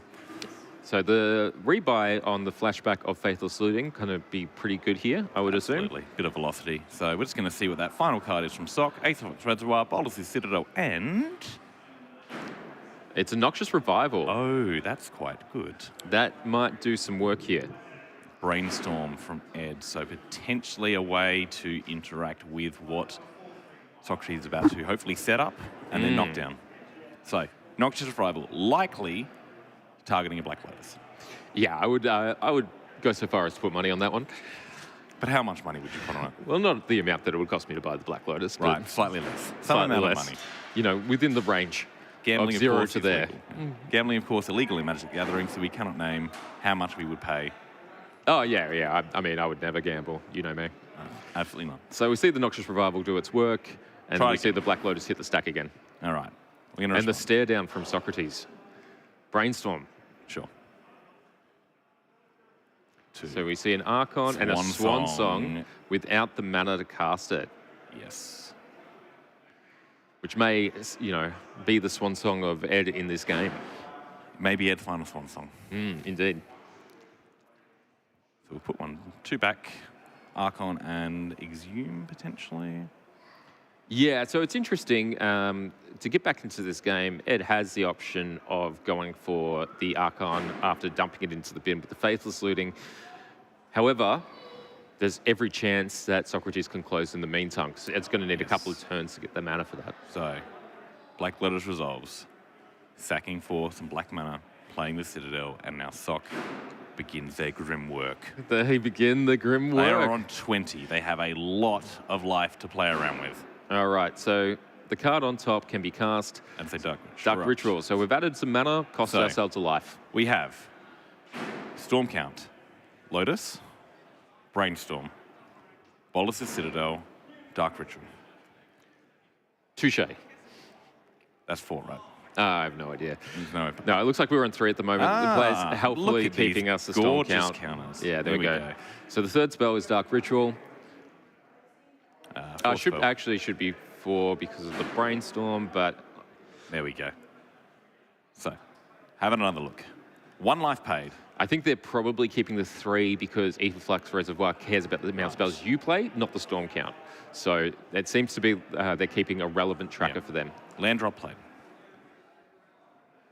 Okay, so one of the most important things about Bolus Citadel is the amount of lands you can play, which is the normal amount, right? 1. 1 normally. 1 normally. Fastbond's gone from this game. It's already been exiled. Yes. So if we have Socrates hitting something like a couple lands in a row, the Storm Count will end for the turn, and it looks like that's what's happened. But Aetherflux Reservoir in play now. In play now. Thanks to that Dark Ritual. Ed, Yep. have a turn. Ed has a turn here, so it looks like we're probably going to see the Faithless Looting and the Swan Song kept up. Yes. And I think that what Ed's going to be praying for here is to see Socrates hit another sequence of land before they can kill. That said, he has tapped his mana, and the land in his hand is the Badlands. That Which was a cannot cast interesting play. Spell Song. Swan Song. Swan Song here. Spell Song? Spell called Spelly, Swan Song. Swanny. Look, I actually think here from Ed, the play might be, and it looks like he's discarded the Badlands here as well. It may be to protect himself on the turn where he already has the Archon in play, because that is the most important. Necropotence. How potent is your Necro? 7. 7? Yeah. 7 potents. Uh, 3 life paid, down to 16. yeah, so we're down to 16 here, back up But to 17 off the Ether Box Reservoir. This is It's fun. going to be some recording going on, guys. This is fun math time, and I am historically bad at that, and history also. Well, there's no way of knowing. And that is a Limdul Vault question mark? I believe of Limdul's Vault question mark. Yeah. Thank you, Ed, for packing it up and making it a lot easier for us Yeah, here in the so- coverage booth. Really good stuff there. I think once you know that win is on board, Yes. but basically the win's on board there. Yep. So we know what's going to happen. Sensei's Divining Top. Sensei's Divining Top's going to start looping itself with another spell. You're getting a lot Got of a lot of life. life. We're infinite at that point. So Ed deciding to, take the time left in the round and use it to see if he can win game 3. Yes, so that extension has left us with 13, just under 13 and a half minutes left for the end of the round here. Bit of a dexterity error from Ed, but that's okay. We forgive him for that. Yeah, we like him anyway. All right, so Game 3. Game 3, Ed probably going to try and be the proactive player with the mana advantage on the play here. I think there's a lot of powerful things he can do to shut Socrates out relatively quickly. So we'll see if Ed gets what he wants here. He needs to get the right one, and that is what we mentioned before. Something like Atraxa, very good in most matchups because it gives you time and resources. Socrates is not giving you any time. And Oh, Socrates yeah. does not care how many resources you have. That's true. Because he's completely ignoring the HMAS nurse and going straight for the captain, Yeah. which is nurse. Also nurse? Yes. It must be a nurse's ship. The Medical officer nurse the medical officer, and captain of the ship. captain of the ship, also cabin boy. Yes, he has swabbed the poop decks for days now. Okay, He's there we go. dehydrated. Out in the which ocean are they in? Antarctic. That's not an ocean. Look, I told you I'm bad at maths. I'm bad at history. We're going to add geography to that list. Okay. It will continue to grow. I am an idiot. All right, thank you very much, Russell of the Seven Seas. As we're going into game 3, it looks like we're still shuffling up, but we're getting the presentation now. Fingers crossed that both these players get a hand that they like. It is much more entertaining if both of them have action, have interaction, and fan faction. Fan faction. Yes. Okay. Faction with the fans. We have fans, right? Um, You ordered the fans. no comment. Oh, no. Ed, mulliganing for the, 5th time? in a row? Yeah, I think we've determined this arbitrarily that it is the 5th time total. I think, really going for the power here from the mulligan is a great move. Yes. And I think it's something that we should all be doing. Threw away Lotus Petal, Mental Misstep I saw, some other cards I didn't, but probably did not have the land. Sock deliberating with the rest of their team as to whether E is holding the best or the worst hand of all time. There's no way of knowing it at the moment, but let's have a look. I feel like there's a Lotus in there. I can't quite see. All of his cards are very shiny and odd. Yeah, so But that is a choice Socrates he's allowed to playing make. his hands close to the chest. And then here we go. There's his 7 chest at the closest. best. But one goes back. One goes back though. So we see a Swanee. Swan Song as an interaction piece, a spell pierce. It looks like a mystical tutor A and worldly tutor. a worldly tutor. And what's that last card Taxian on probe there? potentially. Maybe a Question mark? probe, something like 2 that. lands. Swanee going back. Swanee staying. Worldly tutor going back. Question mark. Worldly tutor going back. Okay. Maybe. Gives him less of a plan, more interaction, but wanting a little bit of interaction and more of a plan. So I think Worldly tutor Ed probably a little worried about that 10-turn clock. the 10-minute clock or the 10-turn clock? 10-turn clock from the Swan. Right. Yes, that's true. Your opponent gets it. Right. Probe We can very finally see valuable it. here. Looks like we've drawn an Inquisition off it as well. So Lovely. So, Ponder, Lotus Petal, Jeweled Amulet, Noxious Revival, Dark Ritual, Sensei's Divining Top, and I believe a Mystical Rainforest retro foil. there we go. Nice stuff there. So we'll see if we're leading on the Inquisition here. I imagine that we will be. Okay. It's just straight away taking the top there. The win condition in a lot of these boards. So, Jeweled Amulet from Sock there. That is a mana rock that needs a charge. It needs to be charged from land. Every time you want to use it, you kind of get to bank a mana. Bit of an old card, but for whatever reason, it has found quite a home in 7-Point Highlander, both in these kind of Storm combo lists, in artifact-based lists, just as a way to give you a little bit of a surge on mana and provide, well, just a piece on the board to be tinkered, to be metal crafted. The art I love. Yeah, it's great. Really that old school style of Magic art. Yeah, Dan Fraser-esque, you know? Yeah, I mean, we've gone away from as the decades have gone on with Magic, so we should probably value them, the ones that we get to play in Highlander. And one of the best things about the format. Instead of charging, we're going straight for the Ponder. So that Jeweled Amulet will offer, unless you want to play and sacrifice a Lotus Petal, which I don't think you want to do, no assistance next turn. Yeah, so interesting to see that play for Metalcraft, but a sequencing decision that's keeping everyone guessing. I, for one, have no way of knowing. Okay, looks like the top 3 are going back with the Ponder rather than the shuffle. And potentially a land would have been kept, I would imagine. I would imagine so, yeah. If there wasn't a land in there, I could see that all going back. But with the Dark Ritual in hand, there's the potential for a combo turn to come up very few lands as well. So we'll have to see. So Raucous Theatre, the draw. We've got the Mana Confluence, which probably is going to be the play just to make sure that the Spell Pierce and well, all spells in hand are unlocked for the moment. Yeah, absolutely. So, Sock to draw. Okay. 6 cards. Not a lot of pressure from Ed. Looks like we might lead with the Lotus Petal here. Yeah.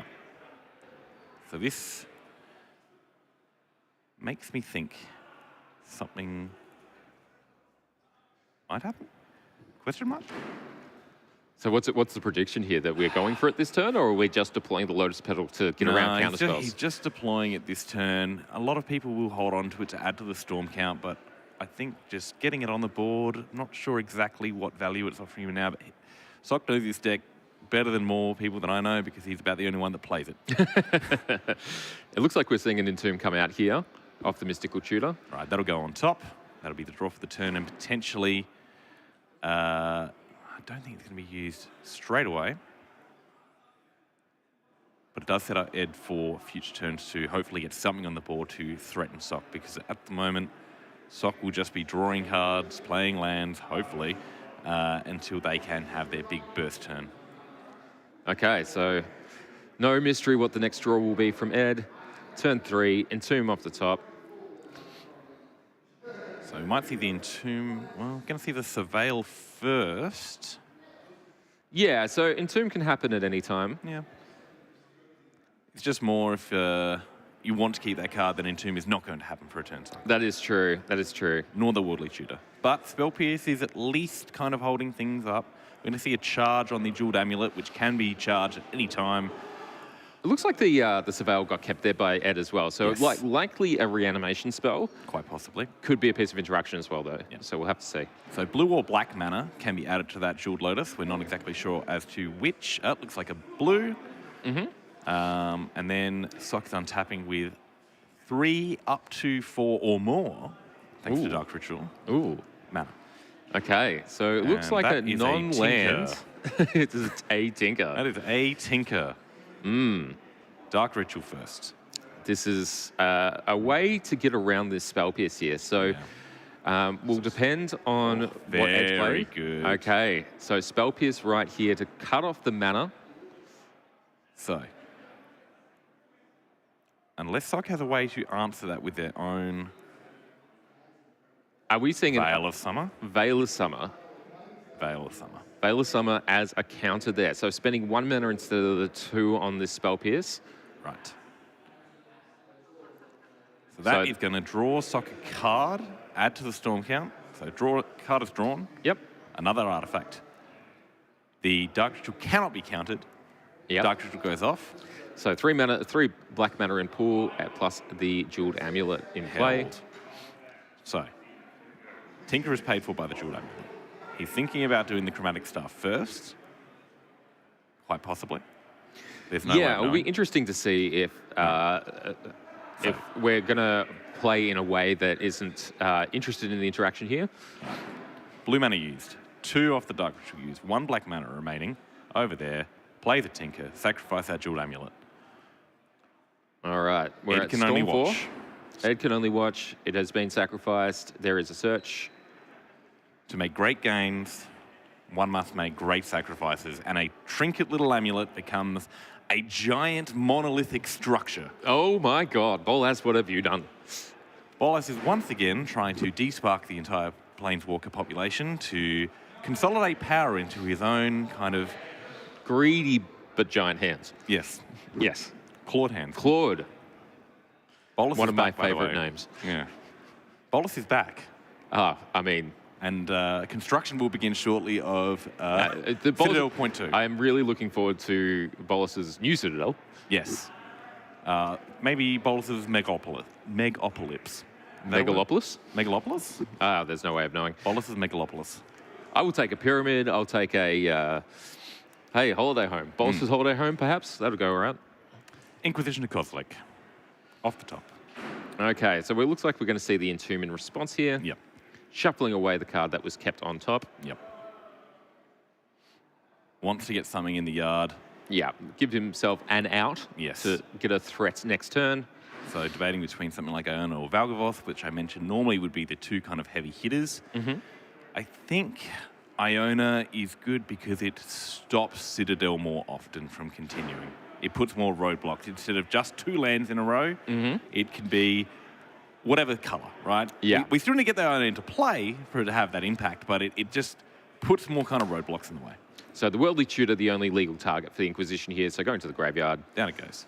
So essentially, Ed's been able to put 3 cards into the bin this turn Very and alive. is now looking for any card to reanimate this Iona off the top. Bayou played. Land But played. until that can happen, Socrates Fast Bond played. keeps going. So That's- fast bond, that's is a good. big deal here. So, Fast Bond. So Go one ahead of the and play it. restrictions now with this Bottler's Citadel will be the life total. Gone. Gone is the land restriction. Okay, so an extra life off the fast bond. So we need to keep track of both the converted mana cost of spells played, the lands played Yes. off the Fast Bond, Yes. and Storm Count. And Storm Count. The Mishra's Bauble here, one of the free life things he can do. Everything with a mana value or a land cannot be done. So, and also Phyrexian mana. Okay. Okay, so using the mana, paying full cost, Just paying a green for this Noxious Revival. getting back a Tinker. to then sacrifice the Bauble. And then probably go get the Reservoir. Ace Flux Reservoir, most likely. Then that removes the life restriction, and we are pretty much done. All right. Given that we're at Storm, roughly 10-ish? 10, if that the 10-ish. tokens are to be Trusted? trusted here. I don't trust a token. Yeah. I need to see a full card. That's true. That's true. That is just a representative state. Okay. It could be anything. It could be anything. It could be a ship. Even a Chrome Mox. Okay, so Chrome Mox, And we need to know how many spells. it is the 11th spell I'm hearing from the table judge. And So- that means that we're basically going to go all the way through this graveyard, this library. And We're just working out if Reservoir backdates. it does backdate, yeah. Right. It does, That's quite good. yeah. So Sock now on many life. So Yawgmoth's Will. Right. So pay 3 life, gain 12. Good. Good. Not bad. No. Not bad. A good deal for a Would Yawgmoth's Will. you pay 3 life to gain 12? Would I do that? Yes. I don't know. I'd have to think about it. What if you also got to do other things after that? Well, it depends. Do I have to make choices? And Unfortunately, life is a series of choices. no, that is true. My choice here is to spend it with you, Russell Cutting, on MTG Bazaar coverage. Looks like we're seeing the end of this matchup, an LED hitting the battlefield and a Yorgwill being able to rebuy it infinitely. So we have infinite mana, looking something like infinite life, and the only thing we're really missing at this point is the Zuran Orb, but we can tinker for that at any moment as well. Yeah, I don't even think we need a Zuran Orb. It's just enough spells for the Ace Flux Reservoir to Yeah, absolutely. pop. And Socrates at 63 the last time we checked. Ed Nurse is under 50 life, All right. and that's going to be the match. That is going to be the match. So just coming in under the clock there, handshakes all around to the other teammates as well. Good Hey. sportsmanship shown there. Use every second of that clock. Good for them. Absolutely. And Absolutely. So congratulations to the team of Socrates, Dukes, and Beckett, putting Nurse and Co., HMAS Nurse, into the shore. Into the Capsized. shore, into the shore. Maybe they've been reefed for the moment, but just dropping to X1. They're still in it. We might see them later again today. Absolutely. That was an absolute cracker of a match. Extremely complicated lines played by both players. Absolute nail biter until it absolutely was not. Yeah, once it's over, but you never Pretty know. quick. Welcome back. I'm Sam Lloyd. This is Russell Cutting. Allegedly. Allegedly Russell Cutting. Thanks for joining us here today. We're currently at the end of round 3, and we're going to try and get some Lunch. Lunch? No. Okay, so we're in lunch. We've gone over time a little bit, but we're going to just quickly leave you for a second, and we'll be back with round 4. Have a good one. Farewell.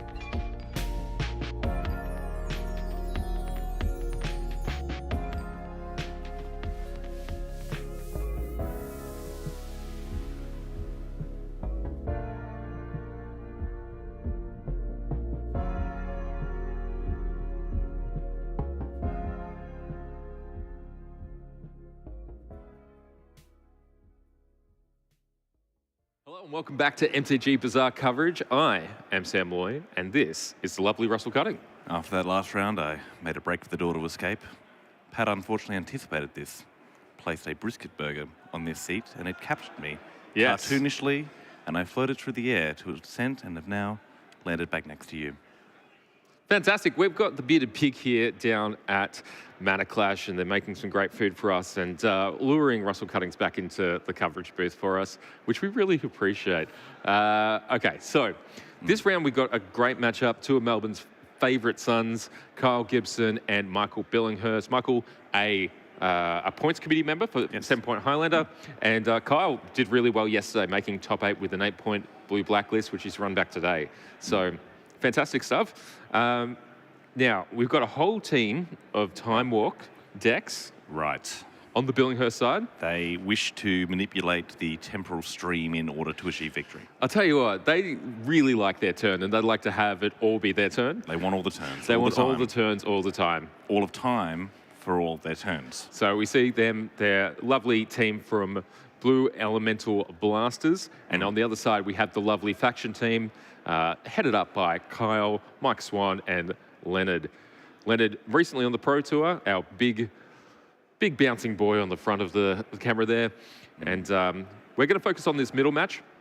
And these two guys are just really clever, very good at Magic, know their archetypes really well.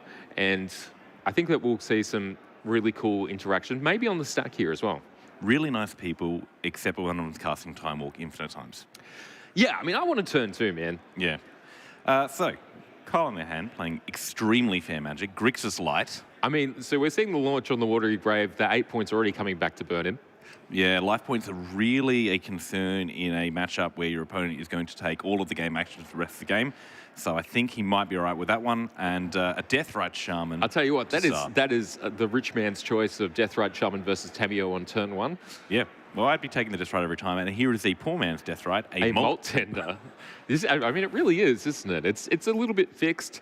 Doing similar things. Somewhat similar things.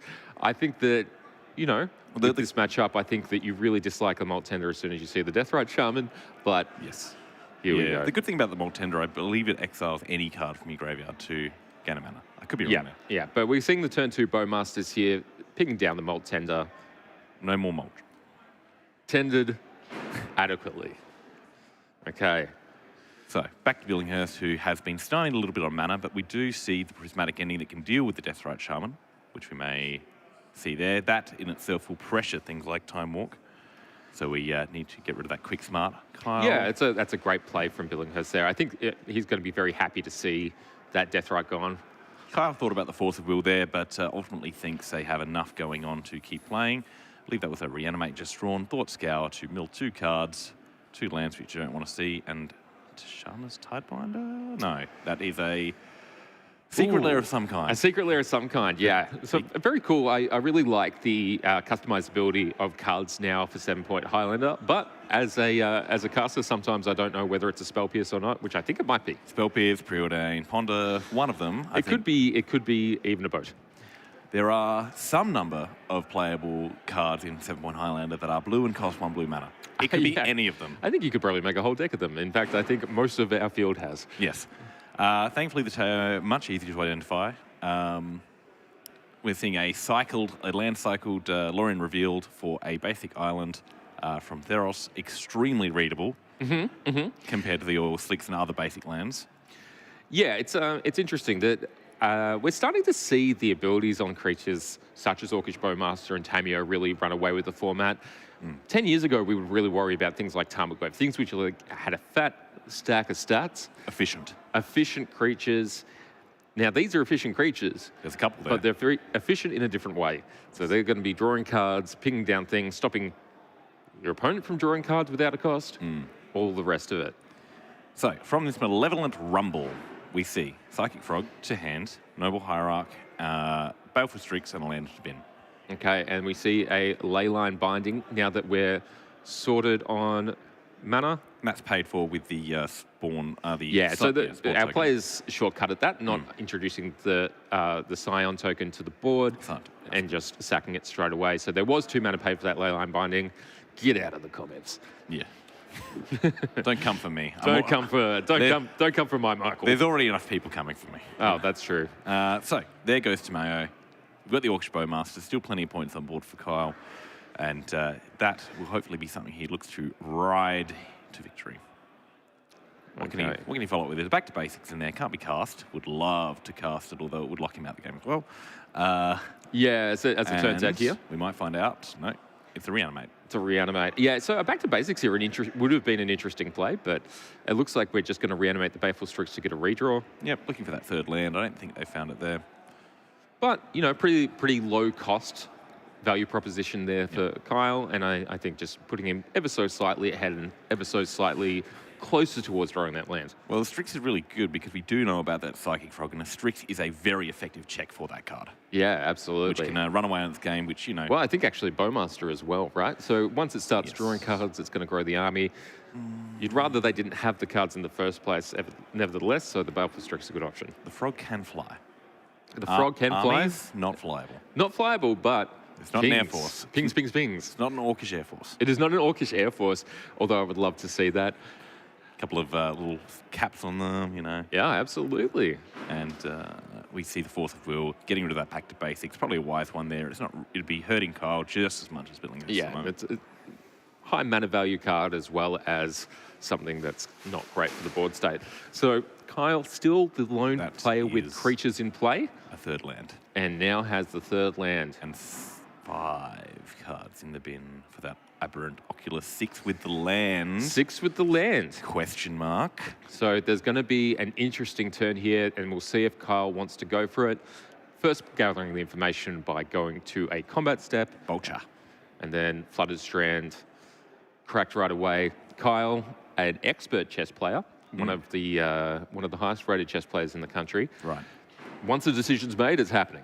Absolutely. It's in the bin, it goes. Knows how to operate under a clock like no one else. You touch the piece, you're moving it. It's going. He touched the Flooded Strand, he moved it to the bin, and now he's moving something else at the deck.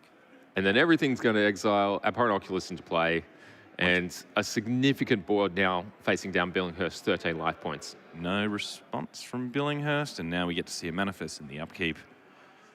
Okay. Couple of lands. I believe he's going to pick the snow-covered island over the snow-covered island. I mean, one of them must have looked at him funny. Yeah, it's true. Okay, so on the other side of this, we've got so Spellseeker. Yep, a Eternal Witness. Okay, so we do have the Infinite here. So if we can, if Kyle can't disrupt this, we can go Spellseeker for Time Walk. Yep. And then we can start thinking about going to get an Ephemerate. Yes, well, you need the Ephemerate first. Well, it depends, right? So you can E-Wit back the Spellseeker after blocking. Okay, bit more of a, over several turns. I don't know how many turns they have at 12 life against a pretty sizable army. He may only need to buy one, which is the interesting part here. So yeah. We'll see if he's got the untapped lands to make this happen. The combination is in play. The combination is in hand. The cards or are it's stacked. findable. It's tutorable, So, a couple of not so oppressive-looking creatures, a 2/1 for 3 and a 1/1 for 3. Just checking his opponent's means pressure. that Billinghurst is so close to being a selfish turn taker. Yes, 10 damage on the board at the moment. All right, let's see what the option is here. The Time Walk is interesting in the sense that it will give him a couple of turns to find a draw step or two. Spellseeker check. So Spellseeker resolves. Let's see what he goes and gets. Only thing, we've seen the Force of Will. So the Ephemerate's coming out really quickly. Yeah. And we've seen a Force of Will. Force of Negation out of Kyle. Maybe. We've not seen a Mental Misstep. Ephemerate is a card that can get misstepped. Do you think that weird secret layer card is a misstep? I don't think it is. No, I'm pretty sure it's not. But, we know that. Billinghurst doesn't. So, yes. Well, Billinghurst, part of the committee, has managed to keep Mental Misstep in the format at 0 points. So if this is what it is I'm doing, then he has no one to blame but himself. Well, I don't believe that he would mind losing to it. I think that it looks like Ephemerate's still at the top of the pile there, but the decision's taking Billinghurst a while. It's very important. It can decide this whole game here. Ephemerate will give Kyle an extra attack step and an extra untap step and an extra draw step, which is quite a lot. It is quite a lot. It gives Going him for his, the walk. also gives him his mana back. So- taking the chance for Kyle to be tapped out, Billinghurst is going to take a couple of turns in a row here, but we don't have the infinite loop Not quite. until we can get the Spell Seeker to get an Ephemerate, or we Yep. can just draw the Ephemerate. So a couple of options to do that, but I don't believe Billinghurst has them in hand currently. No, but Time Walk this turn, if it resolves, we get another. Eternal Witness will give it another one. So we've got 2 more turns. At least. Another turn. Git Probe. Okay, Git Let's Probe see. is a great draw Yeah. here. Let's see. Git Probe gives Billinghurst a lot of informational advantage, able to operate while knowing exactly what Kyle's got in hand. Problem is, I don't think he can pay the Phyrexia mana, because that would put him to 10. 10 being an interesting life total here. Because that's how much his opponent has. Okay, it looks like he doesn't also want to trigger the Beanstalk. Aberrant Oculus. So we missed an Oculus Yeah. at the upkeep here Yeah. during the extra turn, which is Probably just missed. just missed. It's unfortunate. I think Yeah. both players have acknowledged it, and Right, there we go. Yeah, knowing Michael remembered it, would have reminded Kyle, but it's just the way things go sometimes. So it looks like we have a counterspell, and I'll tell you what, it looks sort of like a Stern Scolding. I have no idea what that That's card is another still. witness. Yeah. Okay, so the Timeless Witness, and then another Oculus trigger. I believe that is a mental misstep. Okay, I think that is a mental misstep. okay, there we go. Mental Misstep has been called by our Russell Cutting. So we see Billinghurst run out of turns, but just deploy a bunch of threats to the board. He's out of turns, but He's not out of turns. options. He's not out of options. Okay, so the Oculus has managed to get it a few Manifest Dreads off here. We've got a few blockers now on Billinghurst's side. However, nothing in the air. So we've got the Oculus as well as the Baleful Strix to be able to attack it and pressure that life total over the course of 2 turns. In the meantime, we have things such as Baraglyph to refill Billinghurst's life total. So, What if they're under one of those manifest creatures? well, we don't know what's under all of them. We know one of them's an island, and we'll have to find out. What the other one is. Are there any other flying creatures that Kyle could potentially flip? Probably, not... It would have to be 4 power, so I don't think there's anything like that. Well, I will say something, and I'll repeat one of the Commander players I talked to yesterday, and it is fun for you to know things that your opponents don't. It is fun. Okay, so we see a Hedge Maze putting a Polluted Delta into the bin, ready for the Oculus to have maybe a better crack at finding a creature. It looks like Another a Dreads. Baraglyph. Yeah. We know So- that one. And the mana to flip it up this turn. So At instant speed. at instant speed, trading with Michael's... Their own Baraglyph. Baraglyph. And, potentially we're starting to look at a place where the Oculus is the most important thing on board. It is lethal. It is currently lethal. It's quite important. Baraglyph attack. Baleful Strix block. It is no longer lethal. Okay. Oh, How many life points is this? Let's see. Oh, yeah, the artifact. Yeah, the Baleful Strix is Michael's. We just borrowed that one. Yes, we just borrowed it. Remember to give your opponent's cards back, please. Yes, that can be a little bit of an issue if the next round you have a 59 card deck and your opponent has a 61 card deck. You both have illegal decks. Yes, yeah. Bad juju. Okay, so we've got 3 mana here, and it looks like we're not going to elect it to turn up that Baraglyph. We're going to value the information here. Oh, and value the counterspell. Yeah, absolutely. You don't want to So, get Source to Plowshared in response. 100%. So this Oculus is still a turn 2 clock. Yeah. A 2-turn clock, I should say. Yep. And Well, even all of its little Manifest Dreads, they trade with Billinghurst board while, presenting lethal damage. absolutely. We've got a potential attack for lethal here. The only issue is the Eternalize off of the Timeless Witness, which is 7 mana, but you'd probably want a little bit more to really get the most out of it. Otherwise, you're just making a 4/4. I think, again, Kyle just happy to take his advantage position Yeah. and move along with it. Looks like if Billinghurst does not have something in here, the Mental Misstep and a land in play, Kyle has just lethal in the air, straight up. Oh, no, there's 2/2, sorry. I'm There- missing that 2/2 yeah, flyer. so the this new is- edition, the Kestrel, I believe, from our recent set Dragonstorm, which allows you to draw cards if cards leave graveyards once a turn. Yeah. But it's a 2/2 flyer. A 2/2 flyer for blue and a green, a great card, great addition to the deck. A little too rich for Billinghurst's blood, though, so Kyle takes that first game. The fair beats the unfair. The fair Order is beats the restored. unfair. Well, they were both, I think what I'm really amazed by is that Kyle got that done had 2 fewer turns. Yeah, quite easy. 15-minute game, nice and quick, nice and crisp.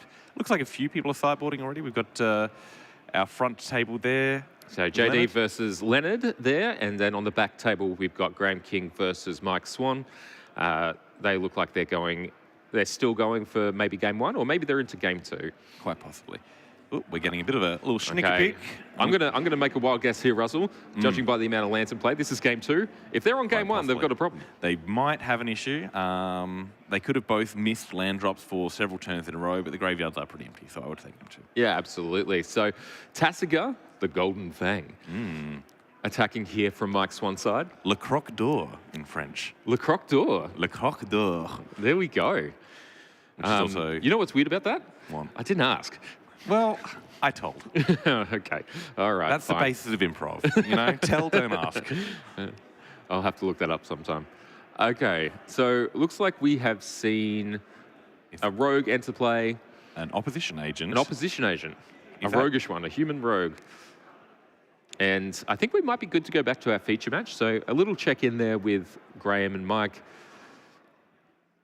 And it looks like, some of the teammates are conferring. One of the few places where it's legal to actually talk to someone about strategy is these team events. Yes. And sideboarding and just working out the matchups. I mean, the thing is, the right-hand side, probably playing near to, if not the exact 75 of each other. Yeah, so all 3 of these tie-dye maniacs, Will have opinions on how to sideboard. they all have opinions on how to sideboard. They don't agree with each other on everything except picking the exact same deck with the exact same cards. Yeah, I mean, that's not really, telling or much of a thing. Just, we've got this right. Although how long it took them to come to that 75 cards would probably be interesting. It is interesting. I think I saw them play this as a team deck in CanCon, Right. not 2025, 2024. So they've all been on this deck for quite a long time, starting to get that level of reps that would sort of, call you an archetype expert. Rumours are that they're still taking turns from back in that tournament. I think they've still got turns on, coming, like Yeah. turns on the stack, so to Just speak. banked up, They're just yeah. banked up. Little icons on the side of their theoretical gameplay. So we see a Flusterstorm on the top of the inn. It looks like potentially a Duress as well. I believe Walks is now shifted to everything but red, where prior to that it was everything but black. Yes, yeah. So I remember in that tournament, I also played Walks in that tournament that I saw all these guys in. We were playing an Omnath in there as well, I believe, at that time. And turns out the Black Disruption's just really too good to pass up. Yeah, a couple of more recent printings like Baragoyf and whatever really started to tip it over the edge. Gives us some extra shooters, gives us some extra kind of avenues of gameplay because, while Walks is the name of the game and it is one of the most common lines of victory taking all of the turns, sometimes the Walks goes walkabouts, whether Yeah, it by absolutely. an exile effect or the like, and you are just playing a fair game with efficient beaters. Yeah, this deck has never been beyond playing the best creatures in the format. Yes, it's kind of, It'll just do it. just have it all. Yeah, really. absolutely.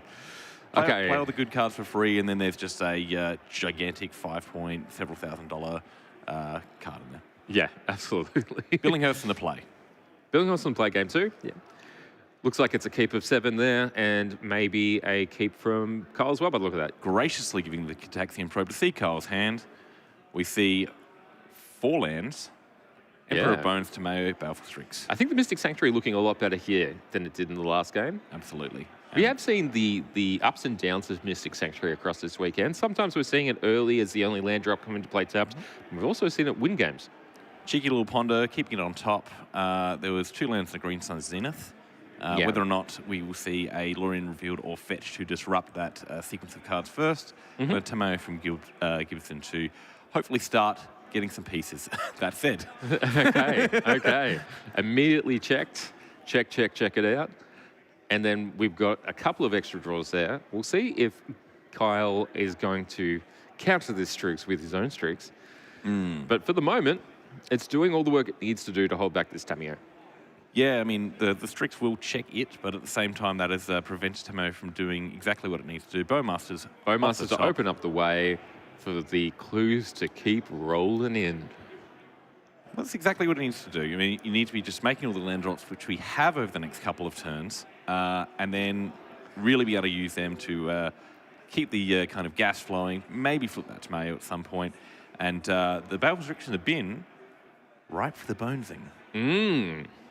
Bony Boy coming right at you once again. Some of the classics that we've seen this weekend over the stream, and cards that I really enjoy. Great designs, some really fun text. You know, all of them pretty much developed for Modern, but really finding their place in Highlander. Speaking of great designs with a lot of text, Psychic Frog is not one of those things. I believe it does have a lot of text. Yes. Oh, I see what you're saying. Extremely powerful 2-drop from Modern Horizons 3. The only thing I enjoy about this card is the art works, whether it is upright or turned on its side. Turned on its side. I'll be honest. Anytime there's a frog in game, you know, it doesn't matter how oppressive it is. I'm a little happy. Yeah, it is pretty cute, and it, throwback to a, the same amount of fairness card, Psychotog. Psychotog looking a little bit more fair these days, but Psychic Frog picking up where it left off in 1998. So, what do we got here? Maybe the Baleful Strix to check the frog, making it seem not as threatening. Yeah, we've got an interesting decision here as well with the Tameo attack. Yeah. Psychic Frog does have the 3 cards in graveyard to give itself flying. And a few cards in hand. However, it would cost a few cards. Yes. And Billinghurst may want those. Yeah, Looks like you have absolutely. land, a Green Sun Zenith, a couple other bits and pieces. That Lorien revealed still, I believe. I think I would be very tempted to attack with the Tameo here, but Kyle sees a line that he likes better. Yeah, I just wanted to keep it around. I mean, you've got one clue there already. There are chances that you might just be able to get a Brainstorm or a Ponder and not have to risk it to access its other side. Yeah, the flip version of Tameo we've seen run away with quite a few games. An amazing game yesterday where JLS managed to ultimate it and still lost was the only time I've ever seen that. So I think people are treating it very much like it's one of the more valuable pieces of the cardboard in the deck. The Malevolent Rumble there, not at its best. 2 lands, an Ephemerate in the bin, and a Malt Tender. One of the few things that Billinghurst seems to have a lack of at the moment is mana, so the Malt Tender not doing a heck of a lot to advance the gameplay, but it is cards in the bin for Le Croc d'Or. Le Croc d'Or, once again.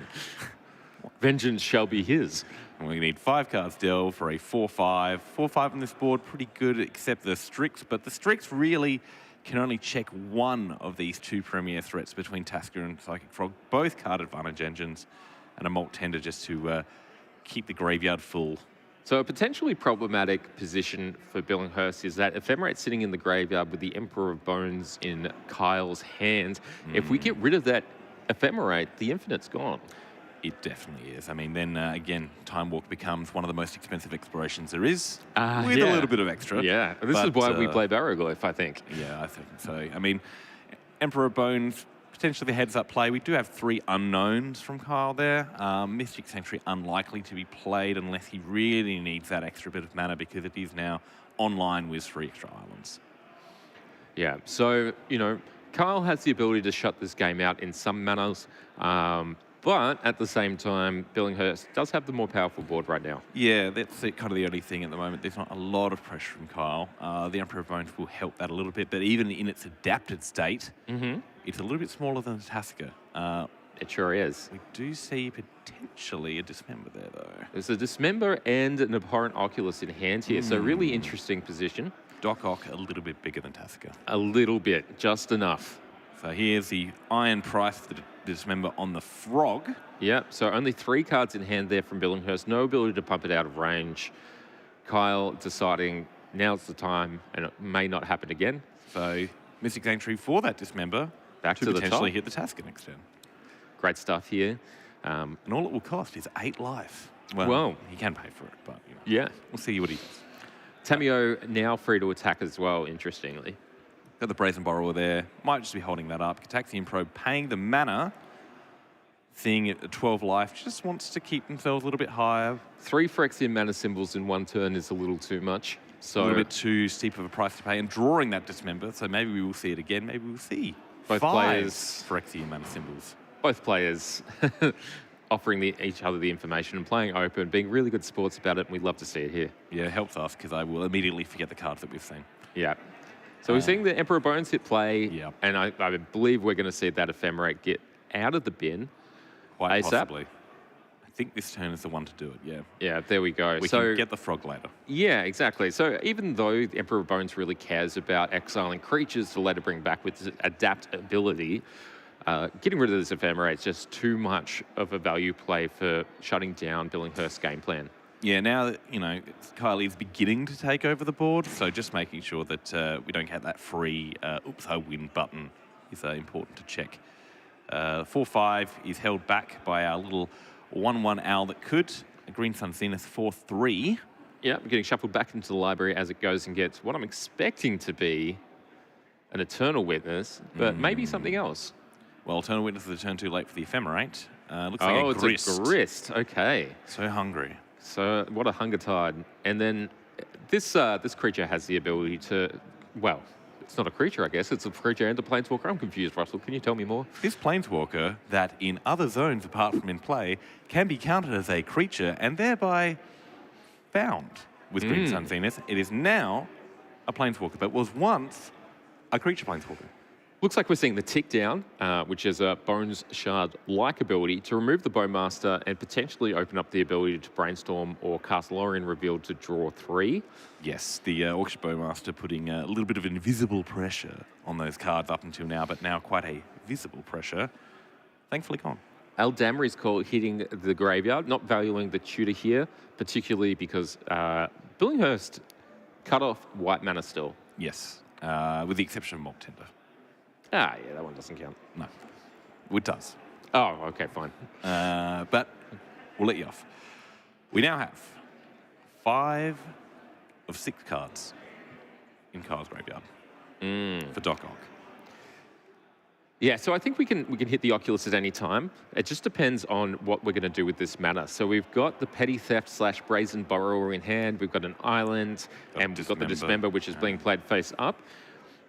As we go through this turn, though, we're going to start seeing what Kyle thinks of this game state, given that he has perfect information of his opponent's board and probably relatively perfect information of what Billinghurst will be playing in his 75. This Baleful Strix can take down the Grist. Yep. And we're going to see that Maltensor for Brainstorm here. Absolutely. It's really, what's the decision? Do we need to act on the Grist now? Do we need to go a little bit more hard on trying to hit Billinghurst life total directly, be that through a Dismember, or are we just holding up that Dismember, dealing with the Grist this turn and making a decision the next? Really interesting seeing the Emperor of Bones exile Kyle's own Bowmaster, so he has a response to something like the Brainstorm. So that's likely why the Brainstorm was fired off before that. Fired off in response there. So a little back and forth in terms of the game plan, and then we're probably seeing the Emperor of Bones go to the face, along with the other creatures other than the Orc army going at Grist. Yep, so 3 to Billinghurst. And the Grist down. To 10 as well after that Dismember. Okay, so part of this board state is going to be Kyle's ability to react to a Lorien Revealed hard cast with the Emperor of Bones. What he doesn't know is that he has drawn an Eternal Witness and he's placed a fetch on top. So even though Billinghurst... Billinghurst is actually getting rid of both lands here by cycling the Lorien Revealed instead of drawing one of them and using that as the fetch. So this is in upkeep. The cycling has been done in the upkeep. Yes. Before the draw set, Billinghurst preferring a random card over the 2 he put back with the Brainstorm. Yeah, we certainly flush for lands. We may see the Eternal Witness getting back the Grist to try to now deal with the Emperor of Bones, getting rid of the Malt Tender, or... I'm not sure what the best target here is, to be honest. There's a fair few options as we're going through it, and looks like Billinghurst is pulling this Hedge Maze to the front. Underground Sea. Yep. Deciding for the Underground Sea instead. Yeah, so that would bring them to a total of 5 total mana, including that which is produced by the Malt Tender. I'm a little interested to see that we have still not found a white source that is permanent here. No, there's not. I don't know if there's too many. You've got probably the Savannah, probably a Tundra, a maybe a scrubland. I'm not even sure if they play that or that many. The white splash is mostly for ephemerate, maybe a couple other cards, maybe like a Swords to Plowshares. So now that that's a couple of gone, removal spells. so we're not so worried about it anymore now that the ephemerate's exiled from the game. A little bit By the sound less, of that. although, you know, they still probably have a couple of things like Swords to Plowshare or the X and a white that I can't remember the name Prismatic of. Ending. Prismatic Ending. Yeah. Thank you. That's the one. You're welcome. Yeah, so Aldamri's call in the bin, Ephemerate and Exile. Maybe there's so few white sources, we're not even white spells, we're not even worrying about it at this stage for Billinghurst. Molt Tender could with that job until that's removed. That adds for any colour. Okay, so Billinghurst just gave some advice to his teammate JD, as we saw on our long shot camera, courtesy of our excellent producer Marcus. Eternal Witness hitting the battlefield. Or the stack. Yeah, it's about to hit the battlefield. There we go. There's Grist the is Grist, back. yeah. All hail Grist. Grist has returneth. Not quite. It's just chilling in the hand. Probably will see. Okay, it looks like Molt Tender paying the mana to redeploy this Grist. And we're going up. Okay, so Milcard, make an insect. yeah, so we're getting the insect into play. Grist a good source of bodies as well as a good source of removal. It is fun that the Molt Tender is an insect, so if you move that over, you get 2 insects. Oh, there you go. Synergy. That's clever deck building if I've ever seen it. Yep.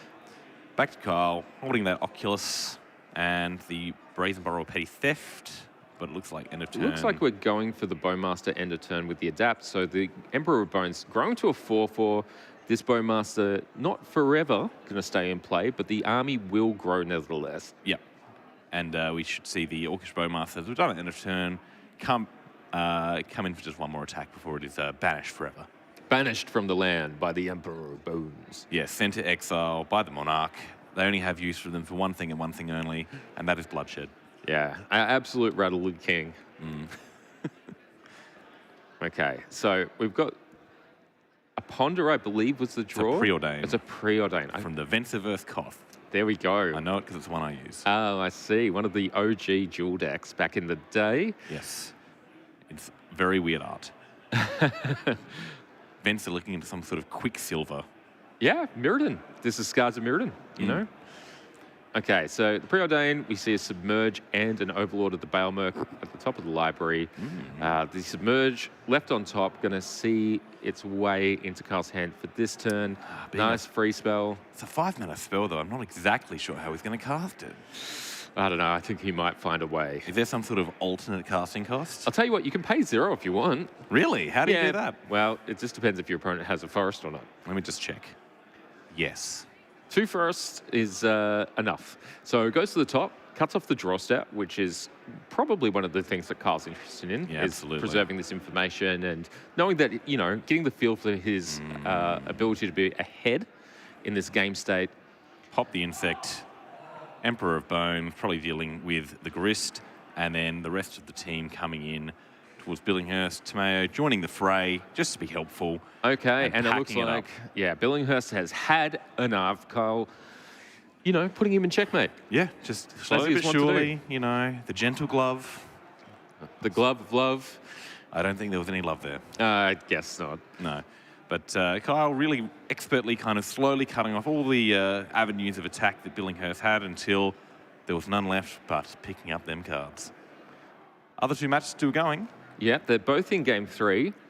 So it's really coming down to it. So we've got the faction team on the left of screen who are leading this 1-0.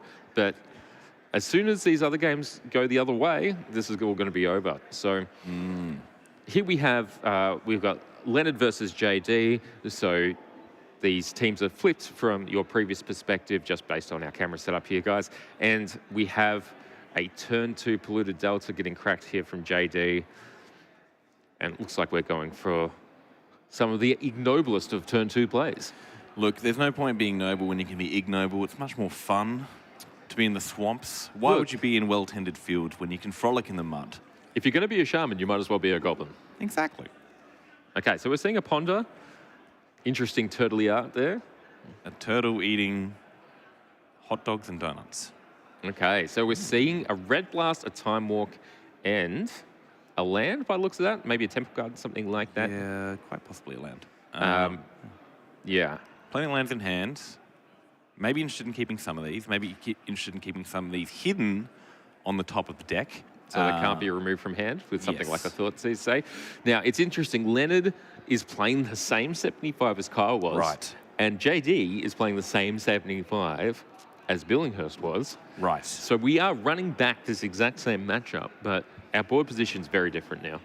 I mean, based on previous information, I would expect Leonard to win because that is just how statistics work. Yes, yeah. You've seen 2 wins go to the other side, so therefore it's going to keep happening. Well, it's a 100% win rate, so it that's must true. continue That's to be. True. I'll tell you what, Kyle was damn near 100% win rate yesterday, just couldn't get it done in the top 8. It was maybe because I slightly betrayed him by telling him to remove Cling to Dust from his deck and play a stock up, and his quarterfinals was Ed Nurse on Reanimator. Ooh, Russell. The Ooh, schemes Russell. always go deeper, Samuel. This is why I plan. And I scheme. And you scheme. So if anyone needs some help plotting anything or scheming them, come see you guy. Plotting, go to Sam. Scheming, come to me. Go to Russell. We've each got our role. Okay. Trollo Khazad-dûn, getting a Snow-Covered Swamp. Yep. We've got a Baleful Streaks in hand, looks like an Ashiok, looks like a Tapper, an Oculus, looks like a Lawyer and Revealed, and an Orcish Bowmasters, and something unknown. 2 unknowns. 2 unknown cards after the draw step. So Bolt the Bowmasters, nice and quickly. That's the problem with being in the swamp. I will say this. Orcs. Orcs? Famously known to be in the swamp. Oh, I see. I see. If you were the noble hierarch, you would be behind walls. You You'd would. be safe. I mean, look, unfortunately, Khazad-dûn has passed us by and the goblin is no more. Yes. Well, JD reeling after that loss. I don't know what they're going to do. Well, I think, they've started with a land drop and they're looking a little bit like they're going to time walk here, but it's an interesting proposition. JD will be, valuing that time walk against the chances of it being removed from the graveyard before he can recur it.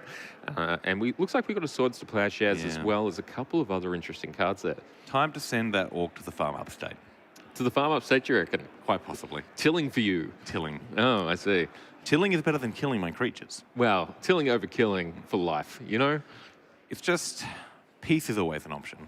Peace is never an option for an Until it orc, but hey, But maybe for a we'll farmer? see history change today.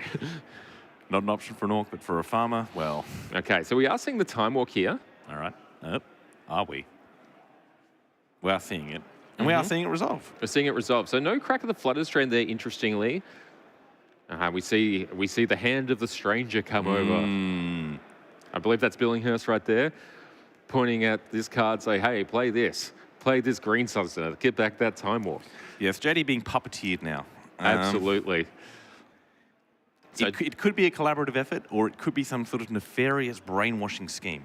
there's no way of knowing with JD. I do feel like they might be susceptible. Or JD may have grown an extra arm. Oh, that's actually true. Yes. Yeah. They may be Okay. melding into one entity. So while we've been watching this, we've found out that our third match between Graham King and Mike Swan has been resolved with Mike Swan being the victor and therefore Kyle's team winning overall. So, Isn't it nice not to have to finish a match? oh, it's great. It's great. So that looks like it was going to be a long one with 13 minutes left on the clock there. I think they're pretty happy to have a result on the board. And the faction, once again, winging it over the Blue Elemental Blasters. The faction team is happy to have a result on the board. I don't believe Team Billinghurst and Co., the Walkers, are that happy at all with that result. They'd prefer the result to be kind of delayed. And then until go it the other way. Yeah, in their favour. I That'd be see. nice, Well, yeah. we're back here at the desk. I'm Sam Lloyd. This is Russell Cutting. Thanks for being with us today. We've gone through round 4, a great team matchup of 2 of Melbourne's biggest teams, Melbourne's best teams. And we've got 3 more rounds coming today. So we're going to see you guys after a short break. Yeah. And thanks for being with us, and we'll see you again soon. Time to float to that burger.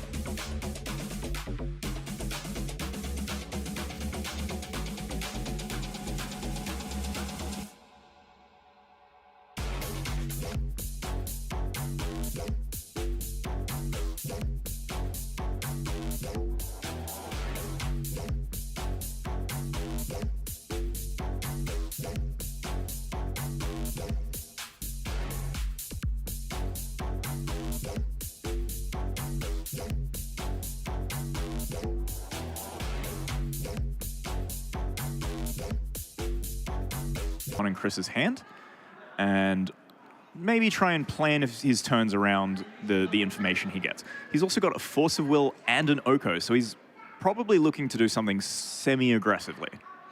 Yeah, that Force of Will means that we can get down an early threat and protect it against something like that one ring that is in Chris's hand, and say, you know what, you might want to invest a whole bunch of mana. I'm going to invest 0 mana, but I am going to invest 2 cards and 1 point. Unfortunately for Daniel here, if you look at the top card of Chris's side of the screen, that is a Cavern of Souls, I believe, which is going to make that Force of Will not very useful against his creatures. So it's going to have to be used for something like the One Ring, which is not a bad target for it. Yeah. But it means he's not going to have the option in case things start getting out of hand. For sure, for sure. I've been really liking Force of Will, like watching people play it out. Yeah. It's this free card that allows you to protect your combo, or it allows you to counter their combo, and produces like these board states where you can have a turn 1 Tameo, for instance, and go, you know what, I'm going to ride this to victory. Yeah, it's a swingy card indeed. It can just change the tempo of the game so dramatically. So Daniel, after having marked down Chris's hand, considers what he's going to do next. So he's got a forest, basic forest in his hand, and an Arid Mesa as his 2 mana sources. So this Arid Mesa is going to be a bit tight in terms of what mana he wants here. So I imagine he's probably getting a Tundra to cast this Preordain. Yeah. I think that there was a bit of a consideration there from Ho House to consider, hey, do I want to play this Preordain, or do I want to keep it to pitch to the Force of Will? That is a big consideration indeed, because the Preordain isn't necessarily going to draw you a blue card, and the Preordain itself is the blue card that you can always pitch. Yep. So he does still have the Oko in his hand to pitch if he really needs to, in case Chris draws something very ridiculous. But Daniel is probably scared of what Chris has put on top of his deck with the Devourer of Destiny. Yeah, that is a reasonable concern, especially knowing about the Cavern of Souls as well. You might be thinking, you know what, I need to find some more action. Or maybe it's actually just putting some instants and sorceries in the bin so that I can play my Murktide Regent and make it a fatty. Yeah, that's a good point. It's always good to build up these resources early, because the sooner you can land that Murktide, Eldrazi can have a hard time dealing with it if it hasn't got its removal. Yeah, for sure. So this first creature coming out, I believe it's a 2/2 from MH3 that says that all of your colorless spells that cost 6 or more cost 1 or less to cast. Is that right? Yeah, I believe it's also an Eldrazi Lord. I could be wrong on that one. Yeah. It that heralds the end. So other colorless creatures you control get +1/+1, and color spells with mana value 7 or more, cost 1 less. Yeah, okay. So it allows those big Eldrazi spells to come out early. Yep, and we have an Abergasto, and I can't even remember the name of that card. It's one of the Assassin's Creed cards that's come out, which has been seeing play in quite a few of these colorless decks. Can we pull that card up? Yeah, that's a really interesting one. On the other side of the board, Daniel Hoyhouse has played another MH3 card, Ajani. We've seen a lot of work from Ajani. Yeah. Chris not having anything to play on his turn 3 means that Daniel might be looking to develop this Oko here and really try and cement the board state as much as he can. So yeah, Oko, obviously, really powerful card. I want to ask you, Kakawa, if it's your only blue card, do you play out the Oko knowing that it's a really powerful card that you don't really want to pitch, or do you play a different 3-drop? Probably a different 3-drop. Daniel knows that Chris has the One Ring in hand, and that can be very powerful, but at the same time, Oko's a pretty decent answer to the One Ring. So he may be afraid of something more scary, like the Khan that Chris has in his hand, but luckily Daniel has a Ponder in his hand, so he is going to be able to pitch that if something goes wrong. Yeah, just do both. Play the Oko and have the Force backup. And Chris's 4th land here is Bajuka Bog, coming into play tapped. But it is going to take away that graveyard from Daniel, making Murktide and other things a bit weaker. Yep. And so we see that food token come into play with Oko, and a choice not to attack with the 2/1 Cat Warrior. You're going to have to fill us in. Why would you not attack your Cat Warrior into 2/2, maybe start getting aggressive and start reducing that life total? I think Daniel has chosen to value Oko's loyalty here, and he doesn't want to block with the Ajani, because then the Ajani dies, and that seems like a pretty poor trade. And something like a Reality Smasher might then be able to come through. So I think leaving it to block as a way of trading with it that heralds the end, as well as like just making sure the Oko lives. Yeah, okay. So 2 damage, not as powerful as 2 loyalty points on your Oko. No. While Daniel is going to have to win the traditional way against Eldrazi, which can be a little daunting, especially as Eldrazi start getting to larger and larger mana, but Daniel being able to remove It That Heralds the End and attack with 3 creatures after Oko turns the food into an elk. Yeah, so Bolt coming in, and then we're attacking for 3, 4, 5, 6 damage on the board. So really putting himself in a commanding position and still having that Force of Will. So Chris casting the One Ring. Daniel choosing not to force it with the expressive iteration. I but love this play. He's got the Oko. He's going to elk the One Ring. I'm sure Sauron's not happy with that. Doesn't fit around his finger anymore. Yeah. So elk here instead means that I've still got my Force of Will backup. Still got the Force of Will backup. Also has a Solitude which he can now play, and the expressive iteration for later as a grindy piece. Chris missing his 5th land drop as well. Things might start looking a little hairy for him if he can't find some fast mana to get the cards out of his hand quick enough. So a couple of options here for House. He can keep the Solitude open, he can keep the hard cast Force of Will open, or he can play that expressive iteration in hand. And then the question is, what do I do with this Oko? I think that one, the last one's a bit sorted. Yeah, the Oko is almost certainly elking the One Ring. In this situation, I probably am playing a bit tighter. I think I'm leaving open Solitude and Force of Will because it seems... We missed that. Here. We missed something here. Stolen the ring. Okay, so you can have an elk still, but I'm going to have that One Ring, thank you very much. Even has the Solitude to get rid of the elk. Yep. And have Force of Will back up. Yep. So, Oko, Thief of Crowns. We all know about the first 2 abilities. Tick up, get a food. Tick up, turn into an elk. But there's another one, which I believe is -5. So we've seen Oko go from 7 down to 2, which is exchange control of a artifact or creature with power 3 or less, and then exchange it with an opponent's artifact or creature with power 3 or less. Yeah, so stealing the One Ring, it is going to deal him some damage, but he's going to draw so many cards. And Chris looks like he's picked up his 5th land drop. Still can't cast the Ugin in his hand. Matter Reshaper might have to, or Kozilek's Channeler might just have to stick around and hope it sticks. But Daniel, ready with answers. All the answers. 5 mana out, has cracked that fetch and just said, you know what? I don't want to be messing around with this fetch in case you have got any reactions or something sneaky. So I'm going to crack now so that I've got my Force of Will open, I've got my Solitude open, and I'm good to go. And I'm going to hopefully take a good number of cards out of this One Ring. Yeah, and the elk that Daniel's given Chris isn't even able to attack particularly well because it can just be blocked by the Ajani token and then flip Ajani, and then there's just going to be more and more cats coming out. You're a cat fan. I am a cat fan, both Ajani and cats in real life. What is your 3rd favorite cat in Magic? 3rd favorite cat. So Ajani's up there. Miri is up there.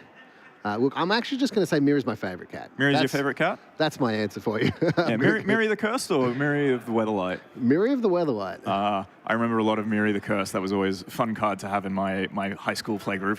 Yeah. I actually remember a Nationals grinder event where I was trying to grind in to qualify for Nationals. Yeah. And it was a sealed event, and I opened Damnation as well as Miri the Curse. That's a powerful pool. Yeah. And also powerful, this Khan. This Khan is going to shut off Daniel's One Ring that he has stolen. Yeah. So this One Ring going to be doing a lot of damage if it's not answered. So Force of Will on the Khan because the Cavern of Souls is still in play, so he can't save it for a creature. It's probably about as good as it's getting at the moment. Yep, I reckon that's a smart play by Daniel and really shows how restrained he was in letting the One Ring resolve and then being able to use that Force of Will on something later on. Paying full retail for it as well, meaning that he has the expressive iteration still in his hand for later. Yeah. Looks like... It's pretty amazing here. Oh, so Oko can't take the One Ring. Believe it only takes creatures. It only takes creatures. So we're going to pull up the details of Oko and let's have a little chat about what kind of things we do in this kind of situation considering the board state. Yeah, a lot of time has happened since it's been taken. So the judges are going to have a bit of a call here, and it'll be interesting to see what fix they come up with. Yeah, so -5 on Oko is exchange control of target artifact or creature you control and target creature an opponent controls with power 3 or less. So we missed that one. Well, you can steal the One Ring if you elk it. That is true. That is true. So I guess I guess there is a way around that. Yeah. And then you just got to somehow unelk it. Unelk it, yeah. How are we unelking a ring? I actually don't know. All right, having a look at another one of our matches here. It looks like we've got a blue-red prowess deck against another value deck playing Zuranorb Crucible and presumably Fastbond. So a combo kill that exists still in a creature base, probably utilizing a lot of land synergies. Yeah, yeah. Or it could just be yamming those 3 in there with a Bright Glass Gearhog. Ooh, that's true. A Fire Blast coming out with a Slick Shot attacking. This is my favorite kind of thing to see. And we're already sacrificing some lands just to stay alive here. So we're sacrificing even more lands just to stay alive here. All the lands are being sacrificed. Yeah, and the game being sacrificed as well. And the game being sacrificed. Yeah, this blue-red prowess deck, it can come out of the gates. It kills out of nowhere. You think you're taking 1 damage and then 2 damage, and then you're taking 35 damage. Oh, absolutely fantastic stuff from blue-red there. Slick Shot Show Off, definitely my favorite card of OTJ. Yeah. It's a very interesting card. The plot allowing you to keep it in the bay and commit mana to it still, so powerful. Just being able to tax your opponent's mana just by leaving it in exile. I've had games where I've just played Slick Shot, plotted it, and never even brought it out. So the threat of the Slick Shot. Yeah, because your opponent is such a scary card that your opponent is having to leave mana open so often. You end up just getting such a huge mana advantage just by plotting it. Yeah, for sure. Because even if they've got a Fatal Push, that's 1 mana for 1 turn. 2 turns, 2 mana. On the 3rd turn, it's 3 mana. You've gotten a single mana advantage over the course of that. Yeah. Meanwhile, you're not the one holding up mana because you've got everything else to do. I tell you what, I was doing some testing with Sam Way for the Pro Tour. Yeah. And I was saying how I'd been playing on Arena and that this mice matchup was pretty good. Okay. But, all right, we're going back to the game here. It looks like they're doing a rewind. Okay. So we're going to take that down. We're going to rewind. We're going to put the Force of Will back in hand. We're going to put the land back in hand. We're going to put the Oko back up to 7, I imagine, and then go back through that hand, back through that turn. We're going to reset those life totals as well. Yep. And up to 7 on that Oko. Yep. All right, cool. So as they fix this up, I'm going to finish my little story about playing with Sam Loy. Yep. We were testing and I was telling him about how I'm pretty confident with this matchup. Like, I think I've got it down pat. And he's like, I don't think the matchup's good. And it turns out that Sam Loy playing with Slick Shot is a little bit different to playing against the average Arena player with Slick Shot. That's definitely true. The number of times that I kept mana open, I'm like, I'm going to kill something this turn. And he's like, I'm going to put Slick Shot aside. Yeah. And then next I'm like, oh, he's going to play that Slick Shot. And he's like, no, I'm going to put another one aside. And then it just got so much mana advantage from that. Yeah, and Slick Shot as well. Not applicable in this format, but so scary in multiples as well when you're plotting them, as everyone's just scared of hasty 9-power creatures coming out of nowhere. Yeah.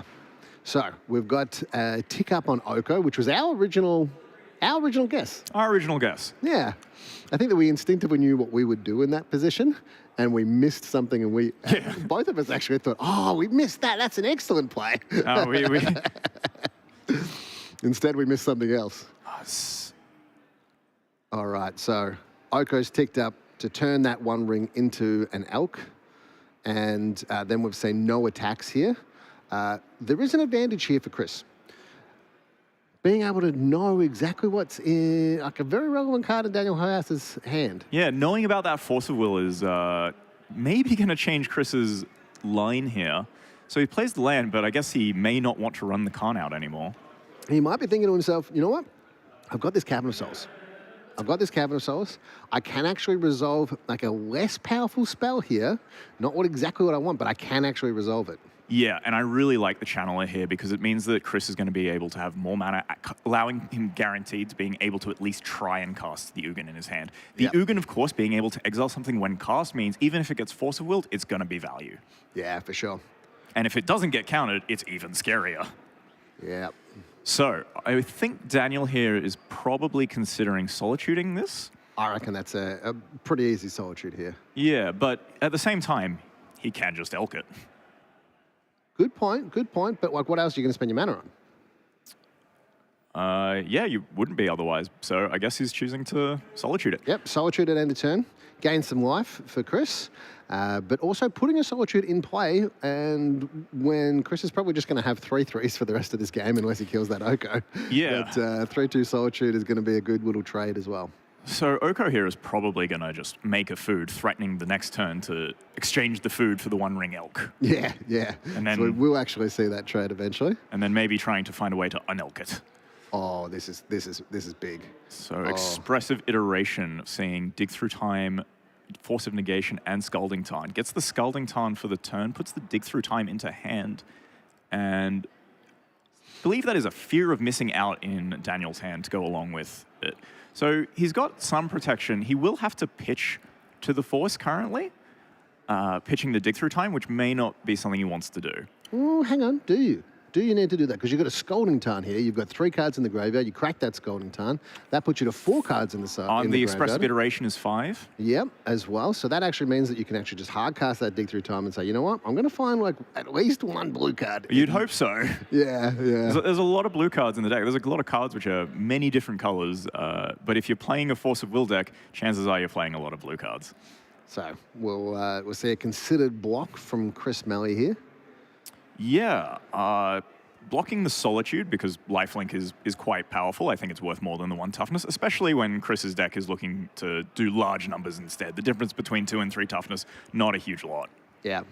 Now, if you're in Hohouse's position here, you got that Scalding Tarn, you've just traded off that Solitude, so now you've got 5 cards in the graveyard. You can go to a 6th card in the graveyard.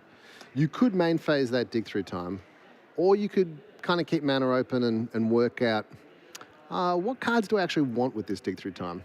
What do you think the considerations there between main phasing it and playing it in response to a spell or at end of turn from Chris? So I think that if Daniel were to main phase it, it means he'd be looking for another threat alongside the interaction for the Force of Will. However, he does have 2 basics in place. So that makes his mana a bit constrictive in terms of what threats he would be able to deploy with the Dig Through Time. So I think it's a much safer play to just leave it a turn. Yeah, I think that's pretty tight, but also I love playing a main phase Dig Through Time. Main phase Dig Through Time can be very good, especially if you're comboing off. Yeah. So Khan coming into play here, and Chris is going to his sideboard looking at what options he has to try and deal with a lot of this stuff, because he is very behind on board, and that Khan is rather unprotected. So we've ticked it down to 3, and this is such a tight play for Chris. He knows that he's short on lands, and so he's actually got an artifact land in his sideboard, and he's going, you know what, I'm going to tick down Khan, I'm going to get an artifact land from my sideboard, I'm going to play land for turn, make sure I don't miss my land drop. Yep, so choosing to get the Treasure Vault, the newest printed artifact land, I believe, at least in a standard legal set. It's really a cool card, and there's always been a lot of debate in Pioneer, especially around mono green, with Khan, if it's playing Treasure Vault or Darksteel Citadel.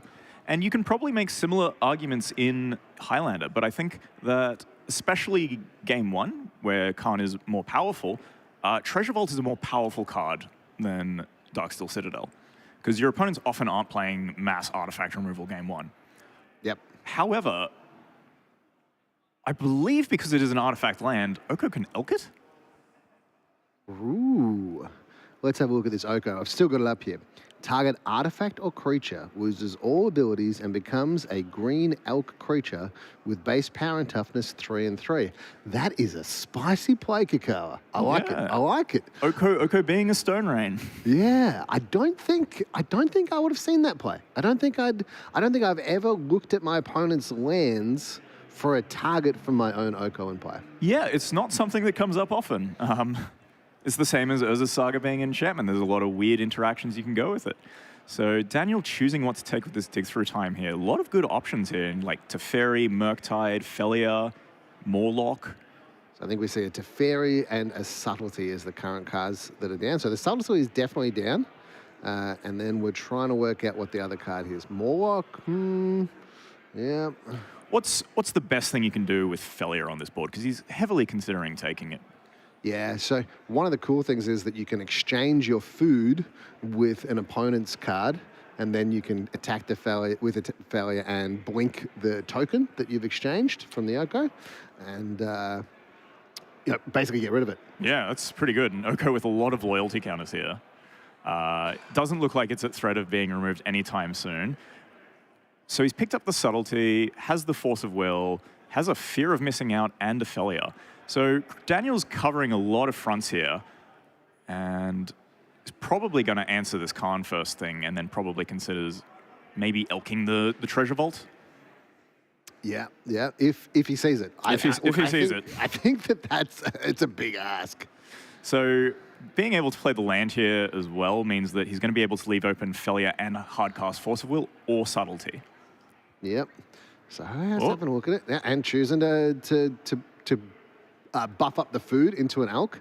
Yep, perfectly reasonable as well, just to present a quick clock. If you have an answer for your opponent's threat, maybe the amount of mana they have isn't as relevant. So attacking for 9 damage, putting Chris down to 6, and having the force of will up. Yep, 3 at the Khan, so I think Chris is going to go down to 12? 3, 4, 5, 6. Yep. Okay. I think Daniel might have sent both of the elks at... This is a pretty clutch play. Okay. I was going to ask you this question. Do you send 2 at the Khan in case there's a dismember? In these situations, yes. Just because it is closed deck list, there are very few things that Eldrazi can play in terms of removal, but usually what it can play is cheap and effective. Yeah, so the option that Daniel had here was attack Chris with everything, right? Put him to 6. Or attack him for 3 damage, put him to 12, and definitely kill this Khan. Or attack him for 3, 4, 5, 6 damage, and probably kill the Khan, but maybe gets caught up by a dismember. I'm in favor of the conservative play here. I don't think Daniel needs to get greedy with a hand as stacked as he's got. Yeah, so subtlety in hand, plus the force of will that Chris knows about, and that's leading to an immediate concession, knowing about that force of will as well. Yeah. It's a good card to know about, and maybe good way to learn to concede sometimes. Yeah. I think I would have really loved to have seen the Elkior treasure vault? Yeah, that would have been very cool. The real treasure was the elk.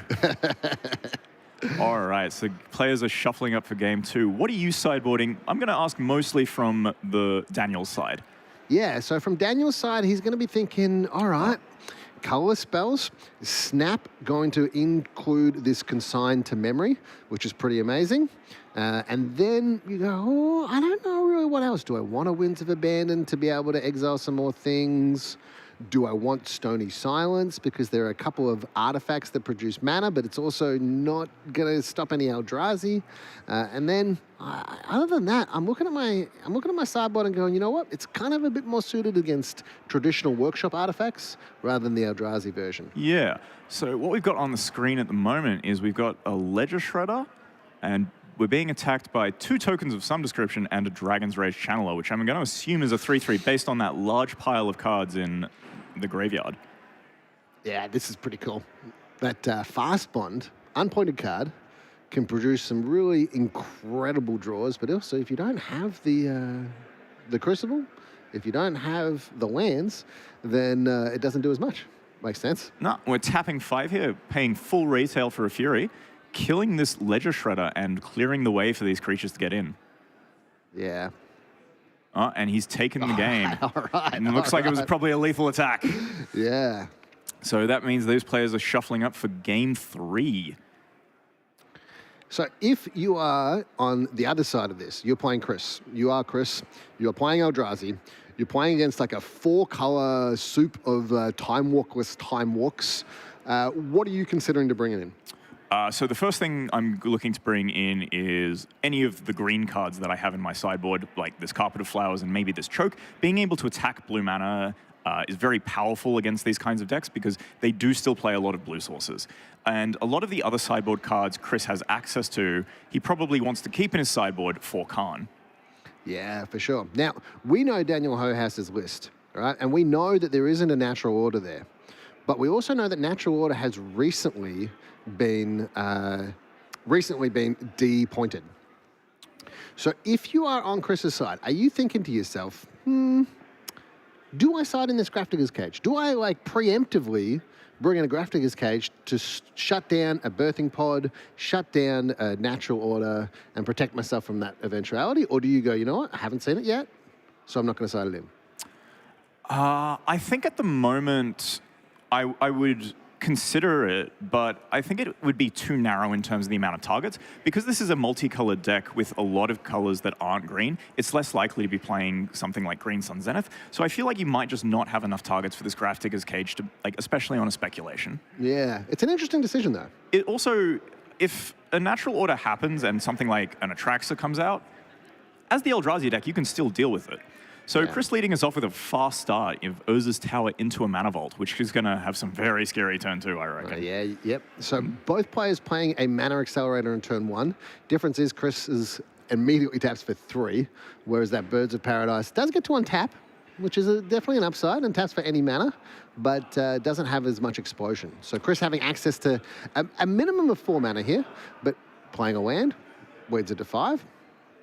It could be even more. It could be. It looks like the other land in his hand is a Cloud Post, which does come into play tap, but he still has access to 4 mana and could drop a Khan here if he so chose. Okay, which Khan is that one? Khan, The Great Creator. Yeah, the Khan that is going to access his entire sideboard that he's probably not brought a lot of cards in from. Yep. And then the other option is a card that recently got pointed, which I can't see in Chris's hand, but Planar Nexus. Planar Nexus is a very fun card, counting as all non-basic land types to allow these Tron lands to turn on, make the Cloud Post better.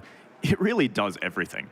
Yeah. And it's really weird how it works with Urza's Tower, because it counts as both other land types. So just Planar Nexus and Urza's Tower alone tap for 4 mana together. Wow, fantastic.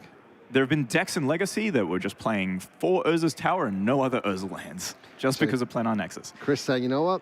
I am going to run this Khan out. I'm going to run it out. I'm going to tick it down. Maybe I'll get a liquid metal coating to go, you know what? Infinite Stone Rains for the rest of the game. And Daniel, basically forcing Daniel to have the force there, really. Yep. And Daniel did not have it.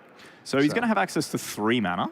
He's got a Stony Silence in his hand, a Consign to Memory, and it's a Teferi. So I think he's choosing between playing the Stony Silence and leaving open the Consign, or playing the Teferi.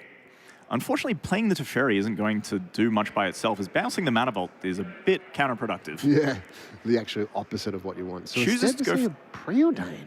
Yep. So he's a Pyrogoyf and a Misstep. Well, that Misstep didn't get to counter that Mana Vault, so it's probably going to go to the bottom. But that Pyrogoyf might stay on top.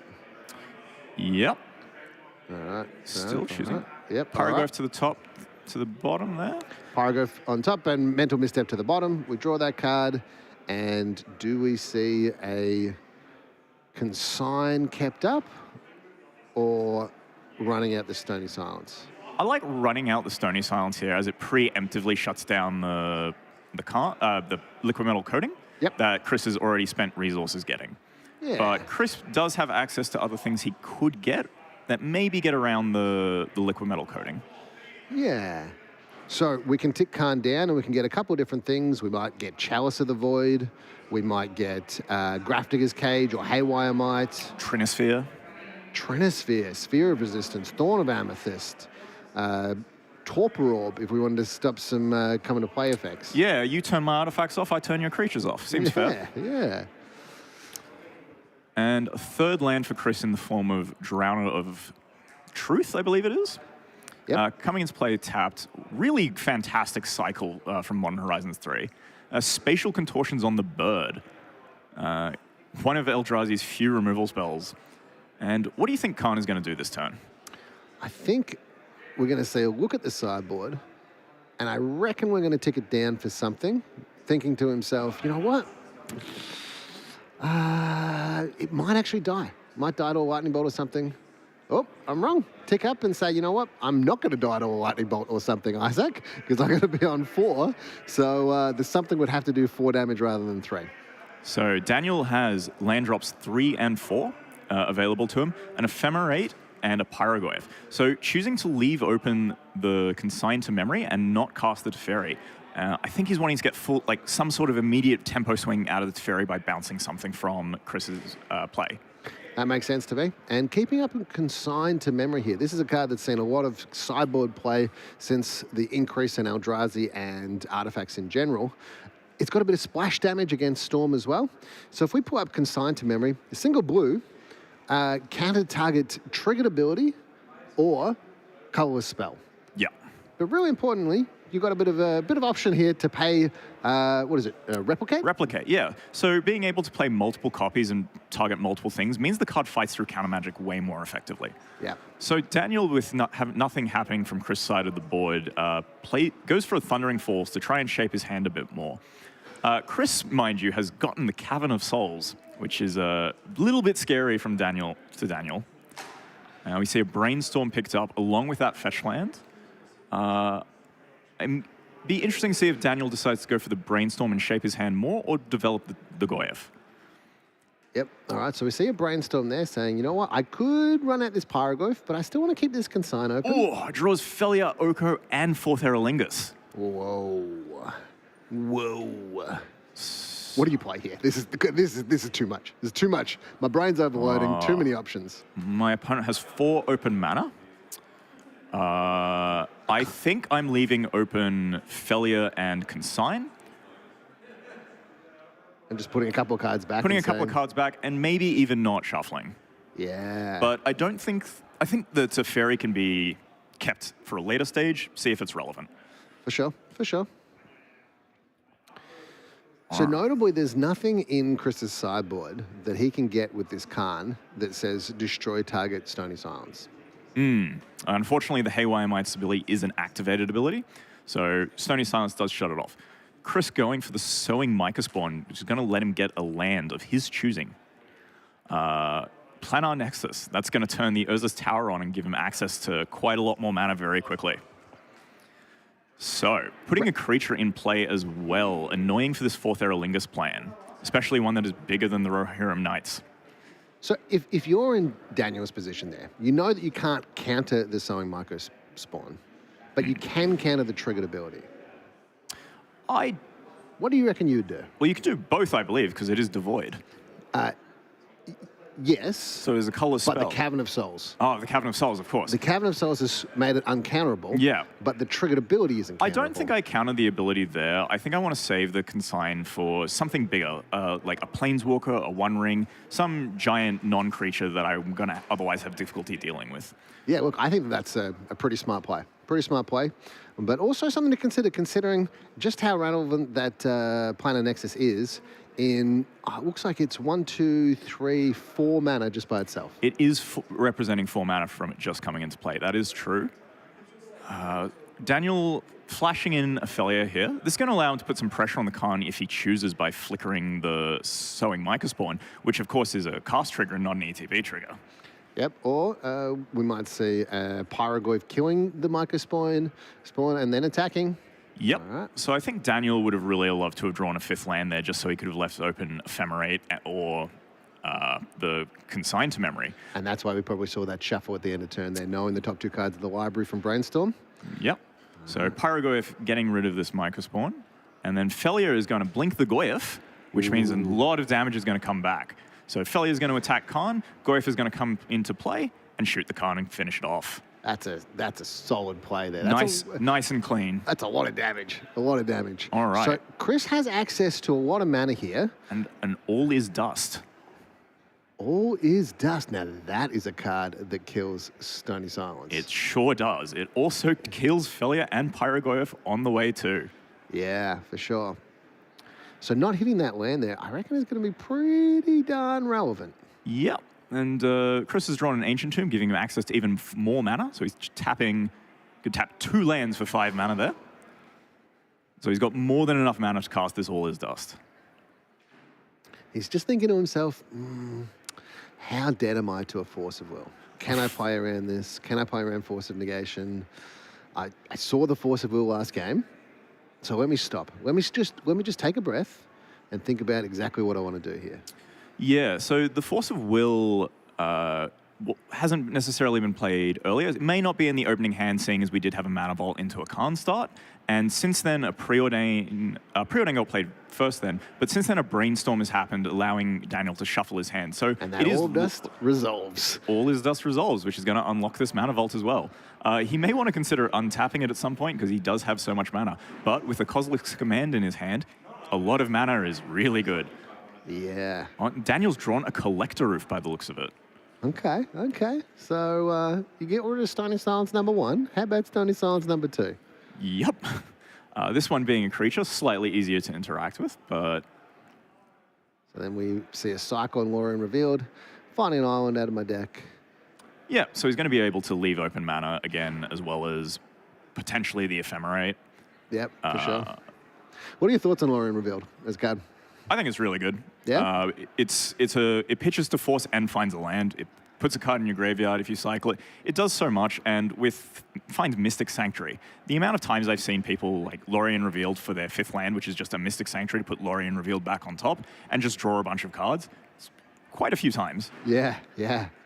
That being able to pitch to Force of Will and Force Negation is a big game. Also, under a Blood Moon, right? Finding your basic island is normally very, very hard, but you know, I can tap my mountain for 1 colorless or 1 mountain, 1 red, and search my library for that 1 basic island, and be able to play the rest of my blue spells in my hand if I'm currently under a Blood Moon. Yeah, might even allow you to play the Hydroblast to kill the Blood Moon. True. All right, so Chris in the tank, considering he's got access to a Khan Silex, a Liquid Metal Coating, and a Kozilek's Command. Only one of these any sort of use, but as we know, Daniel has the Ephemerate, but he's choosing to tap out for the 4th Aerolingus. All right. So You know what? You don't play counter spells. You don't play Force of Will. One thing Chris can do, though, is play the Kozilek's Command and make a bunch of blockers. Ah, but they have trample, though. Oh, they do have trample. Yeah. So Daniel going to get 3 knights here. So maybe we'll pull up Kozilek's Command. Colorless, and X. So you've got to pay the actual colorless, which Chris definitely can do. And then you have the ability to target player creates X01 colorless Eldrazi spawn creature tokens, which have the ability to sacrifice for 1 mana. Target player scries X and then draws a card. Exile target creature with mana value X or less. Exile up to X target cards from graveyards. A lot of modes on that card. Yeah.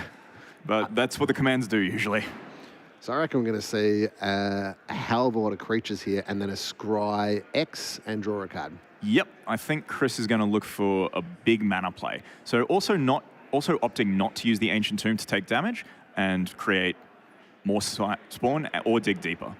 Looks like 7 Eldrazi Scions to me, plus a scry 7 and then draw a card, which is probably going to find you something that can either get the Monarch. And Daniel's completely tapped out as well, and shields are down because he's tapped out for this 4th Aerolingus. So it looks like he's chosen to exile. I think he's just trying to stop the Monarch being taken here. So, Chris deciding where he's going to block. And Chris is looking around to see how he can best block amongst these trample knights.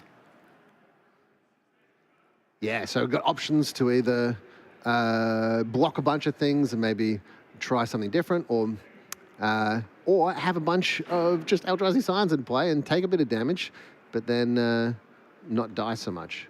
Yeah. Not die so much, not take as much damage. So much dice. All right. Instead, I think it looks like we're saying, you know what? I don't want the Monarch in this at all, so I want to just block with everything. Look, that's reasonable. I think that if I could prevent the Monarch from entering a game, I would do it all the time. Yeah. Now, it looks like we've still got 2 in play here. I actually think that we should be only having 1 in play if the Monarch hasn't been gotten at this point in time. Well, he only needed to commit 1 to the Collector because it doesn't have trample. Of course, yeah. I think the players are talking about the match maybe being finished. Yeah, they're shaking up. It looks like the other matches have finished. Wow, that means that the exciting plays with that Eldrazi deck versus this 4-color deck actually doesn't get finished because the other players in this team manage to finish their matches too quickly. So one of the best things about being in a team is that sometimes you get carried. Yep, and Daniel Hohouse's team has picked up the win here against Josh, Max, and Chris. So they're going to be pretty happy moving to 4-1 with 2 rounds left to go. 4-1 with 2 rounds left to go. It's going to be a cut to top 4. Yep. And then we're going to see a playoff. Yep. Let's come back to the booth. Let's talk about this and give us your assessment. If that game was to continue, where do you reckon it was going to go? I think it comes down a lot to the top decks, unfortunately, because the Eldrazi deck can top deck so well, especially when it has all access to all this mana. Big threats happen, haymakers all the time. Things like All Is Dust, there's not just one kind of thing of that in the deck. However, the Khan Silex being shut off by the Collector Roof could have negated that a bit more, but if he was able to answer the Collector Roof, that Khan Silex is another board wipe. Another board wipe. So it would have been a really interesting game. 2 players battling out. Really cool matchup. Unfortunately, sometimes when you have a really cool matchup, it means that it's back and forth and it's really tight, and your teammates are either winning too fast or losing too fast. Yep. Which, I don't know, it's just one of the best things about teams is that you can actually play with your teams in a way, like your teammates in a way that means that sometimes you get carried. Yep. But if you lose, that means you've got 2 people to kind of commiserate with. Yeah, and it can always be really exciting as well. You're just like in a really stressful situation in a match. You're losing. You're trying to think, how do I best get out of this? I've got no outs. And then your teammates win. You're like, oh, I guess that was my out. Oh, yeah, that was an excellent out. Excellent out. Teammates winning. All right. Well, thanks very much for joining us. Isaac, Lee, Dylan Kakawa. Really glad to be here with you. We're going to be back with round 6 shortly. The 2 of us are going to be commentating again. When that happens, you'll be able to see our lovely faces and our lovely commentary. Until then, thanks very much for being part of the coverage at Mana Clash 2025. See you around 6.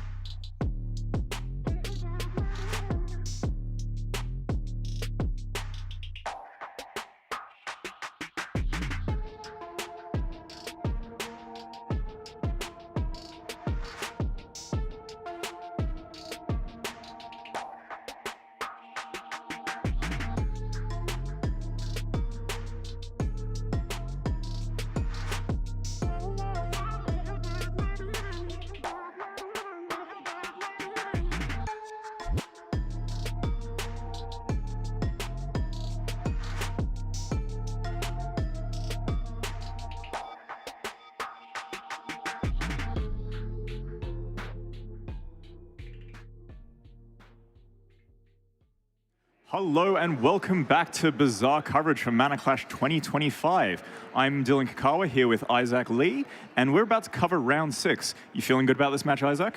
I'm feeling really good about this, and I'm really looking forward to seeing Ed Nurse on Reanimator play. Reanimator is just, it's near and dear to my heart. Yeah, we've got Ed Nurse on Reanimator, and he's going to be playing against Matthew Judas on Grixis. Yeah, so Ed Nurse managed to come top 4 and take away a volcanic island at the World Championships, Mana Clash 2025, just yesterday. Coming back today and already going X1, going into round 6, which is pretty impressive. So a top showing from Ed, playing into Judas. Yeah, Ed's a good player, and Judas is a good player, so this should be a really tight match. Yeah. Ed also likes to not mulligan. So let's see how, is that maybe because he's used to playing against Thoughtseize decks. So maybe he's just going to avoid mulliganing to avoid getting Thoughtseized again. Could be, could be. Judas is also just fresh off an incredible set of wins at the Pro Tour recently. Yep, went 10-6, undefeated in draft. Undefeated in draft. Wow, this is not draft though. Well, this is constructed. It's true. Some people might call Highlander cube constructed. I like the analogy a lot. So it can be a bit like draft. In a singleton format, there are a skill set that exists in singleton formats. Yeah, no, I totally agree. I totally agree. All right, so we've got players shuffling up, presenting, getting ready. Ed and Judas giving each other a bit of a stare down from Judas there and checking over to each other's teammates. All right. So if you're in Matt's position here, Yep. what are you hoping to have in your opening hand? I'm looking for probably a Thoughtseize effect. I want to have as much information as possible because I want to know where Ed's hand is weakest. I want to know if it's weakest on putting a creature in the bin or getting it out. Yep. And tacking from that point and also knowing which cards to counter. Yeah. When to leave mana open and when to deploy threats. So even a Gitaxian Probe and being able to see that information, really important. Yeah, Gitaxian Probe arguably better because you don't have to spend mana and then you can maybe cantrip into something you need in order to deal with that hand. Yep. All right, Ed mulliganing here on camera. We Wow. have footage of Ed taking a mulligan. That is, like, unheard of. But we have it here, folks. We have the footage. We're able to play it back in the future. It is possible for Ed Nurse to take a mulligan. He might have nightmares about that. Just playing back in his mind over and over again. One of the downsides of taking a mulligan as the reanimated deck is that you can't just go to your draw step, get up to 8 cards, and then go to discard and discard your fatty. That's true. It doesn't feel good to put yourself a whole turn behind like that sometimes, but sometimes it's the plan you got to go with. Yeah, especially if your hand is like a fatty, a swamp, a dark ritual, and an animate dead. Yeah. All right. Ed's 6 here. I can see a couple lands, an Exhume, and Traxxas, a Traxxas. Oko, and Coma. Yep, all right. And Bone Shards, I believe. Yeah, so really hoping that Matt's first turn is like a Tameo, so that Ed can put his fatty in the bin using that Bone Shards. Yeah, and then Exhume can bring them both back. Yeah, but that's okay. Yeah. I can deal with my opponent having a Tameo if I get to have an Atraxa in play. Yep. The other good thing about the Bone Shards as well is even if it does get countered from like a Force of Negation, Force of Will, Daze, or anything, the creature still goes to the bin. Yeah, it's part of the cost to discard a card in order to destroy target creature or planeswalker on Bone Shards, and that means that fatty is in the bin, which is one of the main objectives when it comes to Bone Shards. Yeah, so I think Ed is hoping for some kind of creature that he can interact with and then put the fatty in the bin and exhume. But he still has that plan B of just slamming an Oko. And we see a Ragavan from Judas on turn 1. A Force of Negation backup as well, by the looks of it in his hand. I think Ed's actually going to have a smile on his face going, you know what? Exactly what I wanted to see. I wanted to see a turn 1 creature so that I can use this Bone Shards in order to put my Atraxa in the bin. Yeah, I think Judas is probably going to let the Force of Negation resolve if it goes ahead like that, because while the Ragavan is powerful, he doesn't necessarily need it to win this game, and the Force of Negation is so powerful on a crucial turn. Yeah, because it's kind of like 2 halves to the card in Bone Shards. Part 1 is killing the Ragavan, sure. But part 2 is being able to discard that creature. And so Force of Negation can counter half of this spell in killing the Ragavan, but doesn't counter the fact that Atraxa is going to go to the graveyard. Yeah, definitely a nice cost. And Judas checking Ed fetching the right land there. Yeah, so the context for that, for those watching at home, is that yesterday Ed Nurse was on camera, and in the first instance of being on coverage for the first time, cracked a Foddered Strand and got a Bayou. Badlands. Badlands, okay, and wasn't able to, so we had to have a rewind. A pretty simple mistake that happens, and especially when the nerves are a bit higher on camera. That's definitely true. I remember my first time on camera, I was a bit nervous. Yep, so we see that resolve, and I really like this from Judas. Right? Yeah. Like, there was no consideration. No, Right? he just Hey, I'm thinking about whether to cast this Force of Negation or Force of Will.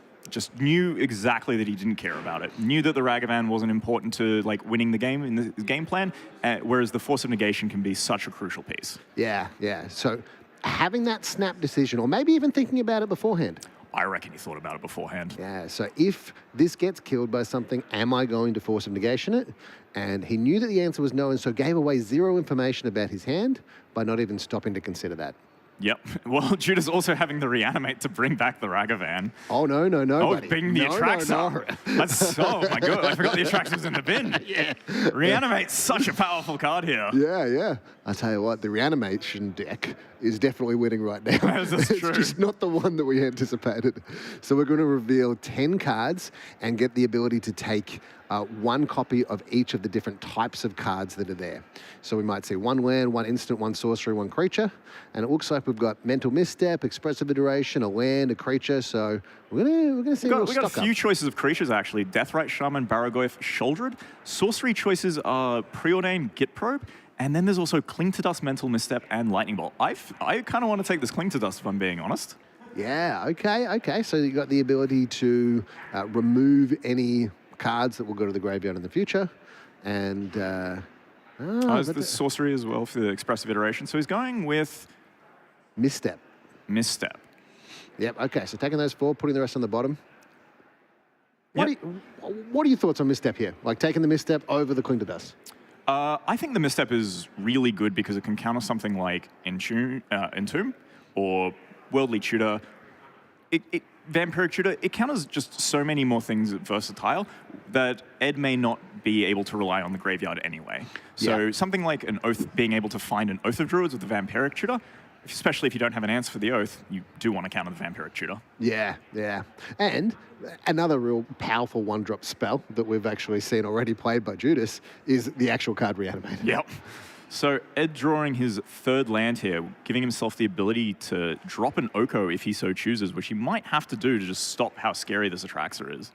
So Oko coming down, and this time Matthew has stopped and said, you know what, I am going to consider this, and I've decided to play that Force of Negation. Yep, I think Oko definitely worth Force of Negationing there, and Ed picks it up. He's not beating the Atraxa from the cards in his hand. Wow. That was fast.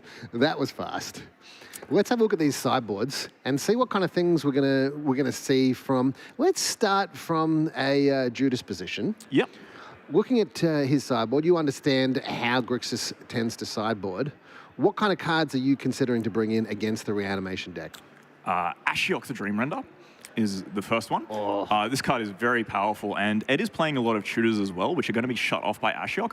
Being able to bomb the graveyard, and it's really underrated in singleton formats of being able to take cards from your opponent's deck and strip them of those resources entirely. So we've also got Unlicensed Hearse, a Submerge might come in here, Price of Progress, and maybe some blasts. Some red and blue blasts, depending on how he thinks. Maybe not the blue blast, but probably some red blasts. Yeah, there's a lot of different options available in the main deck for Judas, for Matthew Judas. So it doesn't have to do a lot of sideboarding because he's got the Force of Negation in the main. He's got the Force of Will in the main. He's got the Reanimate in the main. He's got the Thoughtseize, the Inquisition, Duress. And so just adding a couple of things like that Unlicensed Hearse and the Ashiok, as you said. Although I do have some considerations with the Ashiok. I do think it's good. Yeah. But 3 mana, I think if Ed's doing his thing, 3 mana is too much. That's fair. I think, however, when you can back it up with things like Force of Will, Force of Negation, Daze, it's very hard to deal with that Ashiok when it ever resolves. It may not be the best overall because a lot of what Ed can do is just set up a turn where he puts a card into a graveyard and immediately reanimates. But in the right position, Ashiok may just snipe something. For sure. And what would you say Ed is bringing in sideboarding for this matchup? Oh, I'm going straight to this Veil of Summer. That's my go-to. Cryptic Command for single green. Counter your Thoughtseize and draw a card. Counter your counterspell and draw a card. Absolutely fantastic. So I'm bringing in that Veil of Summer. I would probably consider bringing in a Beseiju because I don't know what Matthew Judas's hand and library is like. So I'm thinking, is there going to be like a Wayline of the Void? Is there going to be an Unlicensed Hearse, which we do know that there is? Yep, Matt has one. Yep. So bringing in Beseiju to be able to kill that. And then maybe bringing in... Did you bring in the Assassin's Trophy for a similar reason, also being able to remove a threat? There is only one basic in Matthew Judas's deck. Yeah. Basic Island. So...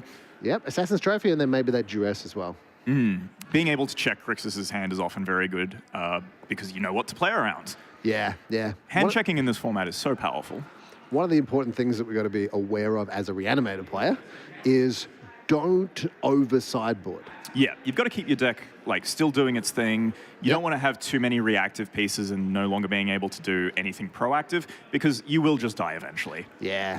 Yeah, that's the thing with combo decks, is you've got to be really lean on what you're sideboarding out. Yeah, and trying to play an interaction battle with Grixis that's a losing battle, I feel. Yeah, there's a lot going on there. Main deck Cling to Dust as well. Yeah, that's a card has been very impressive in a lot of matchups. And Judas choosing not to put that Cling to Dust in hand. No, I think he wanted the mental misstep to answer any sort of interaction Ed might have had. Yep, yep. Which, yeah, considering we saw a concession like a turn later, makes complete sense. All right, so Ed's going to be on the play for game 2 as we shuffle up here. Which side of the table would you rather be on, assuming we were at 0-0? It depends on whether my objective is to win or my objective is to have as much fun as possible. So if you were to win, would it be Grixis? Yeah. Yeah. Like the deck that has Force of Negation, Force of Will, Thoughtseize, Inquisition, Duress against a combo deck, like it's an uphill battle for Ed. Yeah. But, it feels so good to put a fatty in play on turn 1 or 2. See, I agree, and that's why I still think Grixis is more fun, as Judas did put an Atraxer into play last game. Oh, you got me. You got me on a technicality, though. Yeah, he had more fun last game. I feel that.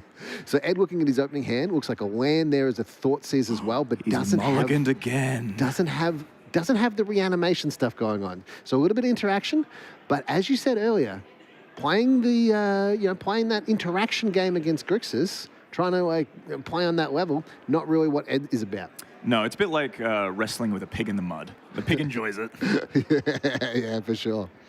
Although I do want to still, if I'm Ed, I want to see either a turn 1 Dark Ritual, Entomb, Reanimate type situation, so like a turn 1 something good, or I'd like to see a turn 1 Thoughtseize with the ability to combo off within 3 turns. Yeah, I like that. I think the thing with interaction out of the Reanimated deck is it needs to really be more backbreaking otherwise. And being able to really see what's going on from a Thoughtseize allows you to play around the interaction from the hand. Not quite the top of the deck, but you can still play around the top of the deck a bit if you know what you're thinking. And it looks like Ed's drawn another no-lander and mulliganing to 5. Yep. Yeah, interesting fact, the Assassin's Trophy. So Assassin's Trophy instead of Abrupt Decay. So Abrupt Decay basically does the same kind of thing, but the Abrupt Decay can't be countered. Yeah, so the Assassin's Trophy is going to be less useful on something like a Hearse. Yep. Because we do want the Hearse gone, and not being able to be countered is very valuable. However, the Assassin's Trophy can hit things like Murktide or Tasiga, or just problematic threats that you might otherwise die to. I recently discovered that Assassin's Trophy also targets Leyline of the Void, whereas Yep. Abrupt Decay does not. Yep, that's a pretty big one, even though it's a singleton format. So I play a lot of graveyard-based shenanigans. Yep. And with a new deck that I recently built, I put the Assassin's Trophy in, thinking it kills everything. And then my opponent said, pre-game actions. I'm going to start with the Leyline of the Void in play. So that's the wrong mana cost. Oh, no. So, mulliganing to 5 for Ed Nurse. Let's see how he goes. Ooh, he's got Couple fast hands. mana, an Animate Dead, a Preordain, Git Probe. Yeah. He's got to lose 2 of these cards, so he's losing the... No, he's choosing which ones he's keeping. He's going to lose the Mox. The Mox, keeping the Animate Dead, the Probe, the Preordain, and putting a land and a Chrome Mox back, which, considering only got 5 cards left, the Chrome Mox is an easy one to put to the bottom. Yeah, Chrome Mox way less effective when you start with fewer cards in your hand. Yeah. Unless you're going to put that thing into play on turn 1. Yeah, so Ed Nurse leading off with a Git Probe here, being able to see what interaction Judas has. Judas has a Thoughtseize, Drown in the Lock, and Counterspell as interaction with a Barrogoyf and Murktide Region as threats. And a couple of lands to go with it. Sorry? A couple of lands to go with those spells. Yes, a couple of lands to go with them. Which is something that Ed was missing in those first 2 hands, it looked like. Yeah, and Judas, I imagine, going to be very happy to turn 1 Thoughtseize his opponent who's mulled to 5 on the play. So And Ed's drawn a Lotus Petal. He's got everything he needs except a fatty in the bin. Yeah, yeah. All right, so we're going to probably see a cracking of the fetch land in order to play that Preordain and try and find something like an Entomb or something like a sideboard card, maybe one that Isaac really likes. Yeah. A little Veil of Summer. A little Veil of Summer Yeah. counter and draw off that Cryptic Command against the Thoughtseize. Yeah, there is also an argument you can make for leaving the Verdant Catacombs open and going end of turn for a Surveil land and maybe trying to hit that fatty. Ooh, that'd be an interesting Yeah, play. especially because maybe it's not so good because he knows about the Thoughtseize. So Yeah. All right, any Veil of Summers, any Veil of Summers. no Veil of Summers. Looks like a Lindol's Vault and a Bone Shards again. Yep. Okay, so Ed's probably thinking to himself, you know what? Oh, he's keeping them. He's keeping both. So I think he knows he's getting Thoughtseize turn 1, so he wants to be able to use this Limdal's Vault on turn 2 before Judas has counter magic. So this is a tricky one, So explain to our audience here exactly what happened in terms of how he managed to protect the most valuable card in the top couple of cards with that Preordain. So because the Preordain scries 2 and then draws a card, it means you're guaranteed to draw one of the top card of your deck, really. But because you can choose to rearrange the order of the cards, putting a card second from the top means that on your next draw step, you're going to draw it, meaning it's not in your hand for when a Thoughtseize can be played. So one thing Thoughtseize is notoriously bad at is playing around the top of the deck. Yeah. And best way to make that happen is to change the order of your deck. That makes sense. That makes sense. So we're going to see another land here by Matthew and keeping up in the counterspell here, which Ed knows about. So you know what? I'm not going to fire off this Limdal's Vault. I'm just going to wait. So Ed's drawn an Oko here, and Judas with a Bloodstained Maya going to be able to find Volcanic Island or maybe even a Thundering Falls. But choose to leave it open in order to not get got by cracking the fetch land in response. So see a main phase tapping that for, is that an Inquisition of Kozilek? I believe that's an Inquisition of Kozilek. Yeah. Still not tapping that fetch land, giving Ed the opportunity to play something in response. Very heads up. Very heads up. So we might see a pop-off of that Limdal's Vault, and then I reckon we'll see a pop-off of that counterspell. Yeah, I reckon this Limdal's Vault will be eaten by a counterspell. Judas might have to consider, what if Ed has a Veil of Summer in hand? That would be really bad, but he may have just led with the Veil of Summer into the Inquisition. But he does know about the counterspell, so it could be a bit of a mind game going on there. Yeah. But it looks like this Limdal's Vault is resolving. Well, I mean, there is something to be said for being down a card. That is true. So Judas knows that, like, you know what? I'm going to let that Limdal's Vault resolve, and then I'm going to counter the card that you put on top of your library, and you'll actually be down a card as a result. So what are you looking to find with Limdal's Vault here? I am looking to find 2 things. The first thing is a really good card that I actually want to play, and the second thing is something that can counter that counter spell that I know is in Judas's hand. which is going to be hard. So that's Yeah. minimum. I'm going to have 2 draw steps in order to get around this because that Inquisition is going to resolve, and it's going to hit. I think that nothing. There's a bone shards in hand. Yeah, I think the only respite Ed kind of has at the moment is that Judas hasn't deployed a threat yet. Yep. But, as we know, that can change very quickly from Grixis. So looking at that top 5 we've got at the moment there, we've got a Mental Misstep, we've got a Vampiric Tutor, and Ed goes, you know what, I could take that Vampiric Tutor, maybe get an Oath of Druids, but no, it gets counted. I can't do it. Got to do something else. Got to do something better. So Faithless Saluting Reanimate is an option. Nope. So we're going to take another damage here.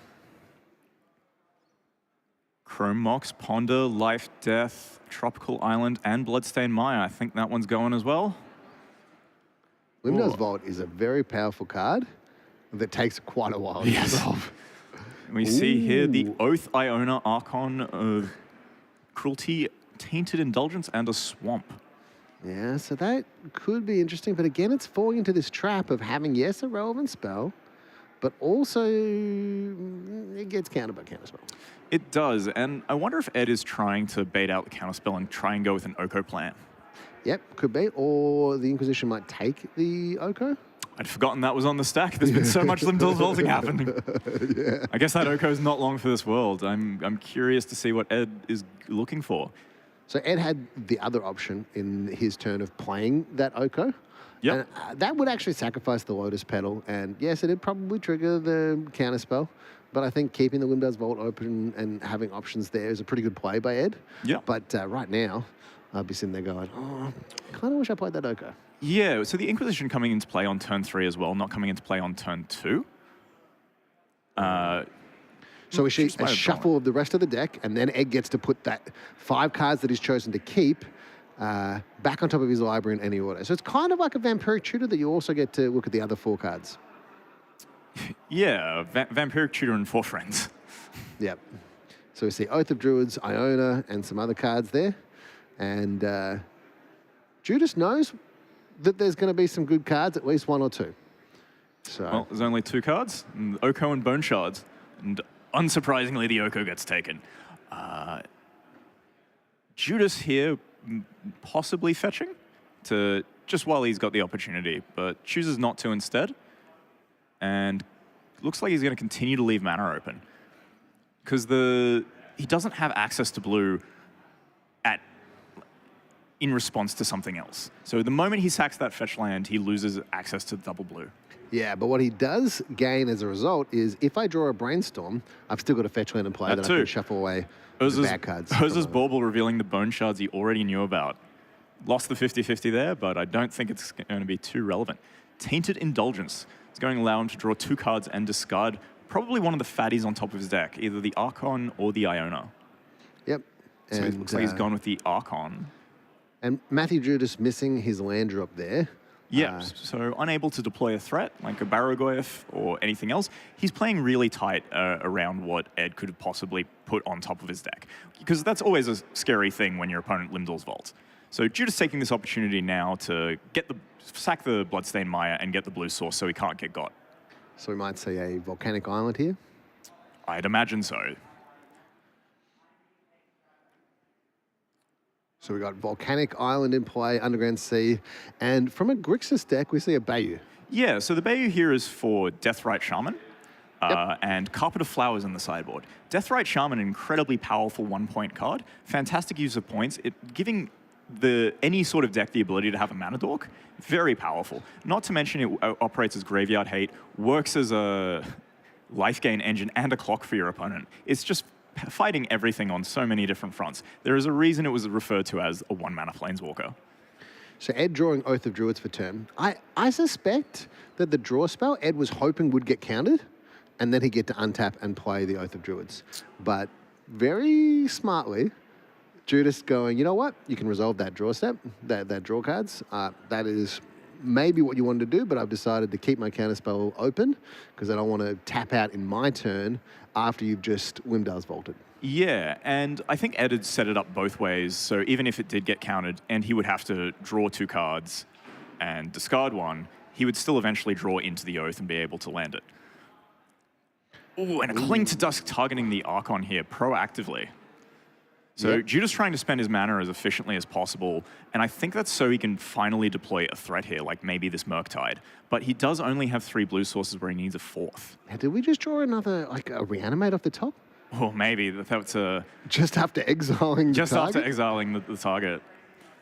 Very interesting. But we're deploying the Murktide here. Leave it, not having the counterspell mana open now. That's relevant. So, shields down. But there is a Drown in the Lock in Judas's hand, which he can cast as a counterspell. So Ed might see this as no counterspell and try and go for it now that Judas doesn't have double blue mana. Yeah. I mean, at this point, considering the play, considering the situation, considering you know that the counterspell is there, I'm thinking from Ed's side, you just got to yam. You got to yam. You got to say, you know what? I think you do, but I think Ed also probably knows that there's another piece of interaction. Yeah, look, I'm not saying that Ed's going to sit there going, yep, this is definitely going to resolve. Yeah. I think Ed's pretty smart, and he's going to go, you know what, this is unlikely, but it's my best shot. So we see a Surveil Land here, and hopefully we'll see that Veil of Summer again. I keep mentioning this Veil of Summer. It's very powerful in this matchup, especially if Judas taps low and doesn't have the ability to interact. But it looks like there's a Sylvan Tutor on top that he's kept. Keeping that in play. So that's going to allow him to put Metamorphosis Fanatic on top of his deck, meaning he can Miracle it and get back any fatty from his graveyard. Also, the Cling to Dusk has been exiled by the Murktide Regent, which means that, it's not something he has to worry about again. So sacrificing the Lotus Petal for the Oath of Druids, choosing not to pay the 1 life for the Mana Confluence, which is quite reasonable given this Murktide is a 6/6. But I think he's going to go for the Bone Shards here and just get the Murktide off the table. As an additional cost, sacrifice that Iona. So get that in the bin. That Cling to Dust is still in the graveyard, though. So I don't know. No, actually, it's not in the graveyard because it got exiled. So exiled with the Murktide. It got exiled with the Murktide, Yeah, so that one's out of play. Something he has to worry about anymore. Judas has a Force of Will in hand, but I believe he also has that Reanimator.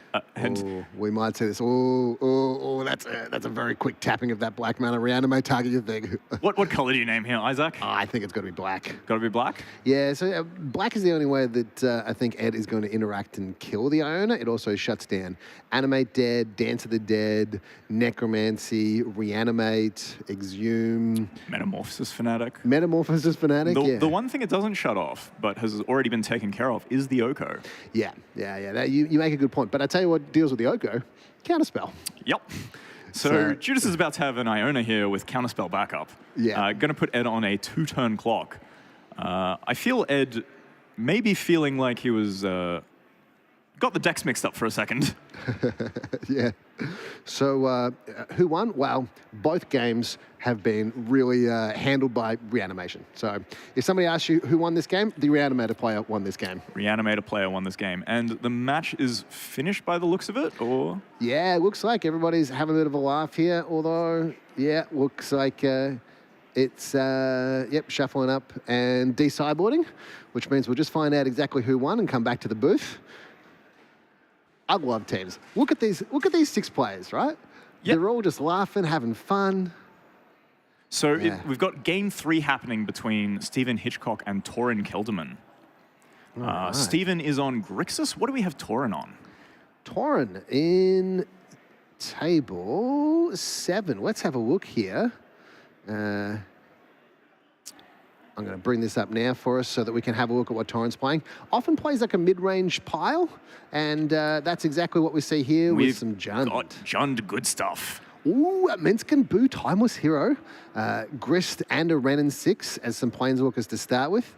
The points that he's on is, wow, Reanimate. Ooh. So we could see another Reanimate, Strip Mine, Minskin Boo, Renin 6, and Deathrite Shaman. Very powerful points indeed. Stephen laying out a smiley face for us here on the left as this is the decider for this match. So am I right in thinking that all 3 players are on Grixis on the other side? They sure are. The entire team came to a consensus on a 75 as they're all big Grixis fans and they thought, let's be Team Grixis. Yeah, I like that. That much faith in the deck. All 3 of them. Yeah, yeah. So this particular team trios has no restrictions on the composition of your deck. So all 3 players can play the exact same 75. No unification of any kind. So Stephen leading us off with a Flooded Strand here. Psychic Frog in hand alongside an Unholy Heat, an Expressive Iteration, Basic Island, and I think another fetch land. Yep. Torrent starts with a Surveil land, has a think for a while, and decides to put... Generous Ent. Yeah. A card that you can reanimate. A card you can reanimate. The card's pretty good at putting itself in the graveyard normally, but sometimes Arrakis Theatre can do it just for you. Yep. These Surveil lands. Oh, They're so powerful, and we see a Stephen's going to fetch follow land. suit. Yep, exactly right. Exactly right. So what do you reckon the chances are that Stephen untaps and plays a reanimate on that Generous Ent? If he sees it, probably pretty high, but I'm thinking he's looking to develop this Psychic Frog. Oh, Psychic Frog. I tell you what, that is a card that is currently at 1 point, was previously at 0 points, and I reckon we're going to see some uptick in that points department, because I've seen so many people see the Psychic Frog, put it in their deck, and really utilize it with such an amazing amount of like ingenuity in terms of like being able to draw cards. But also, I'm just going to kill you. Have you seen it interact with Murktide Regent? I have not. Tell me about this. It makes Murktide Regent huge because it's exiling the instants and sorceries from your graveyard, as you can exile 3 at a time to give Psychic Frog flying. Wow. Which puts a +1/+1 counter on the Murktide. Wow. So it just keeps going up. Big, big, big, big, big. Yeah, these 2 one-pointed cards synergize together really well. Yeah, I like that. I like that. So we see a cracker fetch for a Badlands, getting the 3 colors of mana, Grixis. So having access to double black instead of double blue. And deploys the Psychic Frog. Ding, ding, ding, ding. Like you said, Kakawa. Psychic Frog coming in. I must admit, when I first saw the art for Psychic Frog, it took me a while to pass that it was actually a frog. I thought the eye, its head is sideways. I didn't realize it was sideways. I thought it was just a really weird-looking frog. Yeah. Well, it depends on which art you're looking at. I like the one that kind of looks like a Pokemon. Yeah. Yeah, the Hypnotoad type Psychic Frog. Yeah, no, I thought it had 2 vertical eyes and a tongue coming out of it sideways, but no, its head was just tilted. All right, so Tauren going and finding a Bayou here of a Windswept Teeth. I imagine he wants an answer for this Psychic Frog because it's going to be really scary if it connects, but no, just has a Douthie Voidwalker to play. Yep. Still a powerful card. Oh, but I love me a Douthie Voidwalker. unfortunately, Steven's got an answer to it in his hand in the form of this Unholy Heat. And the Psychic Frog's going to get, like, it can get huge, but also it's going to start drawing cards. It's going to start, if Torrent doesn't have an answer now, it might mean he does not have an answer at all. And if he draws an answer, well, Steven might have already drawn a response for that answer and keep the Psychic Frog alive and just run away with the game. All right, so we see that Unholy Heat. Does get exiled due to how Douthie Voidwalker works, because state-based actions kill the creature, and when state-based actions check, the Unholy Heat is in the graveyard. So we see a little dice on that Unholy Heat. The reason why we see that dice is it actually has a, I think it's a silver counter from the Douthie Voidwalker? Void counter, I believe. Void counter, okay, yeah. So that means that if this Douthie comes back into play, might be able to cast that Unholy Heat later. For sure. So, Whoa. Steven playing 3 spells in that turn, deploying 2 more threats in the form of Deathrite Shaman and Tameo. 3 turns, 3 points in play. That's always kind of where you want to be in these Grixis decks. Yeah. One of the reasons of wanting to play 1-pointed cards is you want to see as many different ones of these as possible. So we're going to see a Scythe Cat Cub come out from Tauren, as well as probably a land to buff it, and I think a Deathrite Shaman is a follow-up play, just to try and compete a bit with this. All right, so we get a +1/+1 counter on that Scythe Cat Cub, and then that Deathrite Shaman coming out as well. So in terms of this Psychic Frog, only 2 cards in the bin, but you can discard another card in order to have 3 cards in the graveyard. Exile those 3 cards, get into attack with both Tameo and Psychic Frog, draw a card with a Psychic Frog, and then be able to crack the clue in order to flip the Tameo, which is pretty big game. That is pretty big. The other alternative is he can just attack with the Psychic Frog and force some discard some cards and force a kill. Okay, so if you attack with the Psychic Frog, and Torrent says, you know what, I'm going to block with my Cub. Yeah. Then it's just, okay, cool. I'll just discard 2 cards and I'll eat your cat. Yeah, That's you are. basically like eating a card as well as turning my thing into a 3/4. Yeah, you do 2-for-1 yourself, but the Psychic Frog getting bigger is quite relevant, taking away further abilities to just try and block it as a fair game. Plus, this Tameo being in play is going to work as an engine so you can recuperate the cards you lose. But Steven going to go with an expressive iteration here by the looks of it to try and gain more resources. Yeah, and also know exactly what he wants to do, because if he finds a counterspell, if he finds a bit of interaction, then maybe he wants to do something different than tap out with his mana or use the clue token with the Tameo. Yep, so it looks like we've seen a blue Elemental Blast and a Lorien revealed there. I'm not sure what the third card is, but... it's a Counterspell. Yep, So old school counterspell. I think the Counterspell is going to go to hand here, and one of these other cards is unfortunately going to be wasted in exile.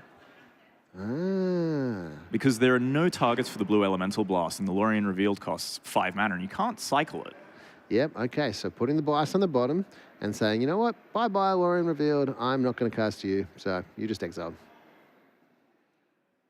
All right, so the other option, as you pointed out earlier, we do have the ability to just jump the Psychic Frog Yep. and get over the Scythe Cat. Yeah, and if you like all of the cards in your hand, that might be what you're going to do. And that looks like it's what Steven's going to do. I think he wants to flip this Tameo this turn. And just a reminder, this is game 3 of match 3 in round 6 of this Team Trios Highlander event, where every player is playing for some pretty juicy prizes. Yeah. Another really cool thing about this Psychic Frog, exiling those lands from the graveyard means Tauren's not going to have the ability to use the Death Right. Ah, good point, good point. So we see an attack here. We get a clue activation. I have a bit of a concern about flipping that Tameo, because that Scythecat cub is actually going to get really large. So I reckon maybe I'll just keep it in play. Well, Steven has just drawn a Drown in the Lock, so he could just kill the Scythecat cub. Could do, could do. Yeah. A couple different options, but Steven has chosen to just pass the turn. And ooh, what's that card? It's a Worldly Tutor. Worldly Tutor. That might be an upkeep Worldly Tutor in order to find Metamorphosis Fanatic. Yep. And importantly here, in terms of that Drown in the Lock, it doesn't counter Metamorphosis Fanatic. It does not. It would counter Worldly Tutor. So an interesting decision here, but there's a couple of different options available, as well as just cracking that clue. So Yeah, well, Steven does have the counterspell, so he's okay with the card disadvantage from the Worldly Tutor. So the I think he's expressive just gonna- iteration found that counterspell, didn't it? Yeah. Yeah. So Metamorphosis Fanatic, Miracle off the top. And then we'll see a reaction from Steven. Yeah, I can't imagine he wouldn't counter this, to be honest. It would get back a Generous End, which I believe also has Reach. Ooh, good point. Reach is... Pretty good into a Psychic Frog. and It's a 5/7 as well, so it's pretty hard to get through. slamming of that counterspell.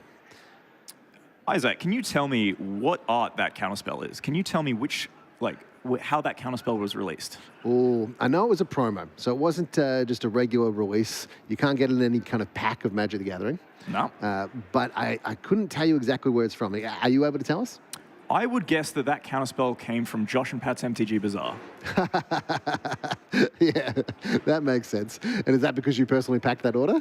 No, I'm just taking a guess. Okay, yeah, look, that's an educated guess. All right, so untapping with the Psychic Frog and the Tameo again, taking some damage from the Scythecat cub because it's not blocking, and it's very easy for the Psychic Frog to get flying. So kind of makes sense there, but maybe you want to force the cards out of Steven's hand, but I don't think you can afford to be honest, because the Tameo is just going to gain so much value otherwise. Now, if there was a fetch land from Tauren to go with this current board state, then that would put an additional counter on the Scythecat cub, and then it would double the number of plus-on counters on the Scythecat cub. But with no land from Tauren, that means that Scythecat cub, little puppy cub, little 3/3. Yes, this Psychic Frog connecting, and Steven's drawn a Preordain, which means he can cast that and use it to flip his Tameo for 1 mana instead of 2. Yeah. Drown in the Lock, Thought Scour, Dragon's Rage Channeler, and Unlicensed Hearse in Steven's hand. So, what are you wanting to interact with here on this point? one of the things I really like about this hand is that if there is some kind of miracle thing like another Fanatic, then you can actually thought scour your opponent. So target your opponent to put 2 more cards in the graveyard so that my Drown in the Lock can actually counter some more things. Yep. Which is a cool little interaction there. It's also really cool against Worldly Tutors. They put a Metamorphosis Fanatic on top, and then you thought scour them and put it in the bin. Oh, yeah. Vampire Tutor as well. So, Stephen casting a Preordain, putting 2 lands to the bottom and drawing an Urza's Bauble. So, he's going to cast the Dragon's Rage Channeler here, and probably cast the Bauble to start fueling this DRC and getting it a bit further up. Of course, the Deathrite is going to be able to activate now, but one thing Stephen can do is exile the cards at instant speed from his graveyard, shutting off what is not a mana ability from the Deathrite Shaman. Yeah, because it's a target ability. It is. It is one of the few ways of producing mana that is not a mana ability a lot of the time. So Urza's Bauble can see one of these 3 cards and sees an Overlord of the Hauntwoods. Overlord of the Hauntwoods. And that's the kind of card, right? It's going to cost black and 1 to actually cast, but... No, it's the green one. 2 and a green. 2 and a green. Okay. Green, 1. That's the green Overlord. So that's a 5-drop, and there's only 4 cards in the graveyard, so Drown in the Lock doesn't counter it, but it does, with that Thought Scour, it would be able to. Only problem is only 2 lands available. Yeah, and there's a really awkward Deathrite battle that goes on here because the Deathrite can't respond. Like, Deathrite can respond to Deathrite in order to take out the mana source. Yeah. So realistically, Stephen only has access to 2 mana here. Unless Torren was to tap the Deathrite first somehow. So it's a bit of a, like, whoever taps last is the one that gets the mana. Yeah, a bit of a game of chicken here. Another cool thing about the Overlord of the Hauntwoods is resolving is it's going to put a land into play for this Scythecat Cub. And Torren goes to exile the land, and Stephen exiles it right back to get the mana advantage. Interesting. Okay. But then we might see go into combat? No, we're still in main phase, and we've swap cycled and lightning bolted the Scythecat Cub with red.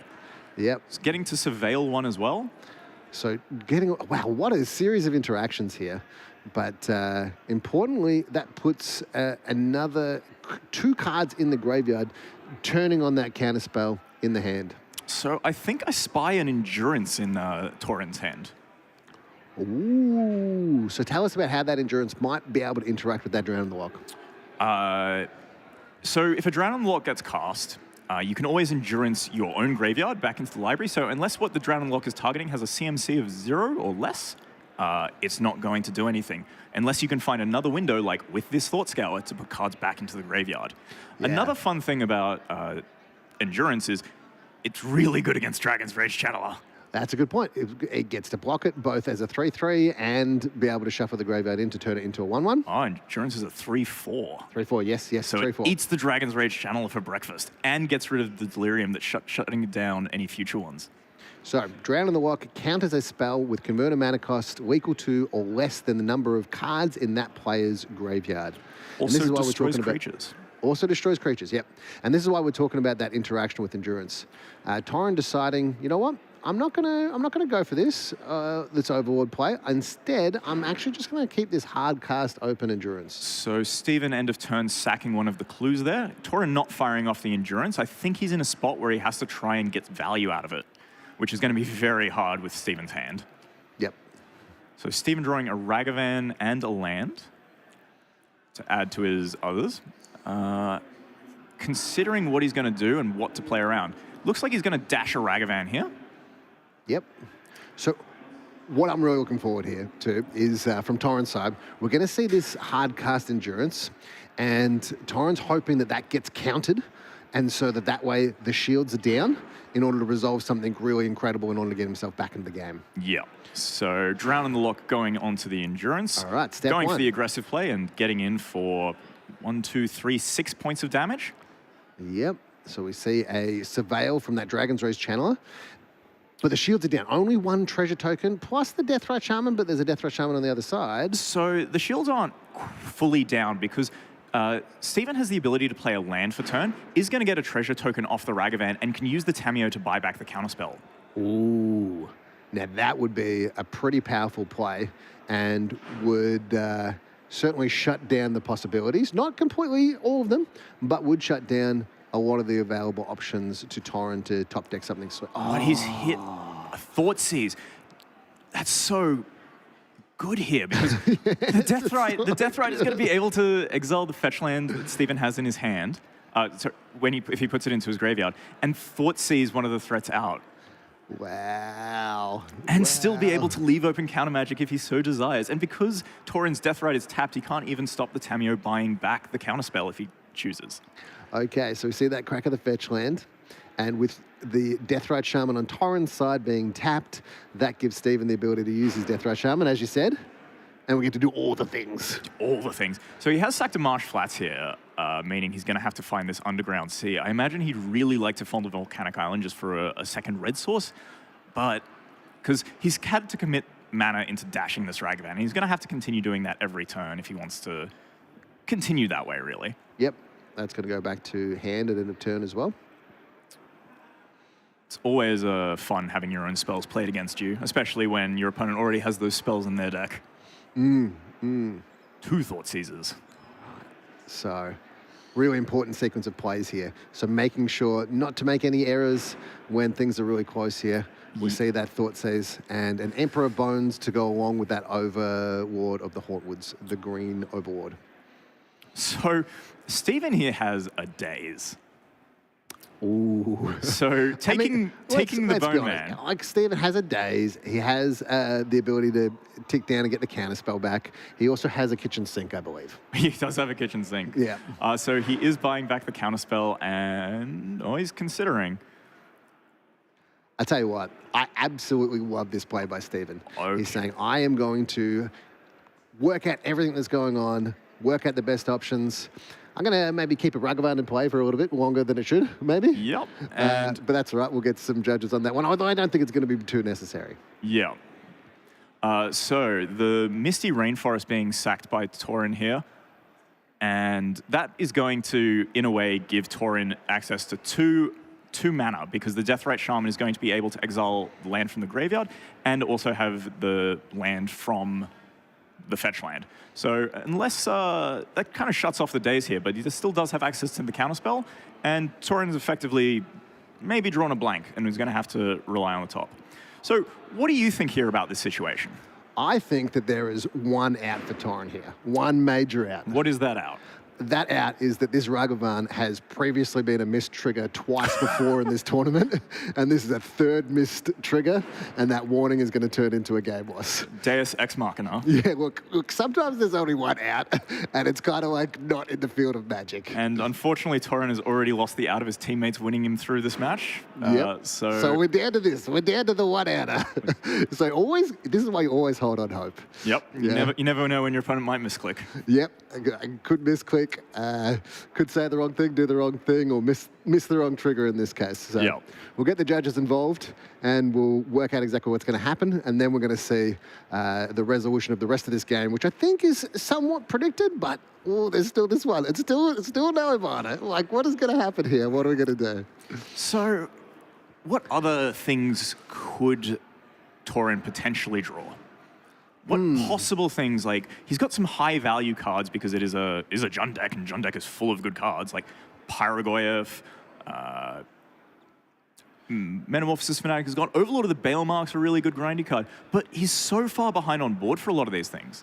Yeah, I think we basically kind of need like a Damnation, something that actually sweeps everything here, which is going to be hard to do considering I don't believe we have a Damnation anywhere here. So, Stephen picking up the Surveil land to Daze, and Deathrite Shaman paying for it. I think this was just to pick up the land, to be honest, and put more cards in the bin, and to tap the Deathrite. Yep, that makes sense. All right, so I've tapped all of your things. I'm going to get to do a bit of a... some surveilling. Surveilling from the Deathrite Shaman. And I get to tap down your blocker, and I get to sacrifice that treasure. Sacrifice the treasure. And then untap. And we don't know the life totals here, but we do know that there's 4 minutes left on the clock, and there's been a lot of damage going back and forth. Yeah, the Psychic Frog's connected a few times. There's a DRC that's connected. There's a Ragavan that's connected. And there's a bunch of fetch lands that have been in play, and some shock lands. So I can't imagine Torren's got too healthy a life total to work with here. And we got that Ragavan coming out as a dash. so much damage potential available here. Another I think Steven's counting up if he's got lethal, because he can also sack the clue to draw a card, and if he's got enough damage that he can throw into that Psychic Frog. So we see discarding 2 cards, and we see the handshake, and there it is. Lethal. Wow. And Team Bus Stop takes it. What an exciting last couple of turns there. Despite us kind of like seeing the writing on the wall, that Ragavan situation, that potential out, pretty interesting there for us as the viewers going, is there? Oh, maybe. Oh, maybe there's actually a potential interaction here. I don't know about you, Isaac, but I'm always one for spicy stories like that. Oh, it's a bit of spicy story. Yeah, a little bit of nail biter coming into the end of the round is always something that's cool to see, especially when we're doing coverage. Oh, absolutely. And I've heard so many cool stories this weekend of ridiculous things happening. Yeah, there's been some pretty ridiculous stuff that I've been incredibly grateful to see on camera and have that coverage to look back over, not just today live, but also in the future. Yeah, it's going to be good to go back and watch this. And I think that we're going to look back on this event quite fondly, to be honest. It's been a really fun time so far. Yeah, and it's been excellent to commentate with you, Dylan. So thank you very much for being here as my coverage partner. You too, Isaac. It's been great. And we will see you shortly. We're going to finish up this round. And then there's, how many more rounds? One more round? We've got one more round of Swiss, followed by a top 4 cut, because in team tournaments, when you have a top 4 cut, you have an extra round of Swiss. Yeah.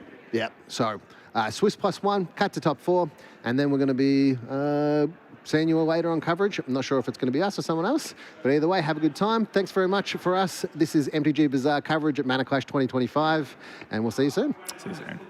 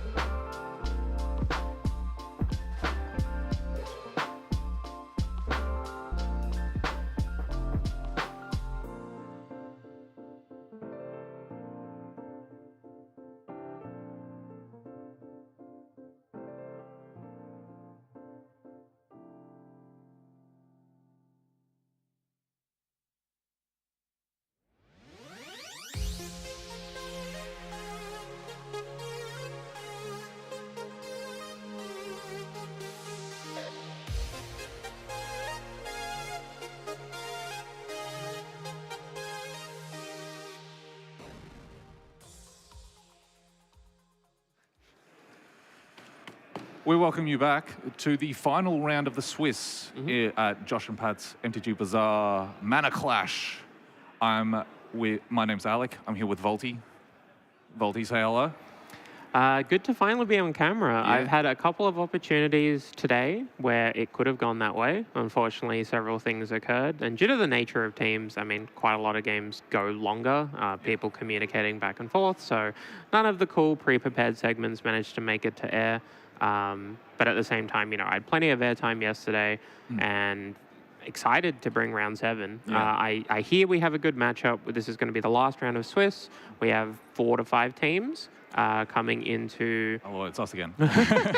We have 4 to 5 to 6 teams in contention to make top 4. Yeah, top 4 is always a tricky thing to work out It's not always a clean cut, whereas with top 8, often it can be a very simple tiebreaker math.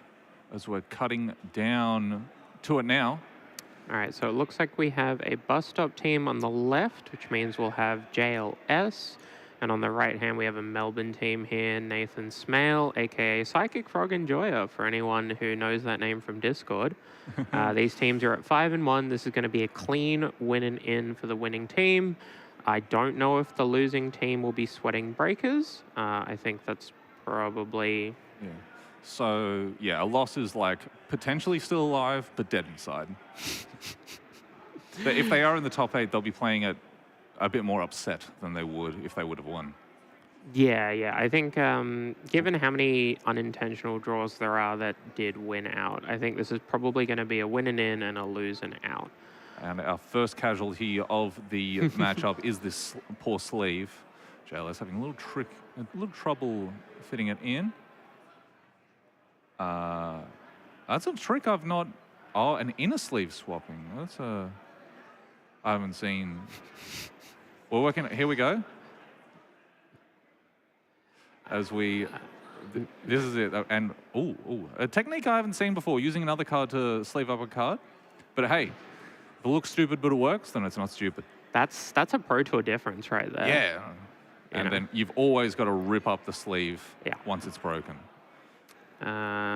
We didn't actually get to have a look at Nathan's hand, mainly because of all of that kerfuffle, but he did win the die roll on the right here. It looks like both players keeping. As we see a bunch of, there we go, a whiteboarded Once Upon a Time. That's how old that card is. It was printed back before the modern border. Yeah, in fact, the time that they're referencing was a very, very long time ago. It was a different time. And it matches the whiteboarded swamp that we saw there. But Nathan going to take Barragoyf here. Once upon a time, there was a Barragoyf. That's his first turn. Going to lead off with a Missing Rainforest. Crack it. Does he have a... I assume it's a Dryad Arbor, right? Oh, it's getting a Dryad Arbor. Good turn 1 play. So I expect Trop, Dryad Arbor. It could be Savannah or... no, it's probably Trop. Yeah, it's probably Trop, Dryad Arbor. Nathan also not forgetting to shuffle in his Green Sun Zenith. We love that. It's got to go back in the deck. And everything's above board. It has been done so. It's pretty unfortunate that the other Zeniths weren't playable. Yeah. Because then I think people would not be forgetting to shuffle in their Green Sun Zenith, but it happens all the time. I mean, my White Sun Zenith control deck is not really taking off in popularity, so that's probably why. But other than me, I mean, everyone's only playing the green one. So JLS going to get to see the hand with a probe here. Going to take some damage. We'll see if he's hoping to kill this Dryad Arbor, maybe fire off a discard spell. He does have an Unholy Heat in hand. Okay. Probably not going to... Although, knowing Nathan's hand, maybe not looking to... what's he going to do? Cast a Duress. And now he doesn't necessarily need to kill that Dryad Arbor. That Unholy Heat can be saved for later on with a more impressive target. Perhaps a Barragoyf. Nathan Snap putting his Dryad Arbor in with his lands just to tilt me specifically. Thank you, Nathan. Volty has been untilted. I'm really glad that my microphone's coming through just to Nathan's earpiece that you can see if you look under his hat on the right-hand side. Yeah. So I think this is going to be a pretty critical turn. JLS has 2 types for Delirium, so Unholy Heat pretty unlikely to tag this Baraglyph. And if he kills the Dryad Arbor, that's going to give a creature to grow that Baraglyph, and it's going to be connecting for 4, maybe 5. I think it's 5, because there's an artifact and a sorcery and an instant. Yeah, that Baraglyph is enormous if this Dryad Arbor dies, so I assume... Yeah, is playing a creature. Baraglyph now a 3/4. But Death Touch and Lifelink, so can't necessarily... Oh, going to opt to trade here. I think that's a pretty reasonable snap block there. Baraglyph has, Baraglyph's ability to generate resources is much quicker and more efficient than Tassiga's, activated ability of 700 mana to draw 1 bad card. It's just 4. Calm down. The card's really good, all right? Look, I prefer my Delve threats to have flying and kill people, much like the Murktide Regent that is in JLS's hand. He's hopefully going to deploy that in a couple of turns, but at the moment, Nathan has cycled his walk, he's got a bit of damage, and his hand is really empty. So this is the turn to start applying pressure, maybe hold up a counterspell if possible, or cast 2 cantrips. Yeah. Just spinning the wheels at the moment. There is a Murktide Regent tucked away in the corner of the hand there for JLS. That's a pretty good one. Looks like he's keeping a frog for later, but he does have a land on top for Sheoldred. Hasn't snapped off the heat on the Dryad Arbor. I think the difference between 5 and 4 mana is pretty negligible. The difference between 1 damage and no damage is also pretty ignorable. But I wouldn't be surprised if the heat gets fired off in upkeep, specifically for natural order. And he wants to see what the Surveil does and not give Nathan that information before firing and committing off to that spell. And no upkeep stop. Just gonna trust the process. So oh, he does. No. Okay. And it's further tilting us. It's not being sacrificed, but it looked like it was getting sacrificed, put into the lands, and then put back into the red zone. As a Time Walk gets cast from that Eternalized Witness, or whatever the heck. Timeless Witness. Timeless. Once upon a time, Timeless Witness, Time Walk. I'm sensing a small theme here. Yeah, it's a fairy tale. It's a Timeless Witness. Very powerful card. Very neat addition to this deck. Equal getting fired off here post-combat. I'm surprised he didn't want the Dryad Arbor for this turn. Trying to think what he'd be getting. Because Spellseeker isn't necessary, so he's getting Frog. Okay, that explains it. Yeah, because I guess if you keep the Dryad Arbor mana, it's like pretty awkward to go get a Eternal Witness with Equal. And committing to the Frog and applying pressure and forcing your opponent to have more answers and figuring it out later. E-Call being Eladamri's call. Yeah, of course. Yes, yeah. yes. Shorthand for that card. Took me a mile. I was thinking, is this a new email, but it's now an e-call? Yeah, it's the little green button with the white phone symbol. Ah, yeah, there you go. It's what they rebranded Skype to. Yeah. As we see JLS, he saved that Unholy Heat for a more potent threat later in the game. It is not on. It is not. So giving Nathan the option to discard a card to more or less counter this Unholy Heat, but then... I believe it's a plow, right? Oh, no, it's an ephemerate. That's what it is. Okay. So that is a massive swing. Yeah, that's a blowout right there. As I thought it was a Swords to Plowshares. No, it was, and that was known information for JLS, which must have, would have set some alarm bells off for Nathan. Which is like, hang on, he knows about this, and JLS did have a plan all along. I think Nathan was a little forced into that play.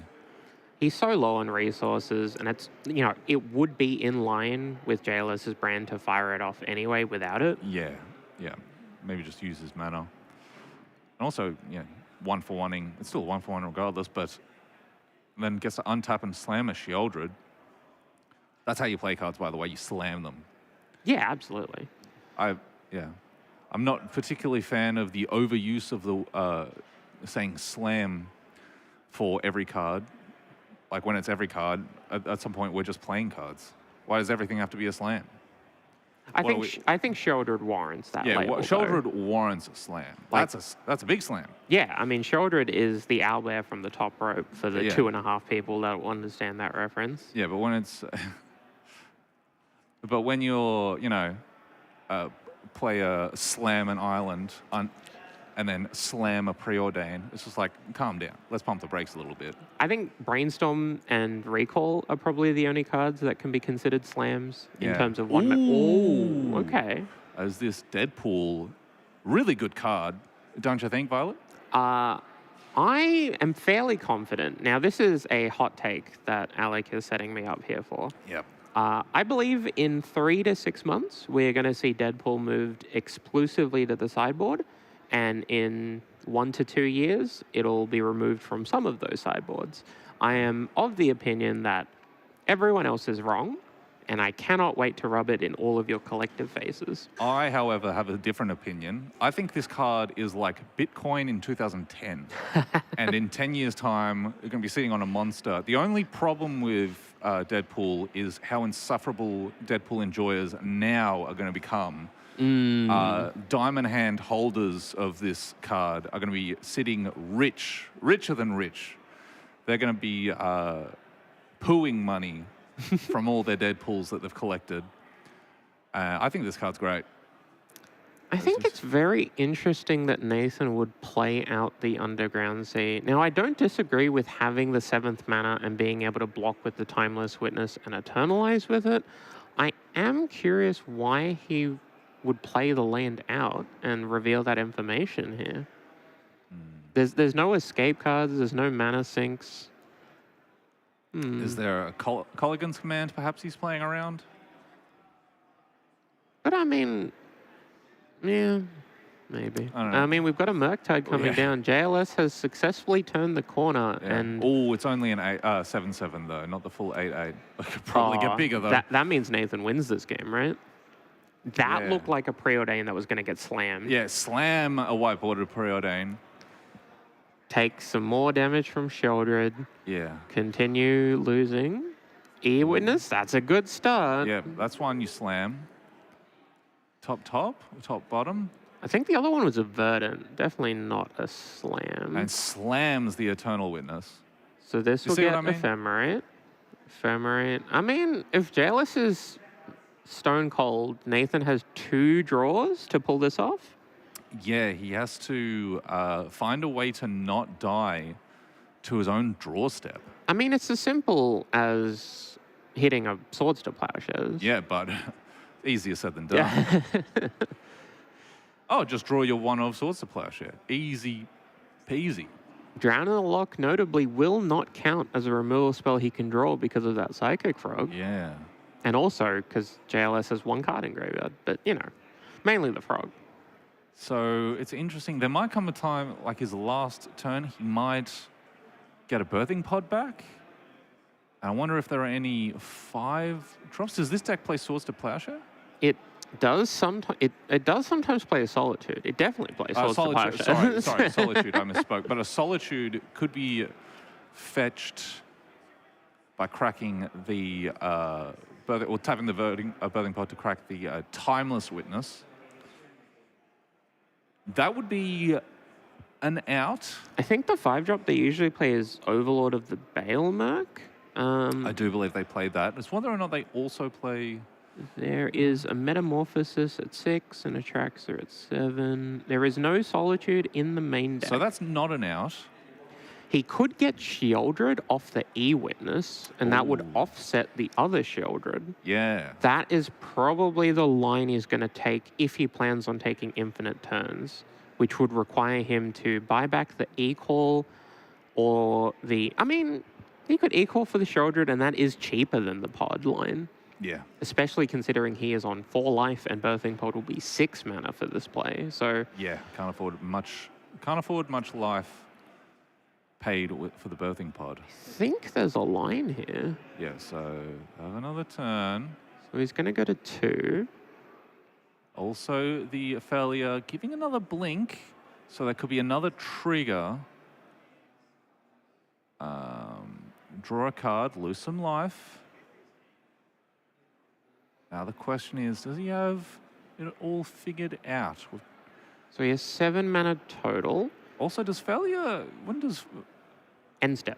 end step? Oh yeah, not in JLS's turn, so it doesn't.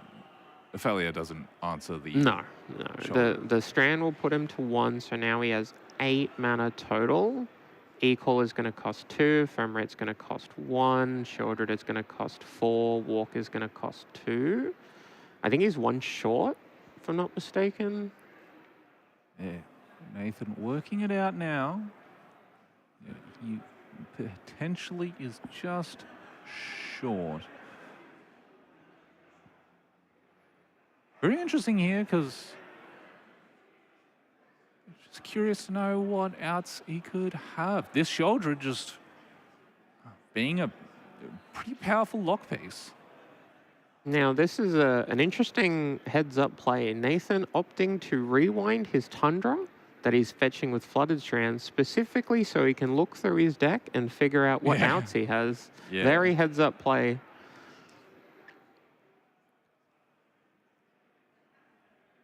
Yep, that's still a Tundra. That's a buy. You can't get that one. You can't actually get that one.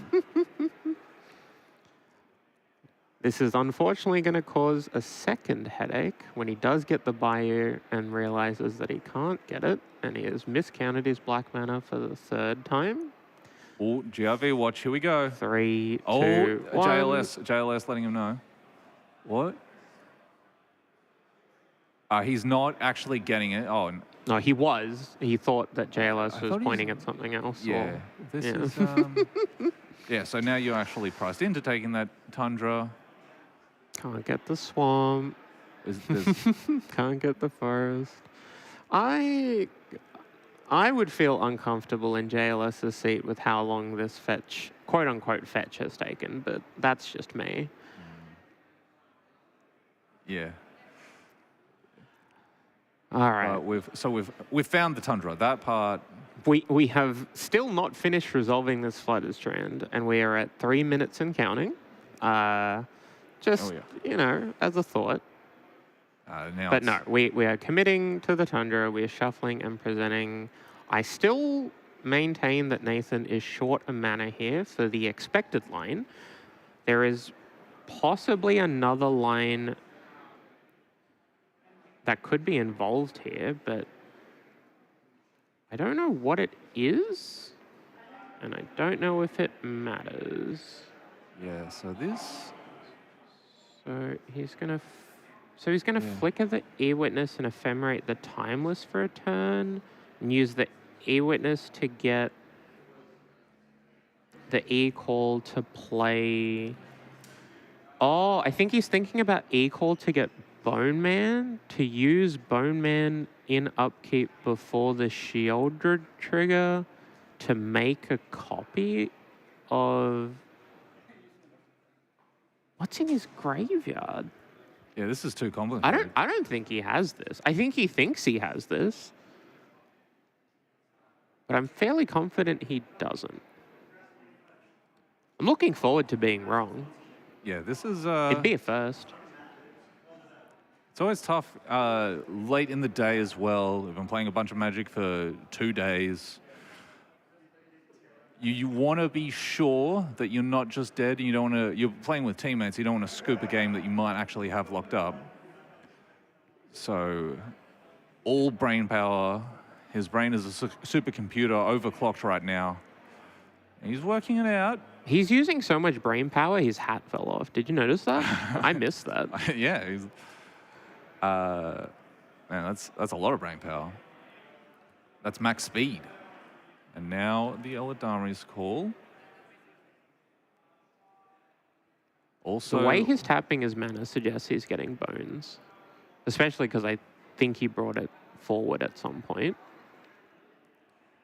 yeah, you want to be very careful with all your mana. How you tapping. Oh, he wants to get Emperor of Bones to attack with a Baraglyph, but that's not gonna do it. I've literally lost track. Does Nathan have a turn in pool? I don't think he does, right? And he scoops it up. Doesn't have the out. JLS gonna take game 1. Wow, that was so close. Unbelievably close. I'm not sure it was. Oh, it was close to having infinite turns. Of course it was close. But we did see the power of Deadpool there. AKA Did Bitcoin. Bitcoin in card form. Deadpool Buy in that now. game was 4 mana, kill your Baraglyph. Yep. That was it. That was all that happened. It was a kill your Baraglyph and then attack with a lifelink Death Toucher. That thing. killed the Baraglyph. Yeah. That's on rate or, if not, better than a Paraglyph, which is pretty good. So, okay. So it was 4 mana. Yep. He copied a Baraglyph. He then attacked into said Baraglyph the following turn, Yep. which blocked. And so for 4 mana, he killed a Baraglyph and gained the amount of power that a Baraglyph would have. Yeah. That is Consuming Vapors. That's what that card is. I don't know what Consuming Vapors That is a 3 and a black. I will bring it up on screen. That is Consuming Vapors right with there. Rebound. Actually, this card's hot. This card is better than Deadpool in this spot You're because right. you would have been able to tag a second creature. Well, Thoughts? that's just ridiculous. Although this card is sweet. Oh no! Deadpool's worse than this because it gained 1 less life than it would have. Also, Consuming Vapors would have just made Nathan sacrifice a Dry Double. No, because his Dryad Up at that point was in his lands and not in his battlefield. You're right. So right. it turned off and stopped being a creature momentarily. Using hiding it against him. I mean, it worked for that guy that did it against Nassif. You know, No, that didn't work. That worked. The guy that with it in its lands only, it was only upside for him. Anyway, getting back into the match, both players. It looks like they've decided on how they're sideboarding. I would expect it to be pretty minimal boarding from JLS's side. You get to bring in a little bit of graveyard hate, but for the most part, that's not really the axis that you operate on.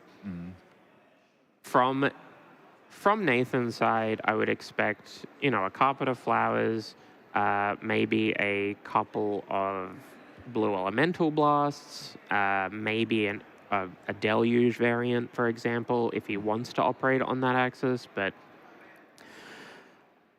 historically speaking, Grixis brings in 3 to 4 cards, Walks brings in 4 to 5 cards, and that's kind of how it is. Both of these decks are very, very resilient against sideboards. That is one of the big draws to them. Yeah. They both use the graveyard, but not enough that some of the graveyard hate is meaningful.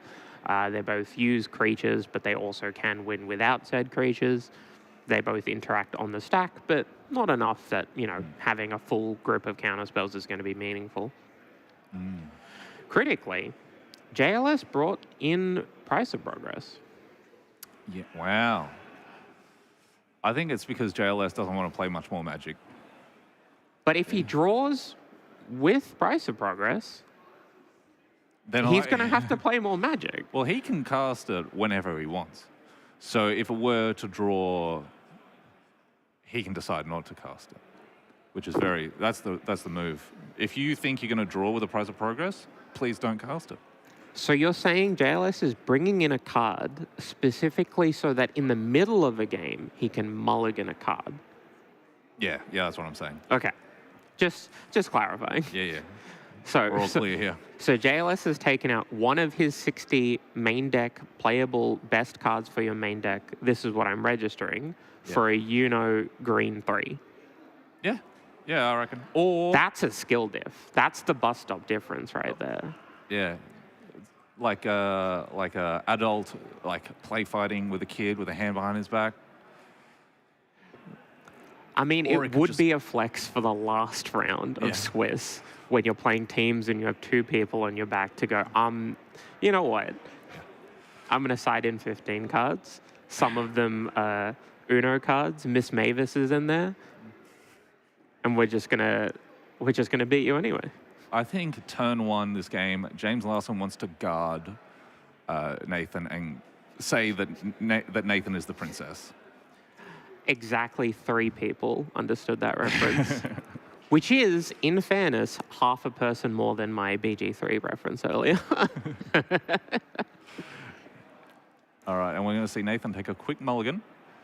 JLS, pretty happy with his 7, I think. I didn't get a good look at it. I mean, it's Grixis. All of your 7s look the same, and they are all keeps. Yeah. That is, honestly, one of the biggest draws to Grixis, in my opinion, and this is for people at home. The fact that you mulligan never means you have to shuffle for start of game less. Yeah. Now, you do have to shuffle plenty of times in the Oh. game because of the fetch lands, but every time you shuffle during a game, you are shuffling less cards because you have other cards. When you're shuffling at the start of the game, that is the maximum 60, and that makes your hands the most tired. Ah, yeah. It's an endurance thing. Yeah, exactly. I mean, okay, look at JLS. Do you not think he's thinking about the 0.00001% EV play of not mulliganing? Yeah, I think JLS's brain is a supercomputer, and he would be thinking about all of that. Nathan typing into his forehead to try and reach his own brain center to work out if he wants to keep this hand. It looks pretty sketchy, but he is going to keep. Seeing some basics. There is a forest and a swamp and a bunch of blue cards and a white card. And This price of progress that may or may not have been bought in could be an Uno card. yeah, JLS could play Deadpool as a 3 and a black sorcery from Rise or Drowsy that has no text in modern day Magic. And his price of progress at the moment will be 1 and a red, take 2 damage. Over the course of the game, that number is going to go up. Yeah. So Nathan rips a Lorien reveal to get blue mana. Is he firing off this brainstorm? This is a weird timing. yeah, that's very interesting. I understand Loriening to get an island to play the island. I'm not convinced firing off this brainstorm is the play.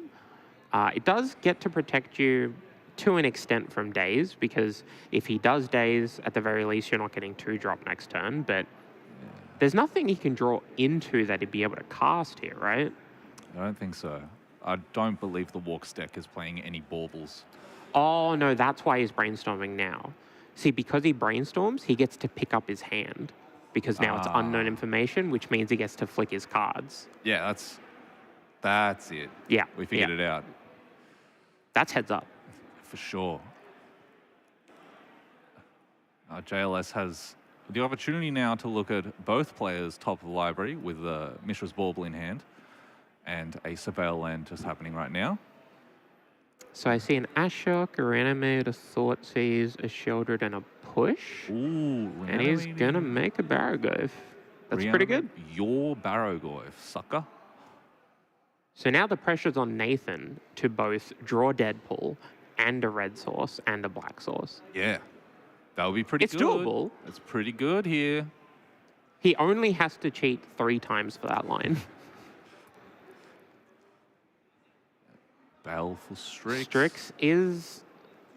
Strix is better than Deadpool at blocking Barrowglyph, I would say, because you get your card immediately Okay. and you spend Yeah. less mana. Yeah, but there's no like meta 4th wall breaking with the Baleful Strix. Deadpool, on the other hand, does that. Gets to look right in the eyes of the camera and say, "Oh God, he's right behind me, isn't he?" Okay, in Or my something like that. defense, Baleful Strix's art does stare down camera middle. That's true, It is looking right at you. but more in an artsy Quoth, way, and not quoth the Raven. yeah. Is that an artsy way or a 4th wall breaking way? Is the Baleful Strix breaking the 4th wall? I've never thought about that, and I'm glad I did. As we see a Thoughtseize on the stack. Unfortunately, this means Nathan has to put his hand back down. Yeah. So once again, return of serve, JLS taking the initiative, getting his opponent's hand back on the table. And also JLS taking the Eternal Witness, which could get back the Brainstorm. So now Nathan can't pick up his hand and flick his cards. Unless if he goes, you can just write them down, please. I want to flick my cards. That is the most plus EV play, is socializing 2%. So to tell your opponent something and ask nicely if you can pick your hand up. Your Baragoyf lets me get back my Ragavan. This has been an awesome reanimate by JLS. He doesn't have a red source, and he did miss a land drop. Oh. And the Ragavan is on the table and not in his hand. There's a lot of factors at play here. This is very back and forth. But that was a lot of value was going on, is what I'm saying. And it looks like we're going for Binding and Keen-Eyed. We're doing all sorts of shortcutting. Yeah, there's a lot of shortcutting here. It's entirely possible James could have had anything, but it looks like he had actual nothing and also no red mana. So he's just going to be playing a frog and saying go. And critically, his only bit of interaction at the moment is a misstep, which will not protect his frog. Yeah, would not protect from that prismatic ending that he doesn't know about. It would protect his Ragavan if it was in play. Yeah. So perhaps if he could connect with a Ragavan to make a treasure token to get red mana to cast a Ragavan, that would potentially put him back on the board. As of right now, Keen-Eyed Curator is the only creature on the battlefield, keenly eyed, looking at the types in graveyard. I imagine we're going to tag some spells and did not attack. Just missed 3 damage. That's okay. Oh, no, there's a Ragavan face up. He wants to be able to block. Yeah, that's okay. As, again, Nathan is forced to play with his hand on the table because of the Gataxian Probe. I think that's why Grixis is so good. You play 3 to 4 discard spells and a Probe and a Mishra's Bauble and an Urza's Bauble, and you have Brainstorm in your deck to pick your hand back up. Yeah. Well, every deck has Brainstorm in it, so against the Brainstorm meta, constant information is, we see a Timeless Witness. I mean, this one's for chat, but I think that's why I have to point Brainstorm. No. All right, joke's over, gang. All right, shut it down. We've got to stop the funny business. I'm also talking to a member of the committee here too, so this is not funny anymore, guys. It's pretty funny for me. Yeah, I was afraid as much. And also, getting to eat something up. Trying to get all the instants and sorceries out as soon as possible. Pretty reasonable. Any particular reason? Yeah, the Murktide region cares a lot about instants and sorceries, and after a Murktide region resolves, which is something JLS could cast here, unlike this Ragavan, after the Murktide region hits play, Keen-Eyed Curator probably doesn't want to be exiling instants and sorceries from JLS's graveyard. You could tag your own. Yeah, if you wanna. The Deathrite is gonna make red mana and be spent on generic cost for Shieldred of the Apocalypse. She's back. Once again, Nathan's best draw is red mana and a Deadpool. We'll see if he finds it. A pretty awesome moniker to have, the Apocalypse. He finds a Carpet of Flowers. That's the red mana he needs. He's halfway there. Yeah, halfway there without breaking any rules of Magic the Gathering. That's pretty cool. So far, we have hit 2 of the cheating barriers without having to cheat. Yeah. So the third one is Deadpool breaking the 4th wall, making it on top of Nathan's deck, going into a sleeve. Actually, no, it's just going to get mental misstepped. Interesting sequencing that way. As we see, that's a tight play there. The Baragoyf entering back into play under Nathan's side as Nathan bounces his own the Leyline, domain Leyline thing. Leyline Binding. There we go. Thank you.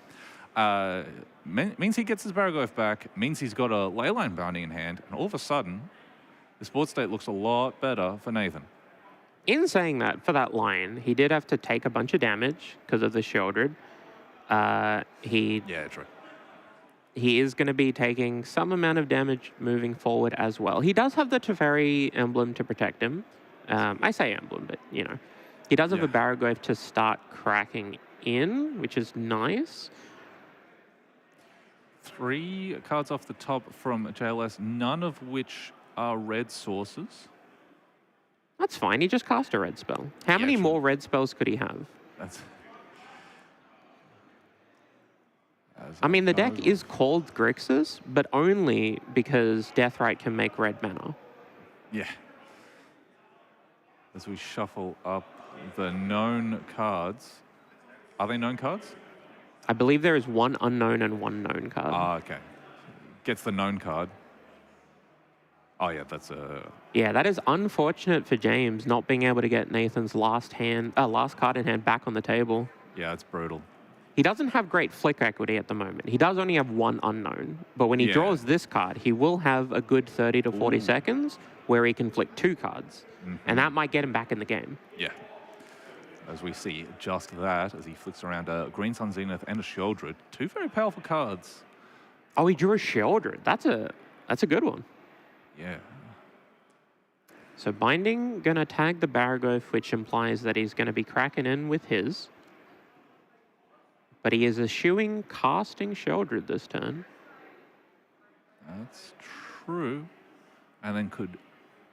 This is 6, right? There's a Baleful Strix and a Carpet. This is 6, right? There's no way of knowing. That is true. Yeah, James wisely packing up his graveyard, so it's just a bauble, shrinking, therefore shrinking the Baraglyph. But they're going to trade the Apocalypse and a Lurgoyf. It's a pretty good Lurgoyf. Yeah. I would say it is in the top 17 Lurgoyfs. Yeah, it's right up there. It's pretty close, but you know. And he does remember to uptick his Teferi, which means he has access to an instant speed Green Sun Zenith. Oh, is that his card in hand, Green Suns? Yeah, Green Sun Zenith and wow. Shieldred. He can get a 2-drop. That could be anything. It could be anything. Could be a boat, which I could also afford. It could be a Mana Dork. Yeah. It could be a different Mana Dork. It could even be a 3rd Mana Dork. As we see, Deathrite making red mana for this Ragavan. JLS at this point has made 3 red mana and cast 2 red spells and has 4 lands in play. And if I'm not mistaken, these are the only lands in the deck that cannot make red mana in some capacity. I think there's a Watery Grave, and that's it. Everything else would make red. Yeah, that or maybe the Bayou, if they play a Bayou. I don't believe they still play a Bayou. Are they playing a Swamp? No. They're not playing Juzza's list? There is a Bayou, there is not a Swamp. Okay. You're right. Oh, and a Sanctuary. Yeah, this deck is so bad. How do people cast their red spells? Clearly, with a Deathrite Shaman. And so, Nathan Green Sunsing in response to the Ashiok because of that Teferi tick-up. Use it or lose it. And guess what? He got a Mana Dork. He got a Mana Dork, baby. I was, in fact, correct. Not with my first guess, my second guess, but, you know. Yeah. So, Ashiok milled some cards, exiled the graveyard, which shrinks all of the Baraglyphs that are dead. This Keen-Eye Curator could have reverse Delirium, Nether Delirium. That sounds like a really bad disease. Yeah. Delirium in your nethers? I don't know if I want that. Your bits are crazy. I especially don't want that if it's connected to a raccoon.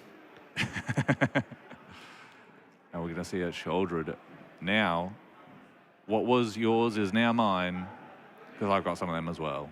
Is there a word for a second apocalypse? Because the implication is that the first one does the job. No, but now it's my apocalypse.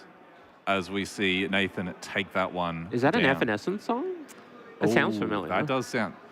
That sounds like should be like an emo band's song. My apocalypse. And your apocalypse is over. Now it's my turn. No, that's a Fall Out Boy song. Yeah, Fall Out Boy or Panic at the Disco. So Nathan gonna bring his Apocalypse to that middle match, and now we are one apiece. And as we can see here, at least one of the other matches is still going. Ben and Fred taking a snack break here in the bottom. Wow, that apple is getting demolished. Oh, yeah, for sure. Uh, How close to the cork you reckon he's going to get? We're going to say he's had a bite, which has gone right to the seeds there. He's having that a is look at it now. strong energy. Yeah, that's right. Oh, no, we're going to... I believe. As we see, oh, this is Scoot, the other match, and it's over. I think the match is over. If we could get a shot back to that apple biting. Yep, there we go. I'm going to see how much of this apple gets eaten up here. JLS and There we Nathan go. Another shuffling bite. up. Did he eat the whole thing? Okay. Stop the presses.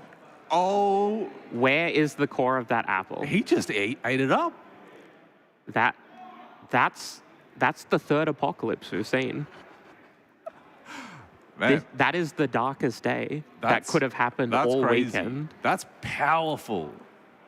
Can you imagine you lose to someone in Magic and they just eat a whole apple core right in front of you? I'm literally speechless. I'm dropping on the spot if that happens. I don't care if my teammates are in contention.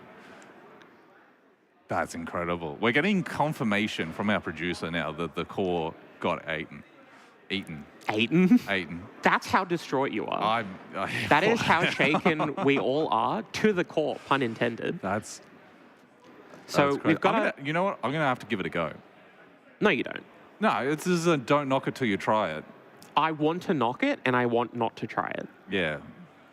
However, in saying that, I have been wrong about these things before. Yeah. Someone told me about cereal and orange juice, and I thought about it. Oh yeah. And then I thought about it.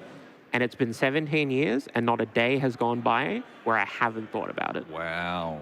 But I still haven't tried it. Yeah. Mainly because I don't Well- like cereal. Oh yeah, that'll be it. But as long as time goes on,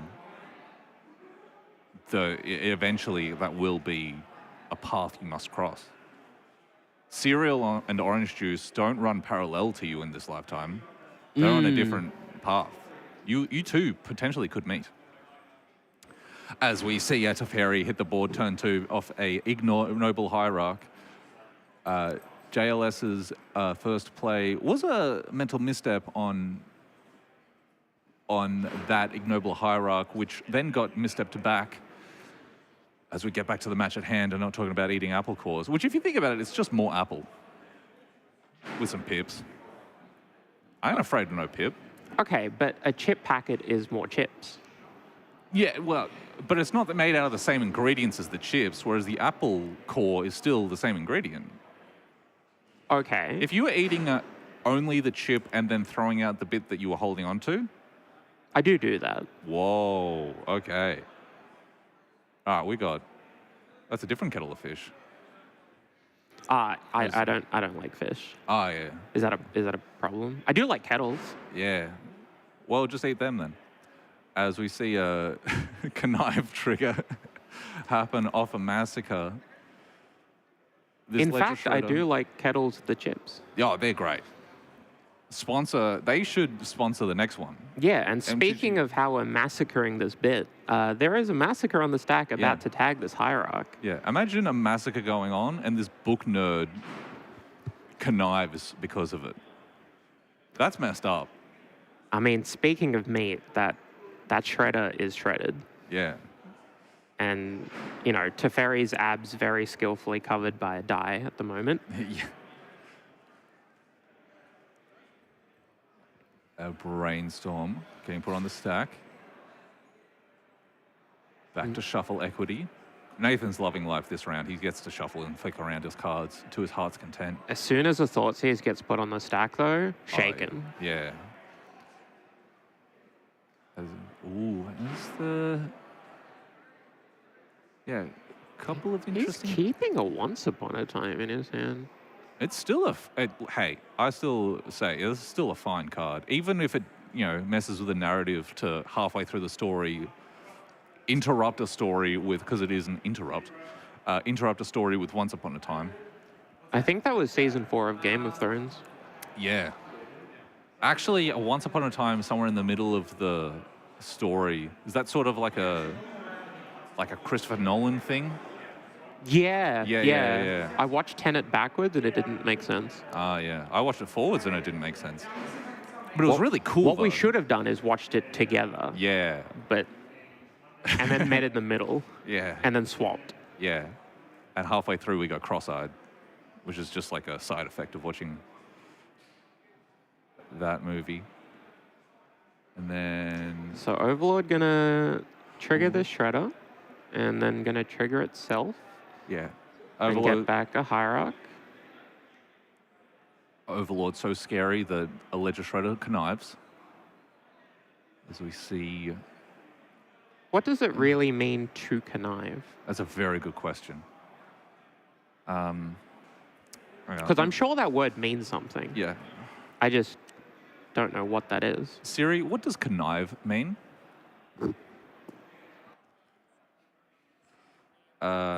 Secretly allow something immoral, illegal, or harmful to occur. Oh, you do that to me all the time. I did not. Wow, that's a big shredder. He's been conniving a bunch, and now we know what that means. Simply so shredded. Yeah. As a delighted halfling, the draw for Nathan. So Nathan has a blue elemental blast for the Quarry Steel Cutter. He Yeah. has a delighted halfling for, Being delightful. yep, just to improve his mood. A once upon a time for the Nolanism. Actually, when the once A upon a Grist time... the Hunger Tide for his teammate. Yeah. He's got everything. The story is about to unfold here, and the music's about to get louder, and all the audio is going to be impossible to understand in a true Christopher Nolan fashion. Goated movie producer, by the way. Director. Director. I'm sure he'd be good at producing as well. But right now, the known quantity is his directing skills. I've never watched so many bad movies that made me feel really cool after watching them. Yeah. Because they're not great movies sometimes. But afterwards, after walking back to your car from the cinema, you're like, what if everything was backwards? I do remember thinking about Interstellar on the way home and going, I was really pensive and I was really stuck in my own head. And I realized that I was really hungry because that movie was 4.5 hours long. Yeah. So we've got a halfling and a grist here. We're going to trigger the shredder for the 7th time? 8th time? I've lost track. At least 3, at minimum 3 times. I believe this is the 4th. Oh, 4th times. There we go. All right, well, 3 minimum. It's sacrificing. I thought it was jump blocking. Ooh, submerge. Can't be delighted about that, mate. Can he sack the grist? Is he allowed to do that? No, it's not a creature on the battlefield. But can you sack planeswalkers? I don't think so. As we see a lightning bolt. Was that a lightning bolt to draw? He has lightning bolt in hand, JLS. Lightning bolt on a holy heat and a different, I think, I don't know. Lightning bolt getting cast, targeting, could be targeting. No, he's dead. Yeah, he's dead. Yeah.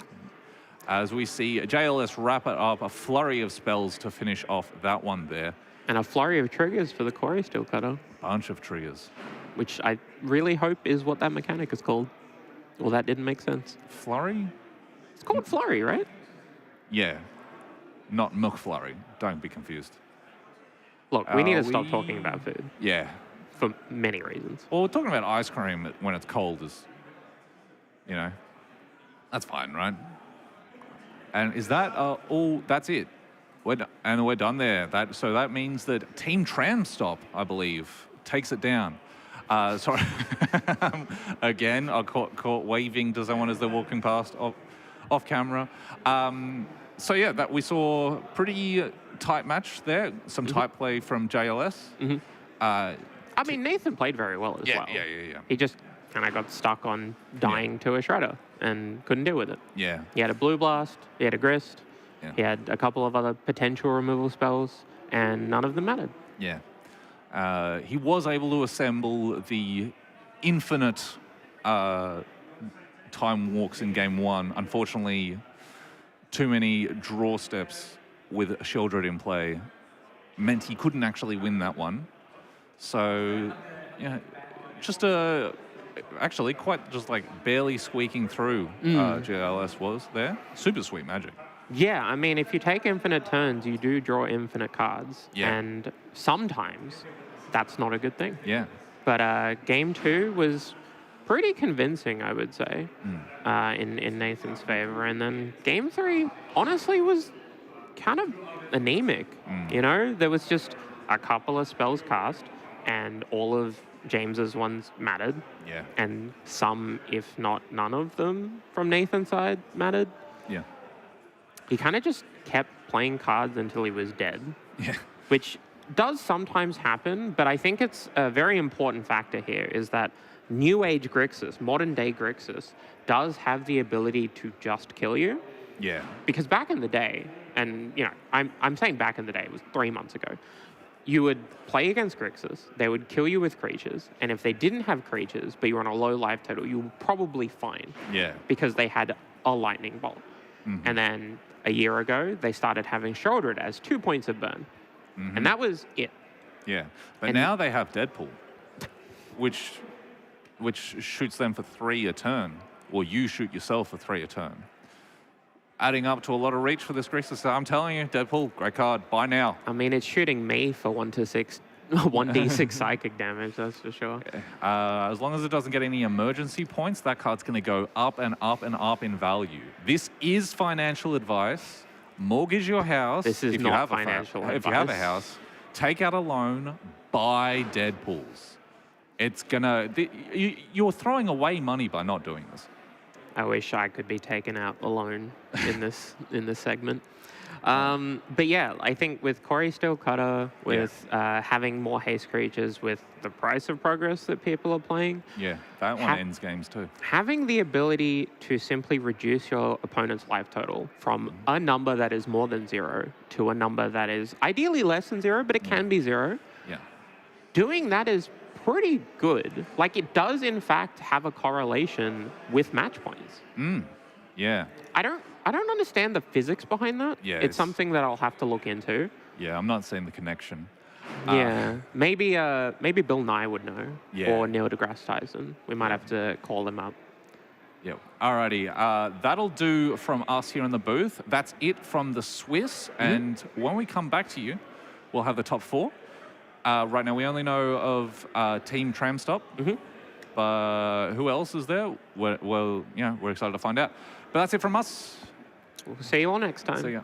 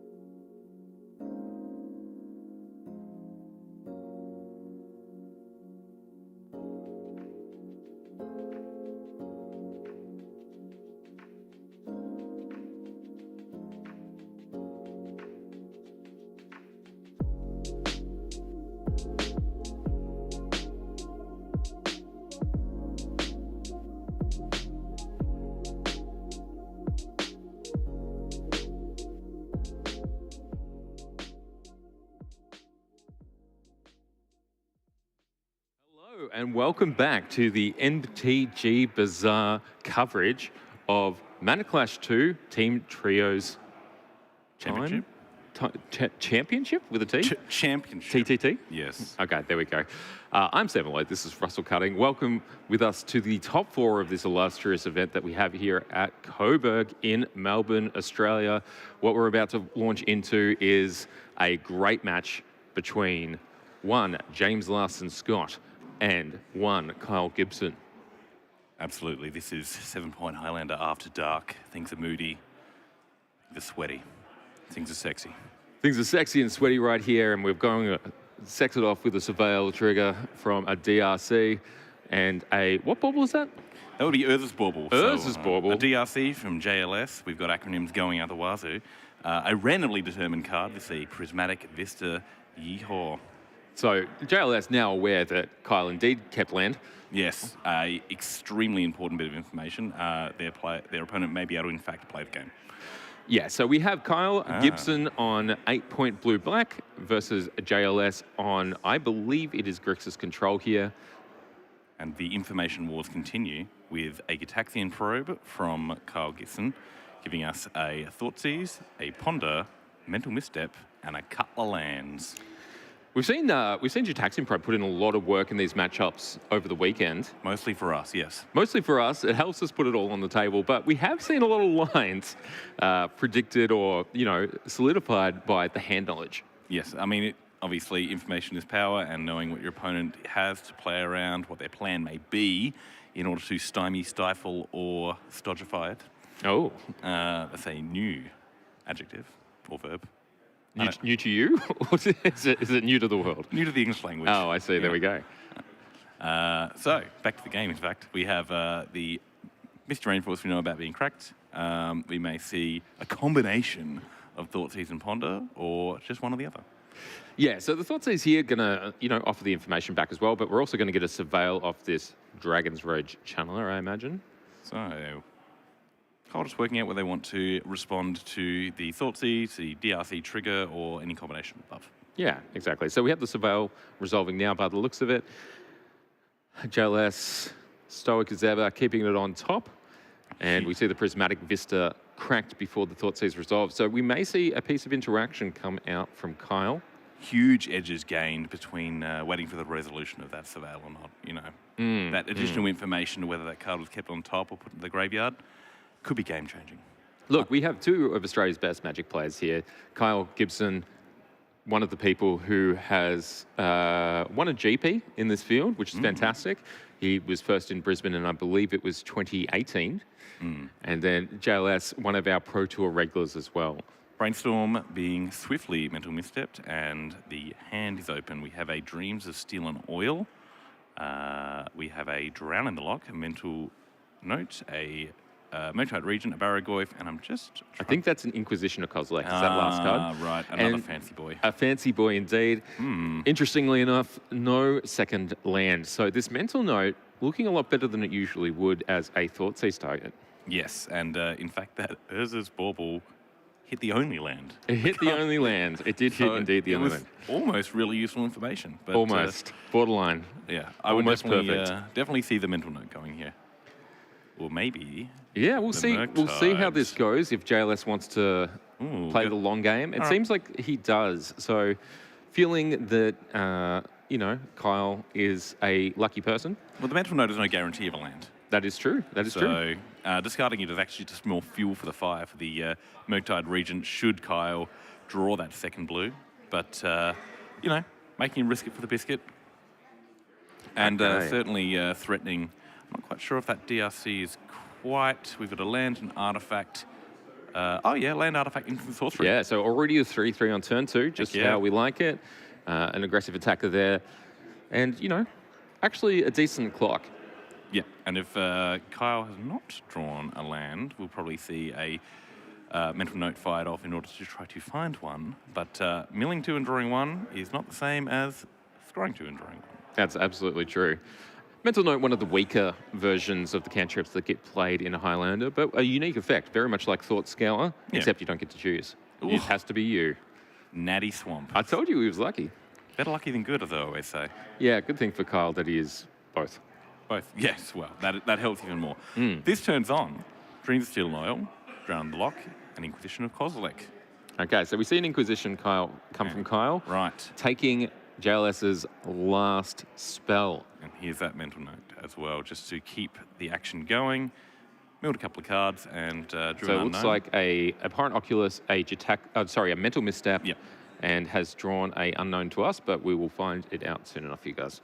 Yeah, hopefully JLS can just give us a hand here and cast some sort of hand interaction. That would be great. Unfortunately- Baleful Streaks. Okay. In Looks this like a economy. blue card potentially, but Okay. So valuing having the card in hand before... reanimate. Yeah, it looks like a reanimate was the draw of the Baleful Streaks. Interesting that he Pretty- chose to go for the Surveil after the draw. Yeah, pretty good against that Abhorrent Oculus in Kyle Gibson's graveyard, potentially. Potentially. But Drown in the Lock, yeah, problematic, but if Kyle doesn't deal with this DRC, it may well just run away with the game. Yeah, I mean, it's like that is almost enough pressure that you may see us a Ponder. Ponder. May see a removal spell on that DRC, which clears the way for Reanimate either on the DRC again or perhaps more likely the Abhorrent Oculus. So we saw some lands there in that pile. And Lorien revealed. So it's Marsh Flats, Thoughtseize, Lorien revealed, keeping 3 Marsh Flats to the top, and we're, I think, relatively likely to see some of the Thoughtseize. Dream Steel Loyal, a whiff. And, well, it removes the artifact, which may turn off Delirium. Yeah, so we have an instant sorcery and land now. So DRC down to a 1-1, but this Reanimate about to do some work. Yes, well, I mean, the Drown the Lock is still there. Got to be wary of that. Preordain. Have a Surveil first before we scry 2, so we're effectively scrying 3. Off goes the Thought Scour, don't need that. Spell and a land. Land being Verdant Catacombs, not quite sure on the spell there. So this seems to be a decision point for James Larson Scott. 1 top, 1 bottom, the classic Preordain. Well, I mean, both players have effectively escaped that kind of early game, legacy Delver thing where you just run out of lands. Both players have enough resources. Now it's just a bit of an attrition war, trying to work out, jockeying for position.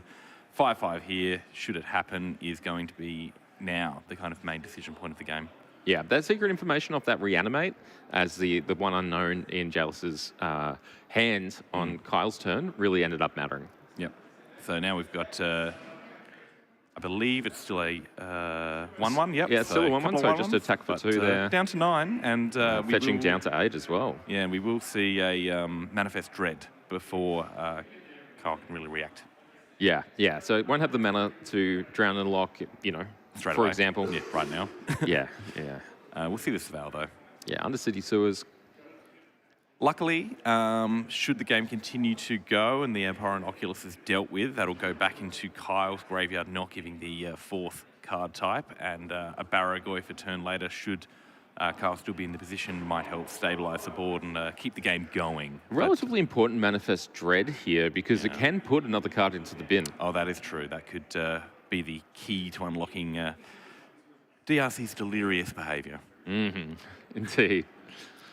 She's much better when she's delirious. Oh, who isn't? I mean, we certainly are. Oh, I hope you guys are enjoying the coverage. We are delirious at this point. Yes. Not from card types, but sheer exhaustion. Speak for yourself. All right. So an untap here. So Dorothy Voidwalker and and we Unholy Eat. see the choice. So Voidwalker, a much better card to be able to flip up. Yes. However, do we Delirium. value the Delirium? It looks like a Cling to Dust in JLS's hand as well. Okay. Well, that... Okay, so valuing the card type. Heck yeah. Voidwalker into the bin. That is an unholy Manifest Dread. There we go. So hot right now. So hot right now. The heat is too hot. Please get out of the Oculus. Yeah. There we go. Please get out of the Oxzone. Sure, why I don't not? know. Okay, so we see a pass back. It looks like an upkeep. Drown and Lock the Oculus. Again, we're seeing these lines just because of the existence of Force Negation. Cling to Dust and a... Cling to Bayou. Dust and Bayou. But we have 3/6 damage. 4 of which is in the air. So without a removal spell, Kyle's really up against it here. I think we're going to see JLS quickly take this game one. It's a Ledger Shredder, but I don't know if that's going to quite cut the mustard. Yeah, having to interact with the flyers here might be just a little too much to recover from 2 lifey points. Yeah, just that Manifest Dread has really just given just enough gas to get him over the line there. So, yeah, skips that one up. Fighting a losing battle and quickly moving on to game 2. So James Larson Scott leading 1-0 in our feature match. So, Grixis versus Blue-Black, sideboarding. What do we expect to see? I mean, a lot of the Grixis builds have moved to incorporate things like Price of Progress, Back to Basics, Blood Moon into their own list, which makes them a little bit insulated against that same plan that Kyle Gibson has been kind of implementing this weekend with their main board, Harbinger of the Seas, Back to Basics, and the like. So I don't think we'll see too much of either side trying to bring in that kind of game plan. Yeah, I agree with that. I think that really the difference in these sideboards is likely to be the access to red and Pyroblast from the Grixis list, whereas Kyle's probably going to have to rely more on hand interaction and blue stack interaction. So depending on the positioning in the matchup, you know, Kyle's on the play here. I think he may want to be a little bit more aggressive and to, you know, proactively take cards out of JLS's hand. Maybe leave it in the removal, maybe not. Do we think the Pyro / Red Elemental Blast is going to be enough of a kind of deciding kind of kick up for JLS to keep things a little bit more in their favour? It can, you know, really turn the tide in a long game. Long cards like Expressive Iteration can be very useful. One of the many reasons that Grixis, now that it is able to play around some of the land hate a little bit more, has been so frequent at the top tables in this weekend. That being said, they're just 1-for-1 interaction spells, and Black has its fair share of 1-for-1 interaction spells, so, you know. It does deal with 2 of the biggest kind of hitters in Kyle's deck, the Murktide and the Aberranoculus. And the Oculus. A clean 1-for-1 answer at a mana discount, and both even at their most discounted forms. So, well, here's what I'm looking out for. Maybe that access to that 1 additional point is going to come into play. Inclusion of cards like Orcish Bowmaster get over the line in an 8-point deck, and it's a real decision for these 3-color ones. Yeah, I mean, they're not, you know, the blue-black list isn't really hurt too much from the kind of loss of reserve list cards. They lose the Underground Sea, obviously a little bit important, but with the addition of Surveil Lands and the like, and building this deck in a way that doesn't rely too heavily on non-basics, not too bad. Null Rod, well, we don't really need that in this matchup in any case, so not losing too much to gain an additional point here. Yeah, I need to speak to Kyle about whether this was strategic or just a vibes-based 8-point list. He does seem like a vibes guy. Yeah, Kyle's very much a vibes guy. For a chess player, he's a bit of a vibes guy. He loves vibing out. Yeah. Okay, so we're ready to go into our game 2 here. Both players shuffling up. We've got to look down the table there. Some similar decks on the JLS side of the table. I believe they're all on Grixis. Yeah, that's extremely original. It is what they're doing. Whereas on the other side, I believe Leonard's also on blue-black. Okay. And I think that Mike Swan is on blue-black, but with green. So we've got some real free thinkers here. Yeah. Some real diversification of thoughts. Each and every one of them is playing blue and black. Yes. Right. Each one of the 6. The consensus is blue-black good, white bad. Blue, black, good, white, bad. Okay. Checks out to me. I mean, they're both in the top 4 of a 7-round plus tournament. You have to win a lot in these. So it's a 7-round tournament of Swiss for us here today, and resulting in this, which means that over the 3 people, there's been a lot of collective winning going on to get in front of us right now. Maybe groupthink is the way to go. I don't agree. You don't agree? Well, that's why you're here with me on the coverage table. Yeah, I lost my way into coverage once again. Yes. Haven't won a match all weekend, unfortunately. Okay, so we're seeing these decks shuffled up, handed back and forth. I think we're both looking for an aggressive start here, JLS and Kyle. Yep. Looks like... So Pyroblast there, going into JLS's hand. Counterspell, back 1. That was a lot of lands. Molten Collapse as well. That's a Pyroblast, couple of lands. JLS feeling all right, I think. Yeah, I think Kyle's really trying to position himself for the mana advantage of being on the play here. I think that in terms of the long game plan, access to extra things like the dig through time that he's playing will really help in the end. Turn 1 tomato is still going to be great. Oh, it does the work. Does the work. Slices, dices, reads books. Reads books, visits libraries, doesn't like To tabernacles. the library. All right, we see. Is that a back to basics kept in? May well be. Yeah, that's interesting. So maybe we are valuing the constraint on lands if the opponent does have fewer lands and less action and more action, I should say. In the event that JLS has, let's say, a lot of lands, not that much action, Kyle might be happy anyway. Yep. So I don't mind it. So I think I'm looking at a single land, a mental misstep, a back to basics, a Lorien revealed. I think we got a. Is that that's 2 lands then. That's a scalding tarn. Yeah, that's one of the newer prints, a little more saturated. Yes, it could be any blue-red land in existence, which is how they like to make them. Yeah, that's how I like to have them. And Just buy all of them, you won't have any problems. Looking for that basic there. So, Grixis is still a little bit reliant on needing some good mana. And the Thundering Falls to start with is maybe the first of many to fall under the sway of the basic enabler. Okay. A little Savale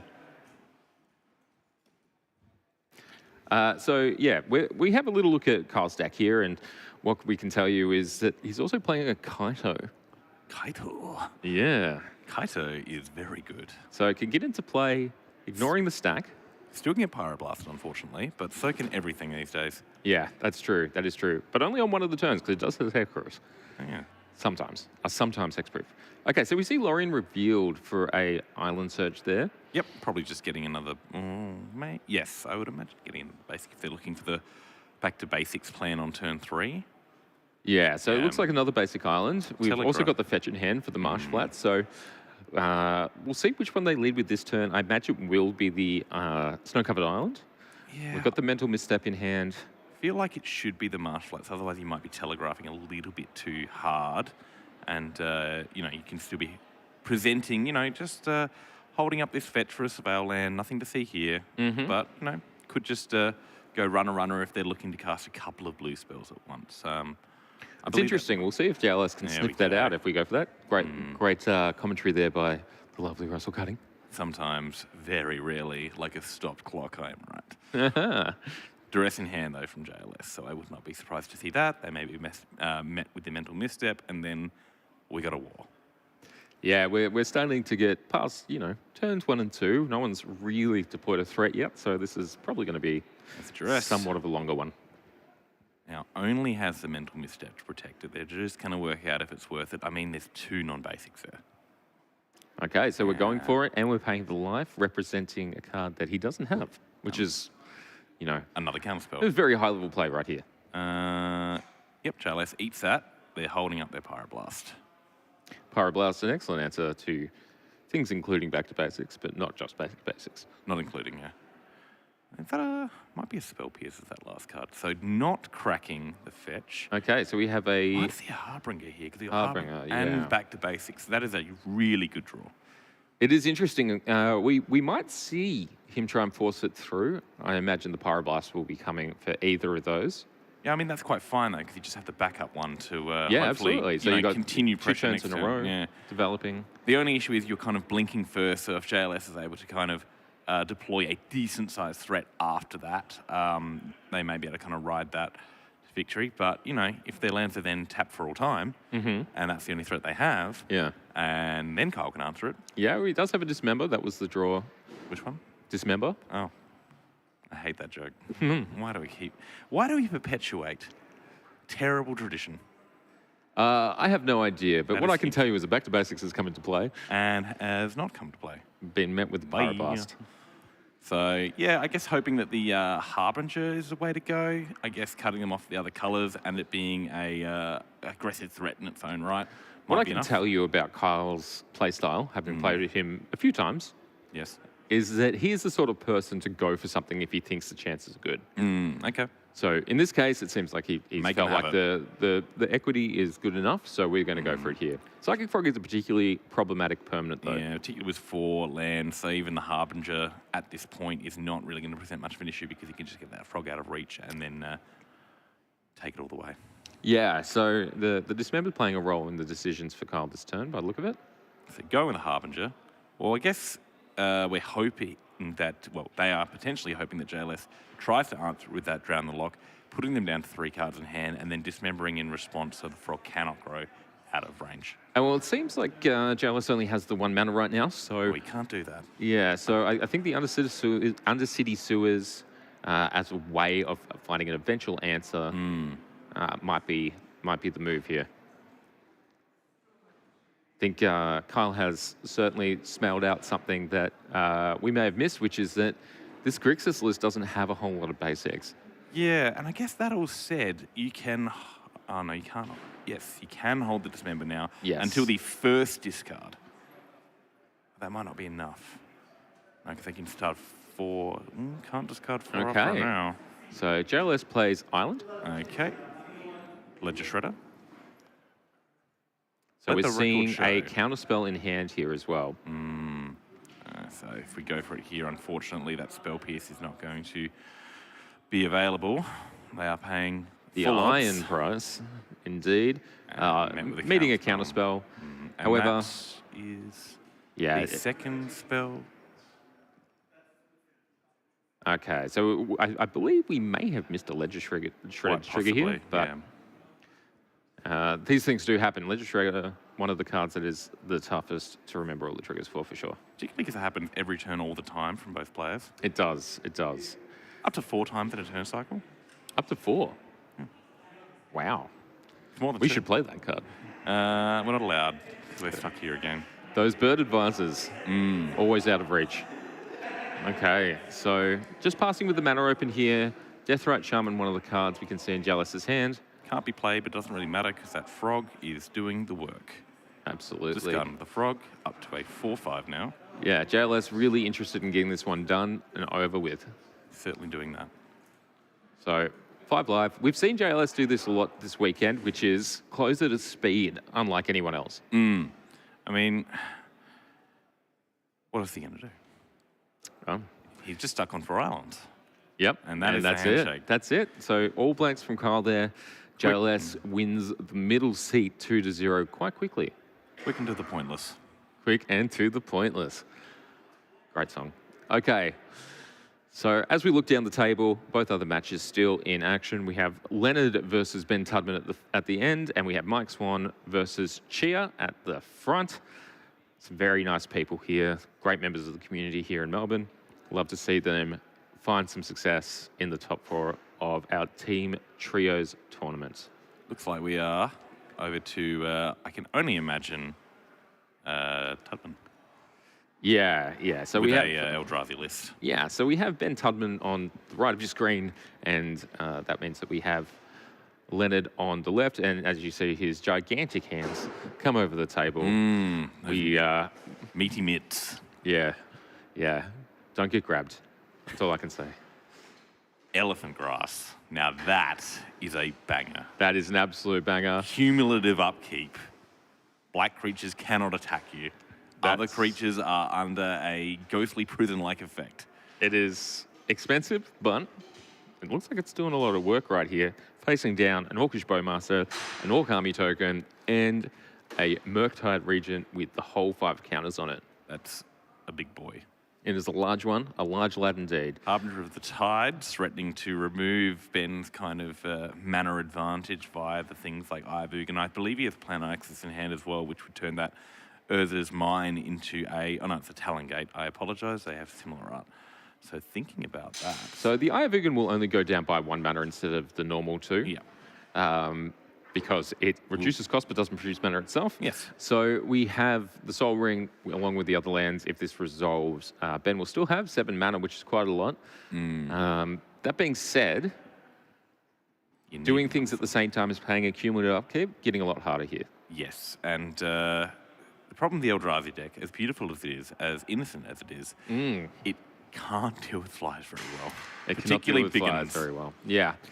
Yeah, so, unless we can have a threat to match the threat the size of the Murktide, it feels like...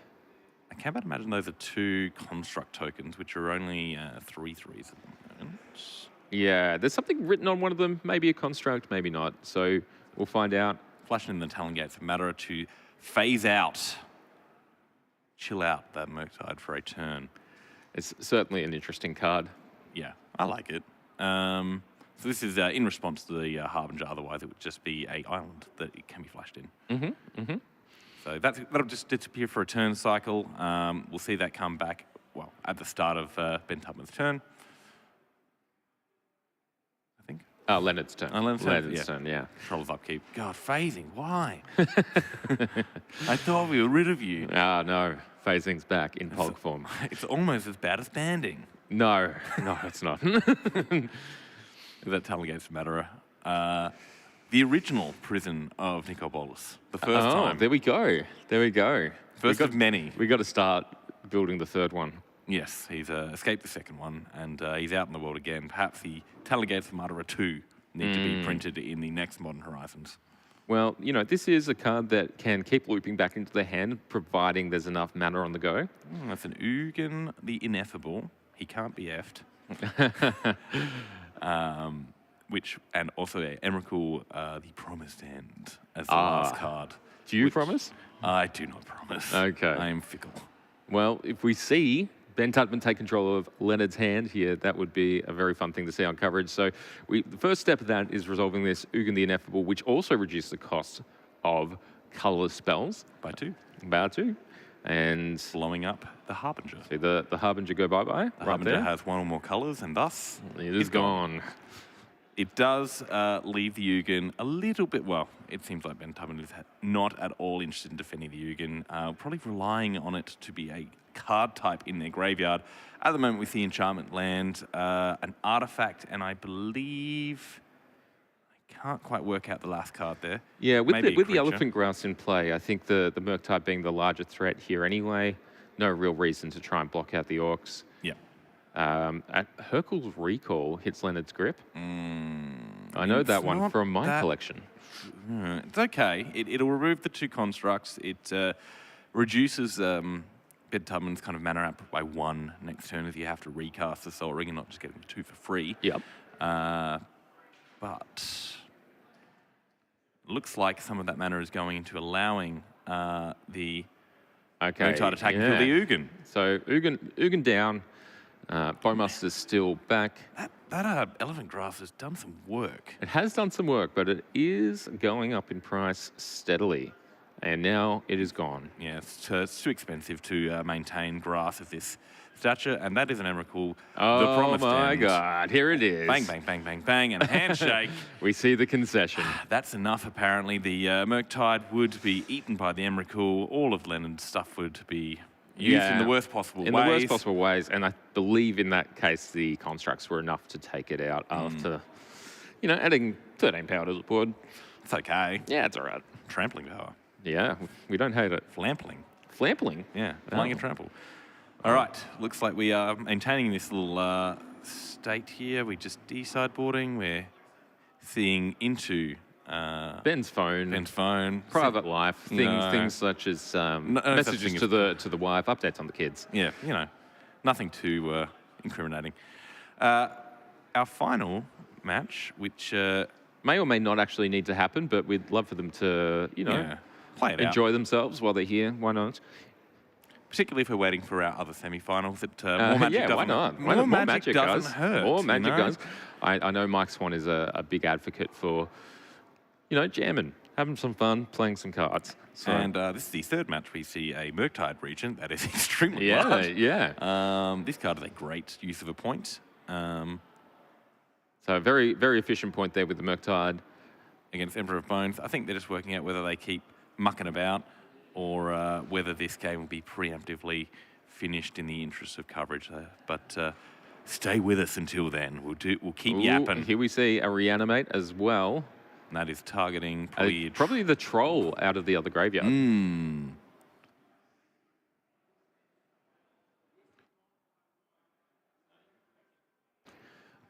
Okay, so it's looking like the result of the match is cinched in. You know, it's maybe time to hit the showers for the Faction boys. Congratulations to them for making top 4, sneaking in 4th Well, place, they having squeaked a in, great you know. day, fantastic day. Our only X2 to make our top 4 cut here. They played really tight all day. We've seen a lot of Kyle on camera, a lot of quality lines by them, and yeah, some good stuff. So with that, we have JLS and one of the bus stop teams Into the final. into the grand final. So they'll match up against the winner of our other match, which I believe is ongoing still. But thanks so much for being here with us, guys. We are MTG Bazaar. I am Sam Loy, and this is Russell Cutting. And we will see you after this break for the grand finals. See you guys.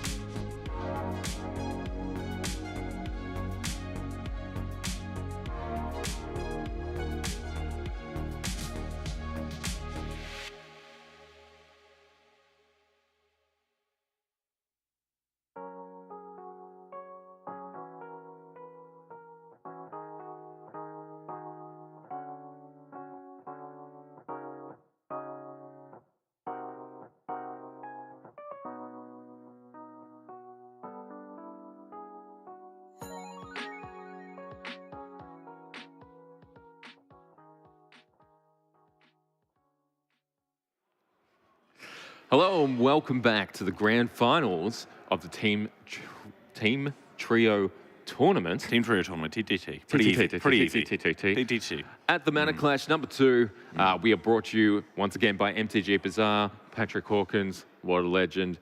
Why don't you and I, Russell, get straight into this grand final between the bus stop? And who? The tram stop. Are they related in some way? Not genetically, but yes, they're part of the bus stop team, and they've come up with great names. So we have team... Ooh, which one's which? Unsure, but it is a rematch of the round 2 coverage we would have seen. A couple of Canberra versus Canberra. We have a near 75 card mirror. The difference is of a fetch, as far as I can tell. Yeah, a fetch that can get one of 2 colours. So, you know, it's somewhat significant, but 59 cards. Yes. But yeah, so we have JLS versus Matthew Judas. Both of these players extremely talented, and hey, let's just talk about their Pro Tour appearances for a second while they pile shuffle. Several of them, I'm sure. Yeah, several. I don't really keep up. Are they? You don't keep up. Okay, No. so they were both just in Chicago. Right, very At Pro cold. Tour Ether Drift. Very cold, Lovely. I've been told. Both did well. And we've got Judas has an upcoming qualification for Las Vegas, which is Pro Tour Final Fantasy. That's not a Magic card. Oh, no. I mean, it is a set that's coming up. I don't know if you know about this, but That's a different IP, Sam. Well, I have shocking news for you, my friend. Wait, are you saying that there are different IPs somehow insidiously introducing themselves into Magic via supplementary products? I'm not saying that, but it's interesting to hear you speculate. But wait a minute. There wouldn't be a supplementary product to the Pro Tour. So you were saying there is a sort of main set somewhat integrated into the standard that involves the IP of a different game. I would say that Square Enix feels very excited about Magic the Gathering right now, and we can all be prepared to deal with that. Hell yeah, I'm into it. Hell yeah. All right. All right, a good handshake between teammates, and we're good to go. I think we just had to replace the sleeve there. Okay. So we'll have a JLS on the play here. Yes, as of due to the top-seeded. top seeding that they received during the Swiss portion. Ooh, rags. Rags to riches. Snap. Personal jinx. 1, 2, 3 jinx. No! For those playing at home, I just hit Russell. Okay, so Steam Vents and the Rags come out, and Tropical Island from Judas, and we're going to start with the Preordain. That is not directly answering the rags, which means... Hey, we're going to find some riches. Bit of treasure. Bit of treasure, a few cards off the top. And I'll tell you what, given that these guys are playing almost an identical list, do you think he'll Rag's be going to like what he finds. Do you think that JLS has a chance to cast a spell off the top of Matthew's deck? I would say so. I would say so. Yeah, basically the best case scenario for our little monkey pirate. Shieldred. Shieldred not doing anything, but also getting out of the field of, possibility. Not going to affect JLS later on down the line. And a Preordain of their very own. Losing a little bit of the equity of the better art there. I certainly prefer Matthew's art of the original. I'm absolutely on the Matthew one, but hey, that's okay. They technically do the same thing, even if one does it a little bit better. Yeah, absolutely. Absolutely. Feels better, the vibes. Okay, so Marsh Flats into hand. Interestingly, the only card different in the deck. Yes. And we've seen it already. Matthew playing the Arid Meter instead. Yes. Okay. So we're going to fetch here, I imagine, because we're doing it main phase, and it is JLS. It is going to be an untapped land. And here we see the Underground Sea.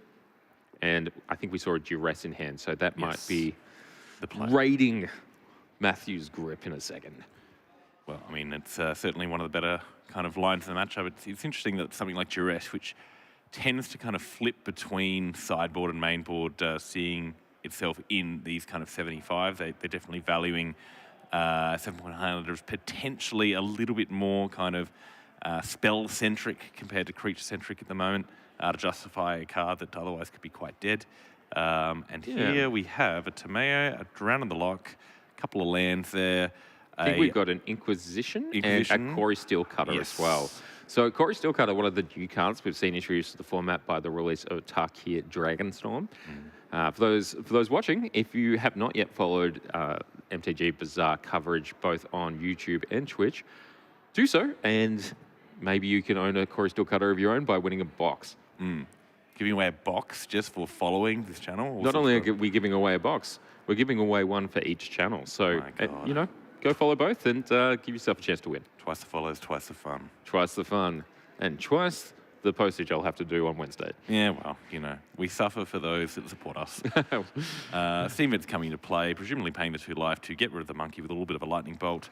That goes through, nice and easy, and the follow-up is nothing. Interesting. Okay, so Ragavan there could have been a real problem. It has added the treasure, but given the Shieldred was the hit off the top, not too much damage done yet. Speaking of Corey Steelcutter, here is the potentially superior art, the original, followed by a treasure, which will see a Thought Scour and the first trigger of Corey Steelcutter. Yeah, so it makes a monk token, which has prowess. It is a 1/1. However, Corey Steelcutter itself gives it +1/+1, trample, and haste. So it is a 2/2 currently, and it looks like JLS has come up empty on trying to find a third mana source here. Well, they're just waiting. Just the touch Gotcha. one. He got me. He Gotcha. did give me. He did give me. I'm used to losing to JLS at this point, so I think that's fine. So we might start to see a bit of a jockeying for position, both players with access to Corey Steelcutter, whether Matthew decides to play theirs or tries to do something to answer their current predicament. Yeah. And Unholy Heat is the draw there as well. Interesting, because it can answer something, but maybe not too relevant right now on this board. Yeah. I'm imagining we're seeing Corey Steelcutter into Tamio here. That makes sense to me. There Bang, we bang, go. bang. And so, yeah, Corey Steelcutter, interestingly, getting a lot of play in prowess decks. It does have prowess itself, the monk token, I should say. However, at the same time, only cares about spells, not about what they are. So, No. unlike something like prowess, you can trigger it with a creature. Yeah, or just a couple. And in later terms, you know, if you have a couple of 1-drops, bang, bang, get Yep. another one of your own. So, Okay, so just replacing our token there, and we're on to JLS's turn. Okay, Maybe looks a like we have a Tameo? yeah, that Yeah. is a Tameo, having seen that earlier right. from JLS, as well as someone's Bauble. Whose Bauble is that again? Oizes. Oizes. Joyces. Oizes Boible. There's Oizes a Bauble. Okay, so That's it looks like we're committing to a Murktide as our first spell of the turn here. Oh, All big old right. dragon, and We're unless... picking it all up and picking the instants and sorceries out of it. And I'll tell you what, there's 5. Count them. Yeah, 5. 5. 5. Plus 3. 8. 8. Okay, so we're seeing Urza's Bauble come here as the second spell for the turn. It'll trigger the prowess on the monk, making it a 2/2. Effectively, we have 2/2 prowess creatures which are able to attack this turn. One with trample. One has trample, perhaps better. Not really at all. And Misty Rainforest, the card revealed. we see an attack for 2/2/2s. One will be blocked by the Tameo, potentially. Yeah, the mana's up here. Yeah. Judas not afraid at all. Yeah. Knows his friend and Calls it. teammate. Calls it. Although it looks like he might get punished here. So a Cling to Dust. Making it a 3/3. Yeah, it goes up to a 3/3. We see the lightning bolt leave the graveyard. The Tameo hit the graveyard. And I'll Just tell you draw a what. card off of that. Yeah. And then Okay. it keeps the cards flowing and effectively got a free, free card out of that Cling to Dust on top of what it normally gives you. Yeah, absolutely. And Corey Steelcutter looking quite good. Oh yeah, it's Like- fantastic. It's such a card. I think it's spawned a whole archetype in standard by itself, and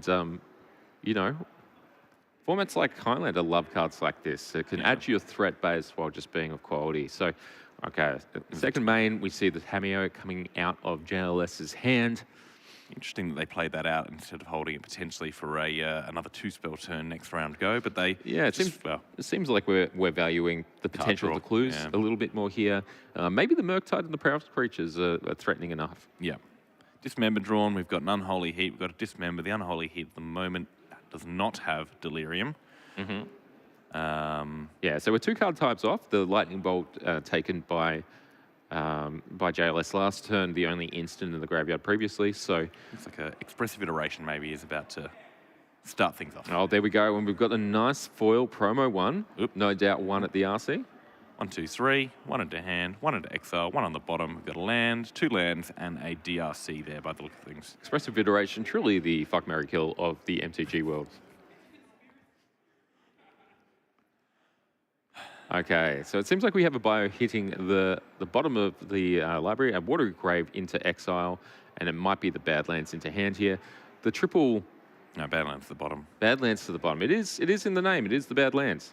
Yes, we've seen it cause problems for many players throughout the weekend. It has been problematic, not only for players, but also for the psychic spirit of the coverage team. Yeah, so we're just seeing the Watery Grave kind of eat the dust here. So it's just going to be exiled. Yeah. Judas not valuing having this extra mana source, given Right. that he's pretty stocked up in Yeah, hand. needs the red mana to play Dragon Rage Channeler to get the second spell this turn, so the Volcanic Island will sort that one out for him. Yeah, nice and easy. That all being said, a couple of monks and a Angry Shaman versus a 7/7 Dragon and a few monks. Yeah, Don't know yeah. about that parity. Yeah, I think the dragon might be really taking over the board here at the moment. Judas is trying to give himself the outs here, and unfortunately has really come up with nothing, even though they've attempted to draw a bunch of Unholy Heat into... yeah. So six the manage. Dismember. So I think we have six damage marked there. Yes, 6 dammies. 6 damage. And another 5. That's 11, which is slightly more than 8. Yeah. And that's That's might such be a a number. dead dragon.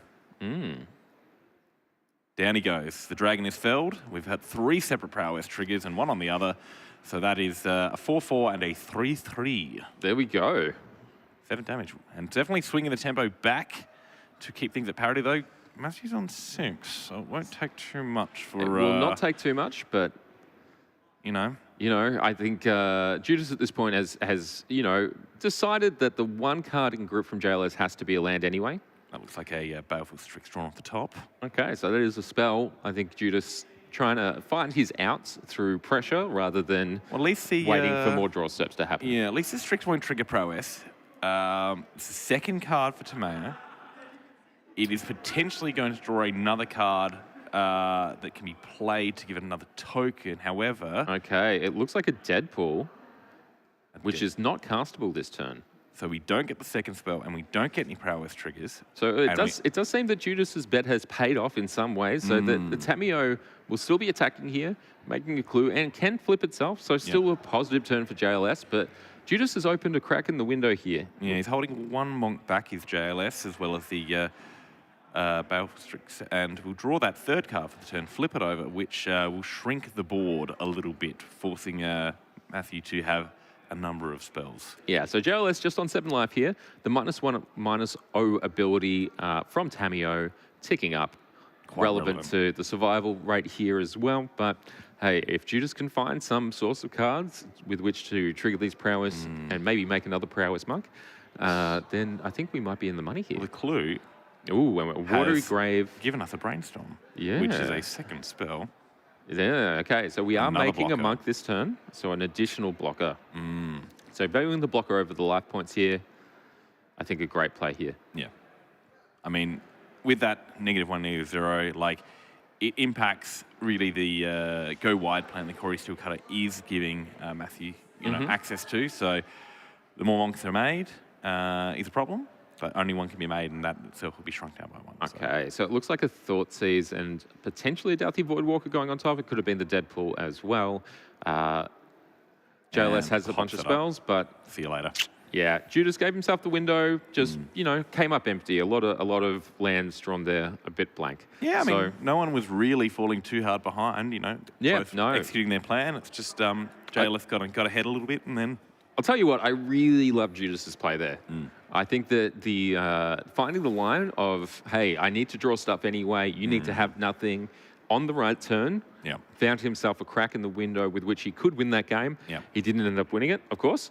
However, Well, Had the chance. You got to give yourself the outs, right? Like, if you don't give Absolutely. yourself the outs, you're just going to, die a slow, painful chip death by a bunch of Chorus Steel Cutters. That Tameo is just going to keep creeping the needle towards inevitability. Why not? very tight play from both players. Excellent stuff. Okay, so it looks like on our closest table, we have Chia on our right and Jim on our left. Expressive Iteration potentially on the board there. I can't quite make that one out, but that's okay. Yeah, so, okay, flipped right now. So, Expressive Iteration and an Ian Malcolm from Jurassic Park. Yes. That's a Tassica. Yeah, it's a Tassica. It's a Tassica. A Tassica the what? Le Croque d'Or. Le Croque d'Or. We've seen a lot of Tassica on stream today, and I'll tell you what, I'm happy. I'm fanging for it. Absolutely fanging for a bit of Tassie in your life. Oh, who could complain? I mean, a Tassie that sexy. Come on. It's really good to see Tasker back, honestly. Like, it's one of those cards that has had a bit of a heyday. It used to be the premier threat.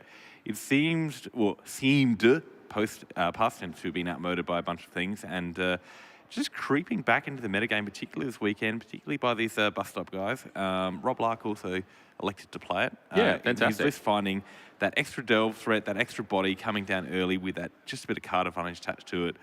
Just what they needed, you know? I'll tell you what, there's a card that I have a lot of positive memories about.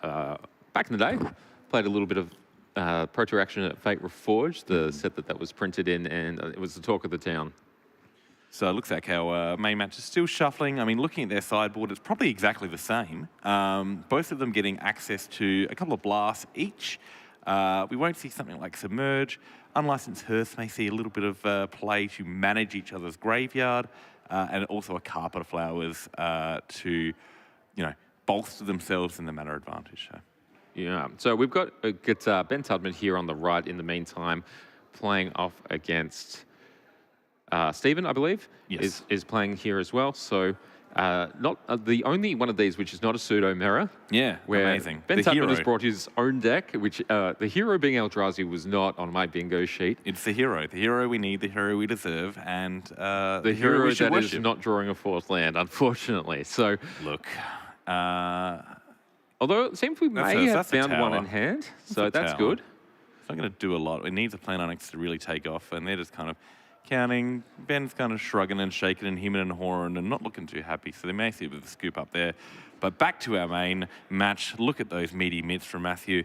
They'll be on Yeah. the play this time around. That is Absolutely. dominating shuffle, although it does look like there is a mulligan involved potentially. Yeah, so we got JLS's hand sitting on our right here. So I imagine we are going to 6 here. And Judas, a master of the riffle, cracking it on. Those cards are going to behave. Oh, yeah. Judas has anything to say about it. Okay, so see 7 new ones. And then 6 and 1 back to make it 6. So, what do we got? Okay. So it looks like we got a Planeswalker there in the right of the grip. Might be the Ashiok. Quite possibly. Let's have a look here. I might be wrong about it being a Planeswalker as well. There's no way of knowing. Very these days. Phyrexian. Okay. So considering putting a land back, Badlands goes back. Oh, looks like the card I can't work out's on the bottom. Well, Don't that worry about makes- it. It doesn't makes exist it anymore. A lot easier for us if we don't have to work Fantastic it out. work there, Matt. You. Just making our job so much easier. Although Okay.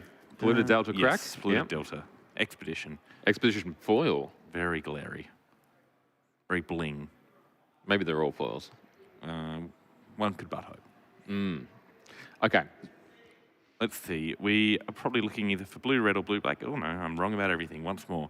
Say blue, green for the carpet of flowers. See, All a right. carpet of flowers. Immediately met by a And misstep. a mental misstep. Not what Judas was hoping for here. He might have something to fire back here, but Given the card disadvantage of both being on the play and, going to 6 Womp. cards, not what we were expecting, perhaps.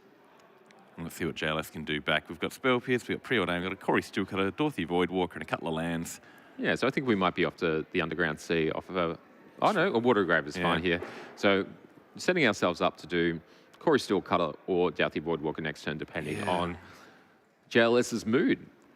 And, Judas' hand looking a little bit anemic besides that. There's already a couple of lands there, although a question mark. Yeah, I'm not sure what this card is, but Baleful Strix probably by the look of things. Yeah, I'd say Baleful Strix. there's no way of knowing. Secret Lair, we love you. All of your different arts. You bring joy to our lives and aches to our heads. I'll tell you what, I've been relatively... it's a Ledger Shredder. Ah, right. Okay, so Ledger Shredder resolving its Connive trigger as a monk is prepared to hit the Corey Steelcutter. It's probably some sort of Bloomburrow special edition Secret Lair. Yeah, I don't know. It looks cool from here, but maybe I should see it closer up after they finish. I mean, it did help. It is filtering out some of those excess lands for Judas there. That's a Sheoldred. Yeah. And that... Is an Inquisition of Kozilek. So we see a Spell Pierce and a Douthie Voidwalker here. Pretty easy one. There's only one to pick. Yeah. The Voidwalker. Yep. Okay. So this match finding some relative parity here with JLS being up on a few cards, but you know, not so much action right now. Corey Steelcutter, good, but at the moment you will need a couple of proactive spells, although a Brainstorm is going to help dramatically with that, and a Shield of their very own, potentially for next turn with the lands to play them. Well, given the Brainstorm here, there may be the possibility that we see that Shieldred removed from the hand, but it depends what JLS sees as his best line. If he's trying to trigger this Corey Steelcutter a lot of times, which is not uncommon when you've got one in play, then we might see the Shieldred go away, but potentially he's got the lands to, you know, curve into that Shieldred as well. So I can see that as a great line. The second spell also, you know, could help grow the Shredder, which is a bit of a problem at the moment. That Monk token is a 3/3. Yes. So one prowess trigger starts as a 1/1 and then another +1/+1 from the equipment. That's quick math. So the Legislator is not currently checking that, as it does not have any counters. So you might just kind of stop at 1. It doesn't let Judas potentially sculpt their hand anymore. And he's still set up for, you know, something like a next turn Shieldred or the like. Okay, it does look like we're going to see A bit of a shuffle. a bit of a shuffle here. Maybe move on to a Ponder. Who knows? The world's his oyster at this point. Well, I mean, even if he does activate that kind of Legislator, it can only go up to a 2/4, and the Monk itself likely to 4/4 at that point. So still able to swing through relative ease. So Yeah, there's always the option with Corey Steelcutter as well of not recommitting.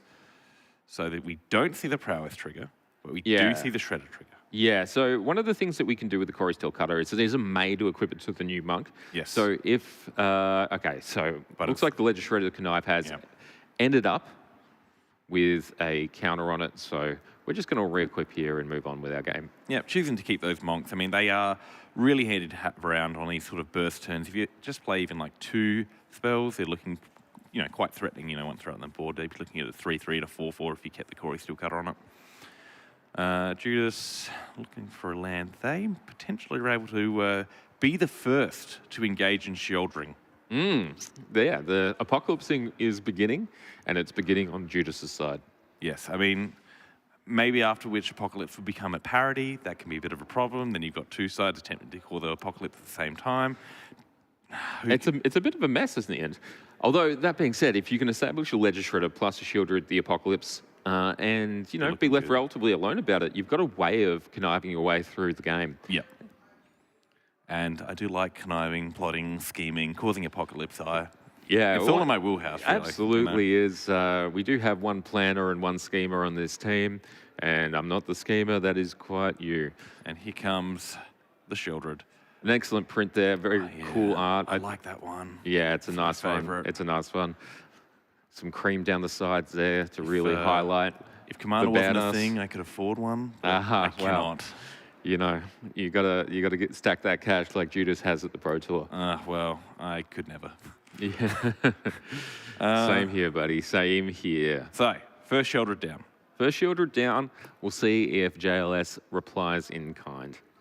I mean, if they do, it gets to parity, but then again, you know, Judas is the first to kind of act with initiative with, as you say, that Shredder to help kind of things going. Yeah, classic playing in position here with being on the play and finding similar cards from both decks, given that they contain them. Yes, well, you know, 74 out of 75 ain't bad. It's not bad. It's not bad. Talk about a team deck. Well, here it is, and they're both in the finals, so who can complain? Sadly, JLS's Shieldred is not as nice art. It's probably my least favourite of the 1,502 treatments. Yeah, there are a fair few for that Shieldred. I favoured the Phyrexian script myself, but hey. Discarding a Hydroblast there, growing the Shredder. And then we see the last card, which is a Kolaghan's Command. And life total will bounce up and down to the point where it's not really worth kind of changing them too much. Yeah, so we interestingly with this active player, non-active player triggers can be significant. We did see a RC won by Tony Lee based on that rules interaction over David Mines early on in Pioneers. So it can matter when it's within 2 life-ish. Yeah. So, you know, JL is sitting there at 13, Judas at 17. it's going to stay relatively similar. That's that K command, blowing up the Corey Steel Carter on the artifact mode, the Baleful Strix on the 2 damage mode, clearing the way. Excellent value too for one there. And attacking with both, not afraid to get their Shieldred in there. So happy to trade Shieldreds by the look of this. Yeah. Particularly after the Colgarm's command has been cast, so they're unable to kind of rebite back at the moment. But It is interesting, although that being said, if you're going to attack with it, the Baleful Strix has to go first. Absolutely, yeah. We're, slowing things down again. That Shredder's looking a little bit bigger. It's a 3/5. 3/5 is pretty big. 3 monks, though. Monks. Doesn't take too many spells to get that happening. And a Dragon Rage Channeler, which may be most of the way, if not all. I believe that JLS surely. has a Ponder in hand, which is going to be really significant. 3 Prowess triggers that would, take us to 6/6, see a bunch more cards. I think he's got a Duress as well. Yep. We're going to see these monks get really ripped. Yes, well, I'm not sure if they're kind of inspired or enraged by errant spellcasting, but either way, they get extra power and toughness. Okay, so we see the DRC first, get our Surveil on, and I think we might be seeing the Duress next. Yeah, clear the way. Just make sure the Ponder can resolve. The more spells, the better. That one might be a Murktide Regent of some other special foiling thing. I could not tell you. Yeah, Judas's deck is pimped all the way. Yeah. So check that Surveil. Monks are 2/2s. They're 2/2s currently. We've got a Surveil. AJLS is thinking about that. If they get to 4/4, which is pretty possible, that is, knocking Judas down to 5. Oh, we still got it. Yeah, that's still there. Yeah, it's still there. Still there. Same one. You just wanted to look at it again because it's so pretty. I really did. Yeah. I wish they could hear me right now so I could specifically request that, but, Does JLS spell Piercer and Ponder? That's certainly in range for JLS aggression. JLS is, again, one of the more aggressive players in this tournament. We've seen him close out games where we thought there was no possible way of doing it. I think he's thinking about it. I mean, who wouldn't? As a line to win a tournament or to win your match in the finals. Sensible people might. So Okay, so Cling to Us hits the bin. All right. Okay. Oh, that's a dismember. And that's a 3/5. Which member? Just one. Yeah, there we go. And So that's- Ledger Shredder not going to for survive that one, but JLS is on 7. Does he want to put himself dead to a lightning bolt?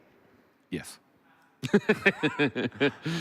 By past behaviour. It's just 4/6, I Oh, believe. 4/6. Sorry, I've missed the third trigger. Yeah, three, it happened this trigger turn, result. in fact, Yeah, I think. Yeah, okay. A snuff out, All I think. can do is Again, apologise. I can't tell.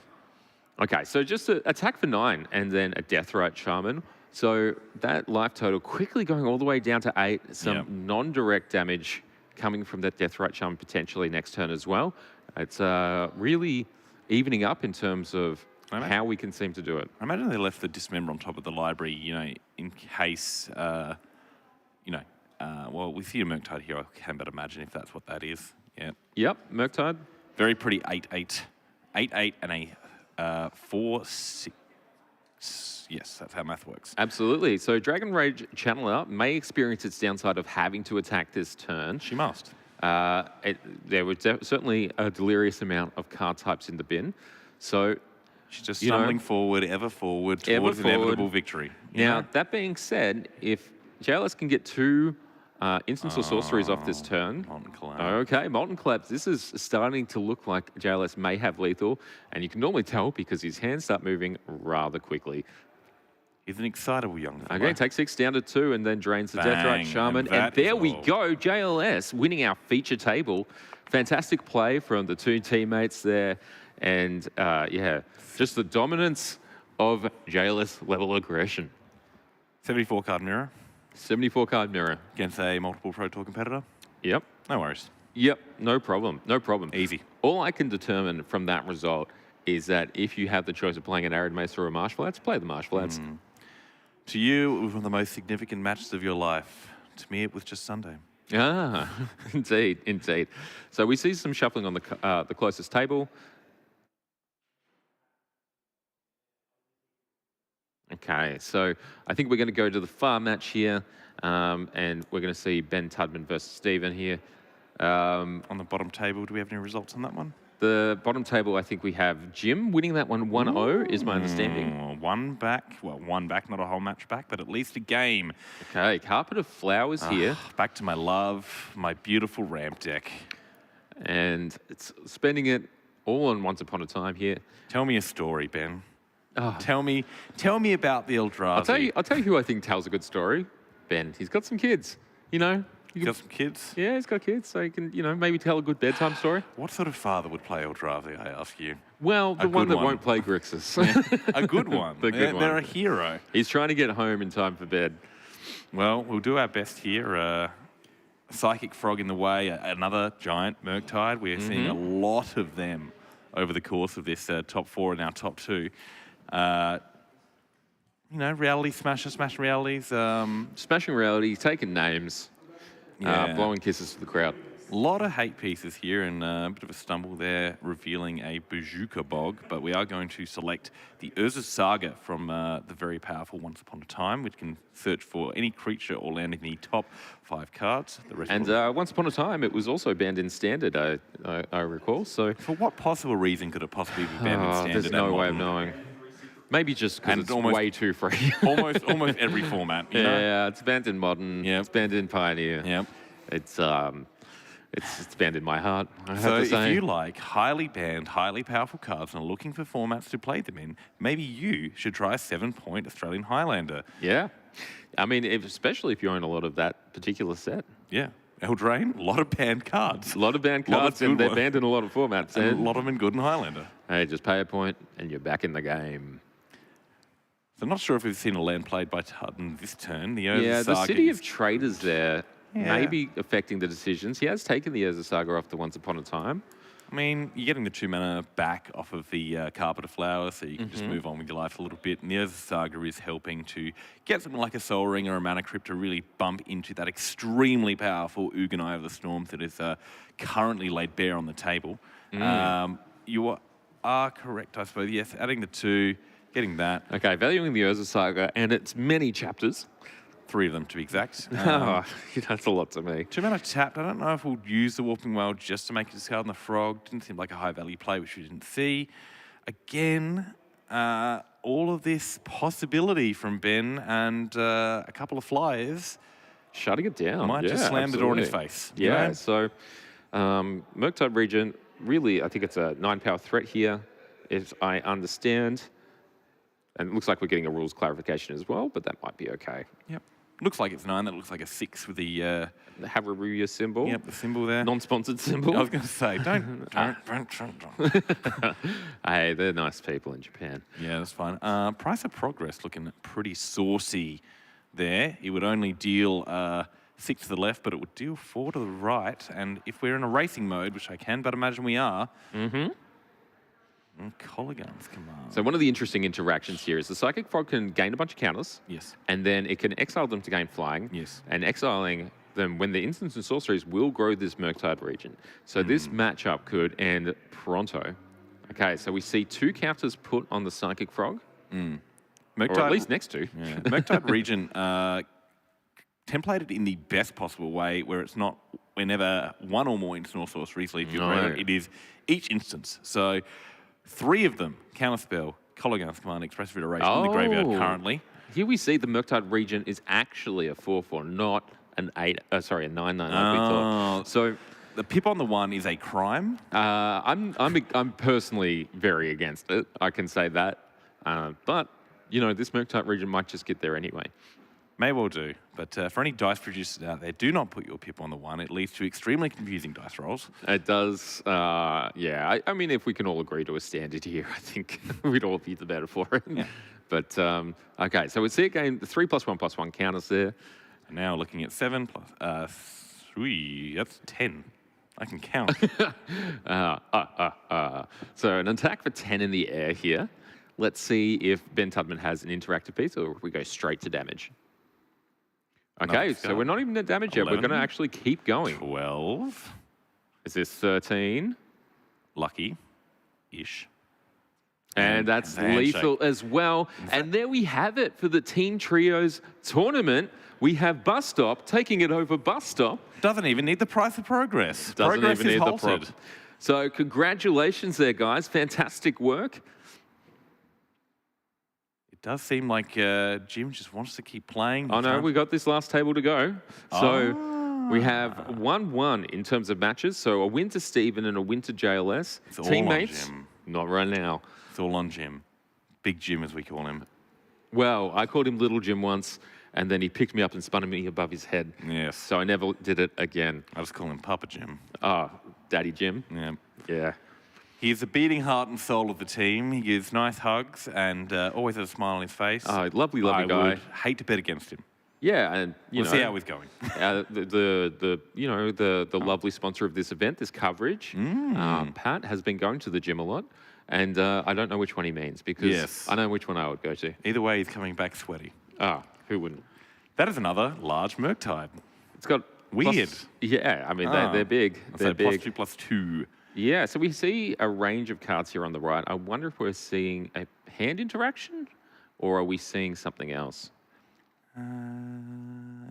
So it's a Thoughtseize. yeah. Okay, so Seeing they Jim's turn hand. towards the other way. You can't have two Baleful Stresses in this format. I should have known. Okay. Again, the correct one there with Jim, the old bordered one, very good. Molten Collapse, very good. We're seeing some very nice card choices. in Yeah, I terms think of it's Spell artistic flair. Pierce, a Gulligan's Command, and an Unholy Heat as well. So very 1-for-1, very, very what we would expect out of a Grixis Mirror. Only 2-for-1 really there is the Molten Collapse and the Baleful Strix at the moment. On the Polygon's command. So, that's So 3 Molten Collapse hits the bin. That is an interesting one. The Gulligan's Command can still remove this Baleful Strix as well as getting back the Tasiga. So an interesting line. I'm sure the choice was correct and we just don't know why yet. Yeah. if doing coverage all weekend has taught me anything, the players are right. Yeah, the players are right. We are very bad at this game. Flood of Strand, fetching, presumably a Badlands here. But unfortunately, it's just Volcanic Island. I'll tell you what, my heart was in my mouth for a second there. Badlands or Flooded Strand is one of my, bugaboos about this tournament. Yeah. Okay, and we see a Molten Collapse own. here. Interesting. However, So that does open the line of Colleague's Command. Take a Strix, get back a Murktide. However, not much fuel in the graveyard besides That's true. the You might have to freshly wait a lot discarded. longer there. Yeah. Corey Steelcutter might just be doing the same job. Corey Steelcutter very good. Unholy Heat Corey Steelcutter would get some aggression on. Needs Maybe some- create some pressure. Need some red mana for that. Oh, that's true. That's true. That's that swamp is looking like a Badlands in more way than one. Yeah, it's a Badlands, not a Badlands, Indeed, unfortunately. indeed. Singular. So waking up their options, still at the Polygon's command, which, could just be the play here. Hoping to get back either the Tasica or the Murktide region and blowing up the Baleful Strix, or we could just be slowing it down, using the Baleful Strix to hopefully draw another land to keep the gas flowing. Okay, so Baleful Strix. Leaving up the blue for a Ponder or something, and that is a dead pool. Yeah, it's not alive. That's for sure. Yeah. I think we might see the Unholy Heat here, but hey, without the land drop, there's no reason to do it right now. Just holding it up for now. It's, there could be some other things that really need it. Okay, so we see a pretty stacked hand there from Jim. Yeah. Yeah, so a couple of lands, Barrogoyf, a Doughty Voidwalker, I think a Brainstorm, and a Lorien revealed. So a lot of action to go there. 6 cards in hand. Has False Land.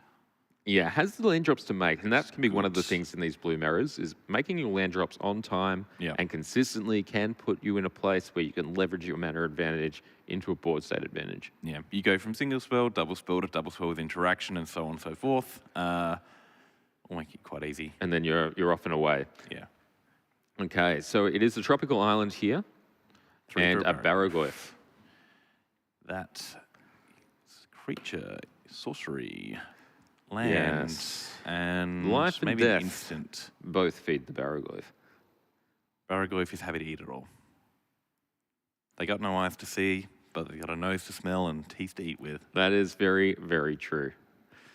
Okay, so we see an interesting technique there from Chia, holding some cards upside down to remind themselves what information Jim has. Well, I guess it's nicer for them than playing nicer for us by leaving those cards on the table for us to read. But Hey, if you're a nervous shuffler like I am, I can't blame you too much. And we see Chia's third hand, a emerging from the shadows to point things out. Yeah, it looks a lot like JLS's, but it's not. It is Cheer's third hand. Well, spend enough time with a team, and you start to take on team's characteristics and or limbs. Yeah. Yes, I'm actually currently growing a mustache out of my back. So as we move on, we're going to see likely a Ledger Shredder into an Unholy Heat, another attempt to hit the land drops. Just a pass. Oh, just a pass. Just a pass. I've been teased. I've been Titillated. bamboozled. I've been provoked. You've been stupefied. By you? Probably by the plays. Oh, that makes sense. Start with a brainstorm. See if there's a response to this one. No, take it away. There's a carpet of flowers. That's a nice one. Psychic Frog 2 and a Mishra's Bauble. Green already used for this turn, however. Yeah, I believe we're only running the one green source in the deck. So I think that if we're gonna value the underground, the carpet of flowers, we may want to protect it as well by putting it back on top for the brainstorm. The brainstorm, there might be and not fetching, but we'll have to see what the plan is for the mana. There possibly is a Bayou in the list. Oh, if there's a Bayou as well, then But the Scalding Tunnel hand can't fetch it. yeah. So an interesting line there.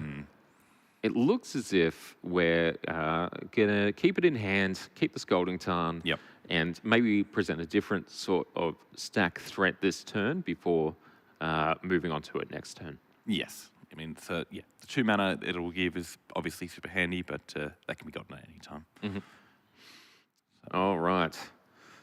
The Storm of Brains resolving at last, and we see it hit the graveyard.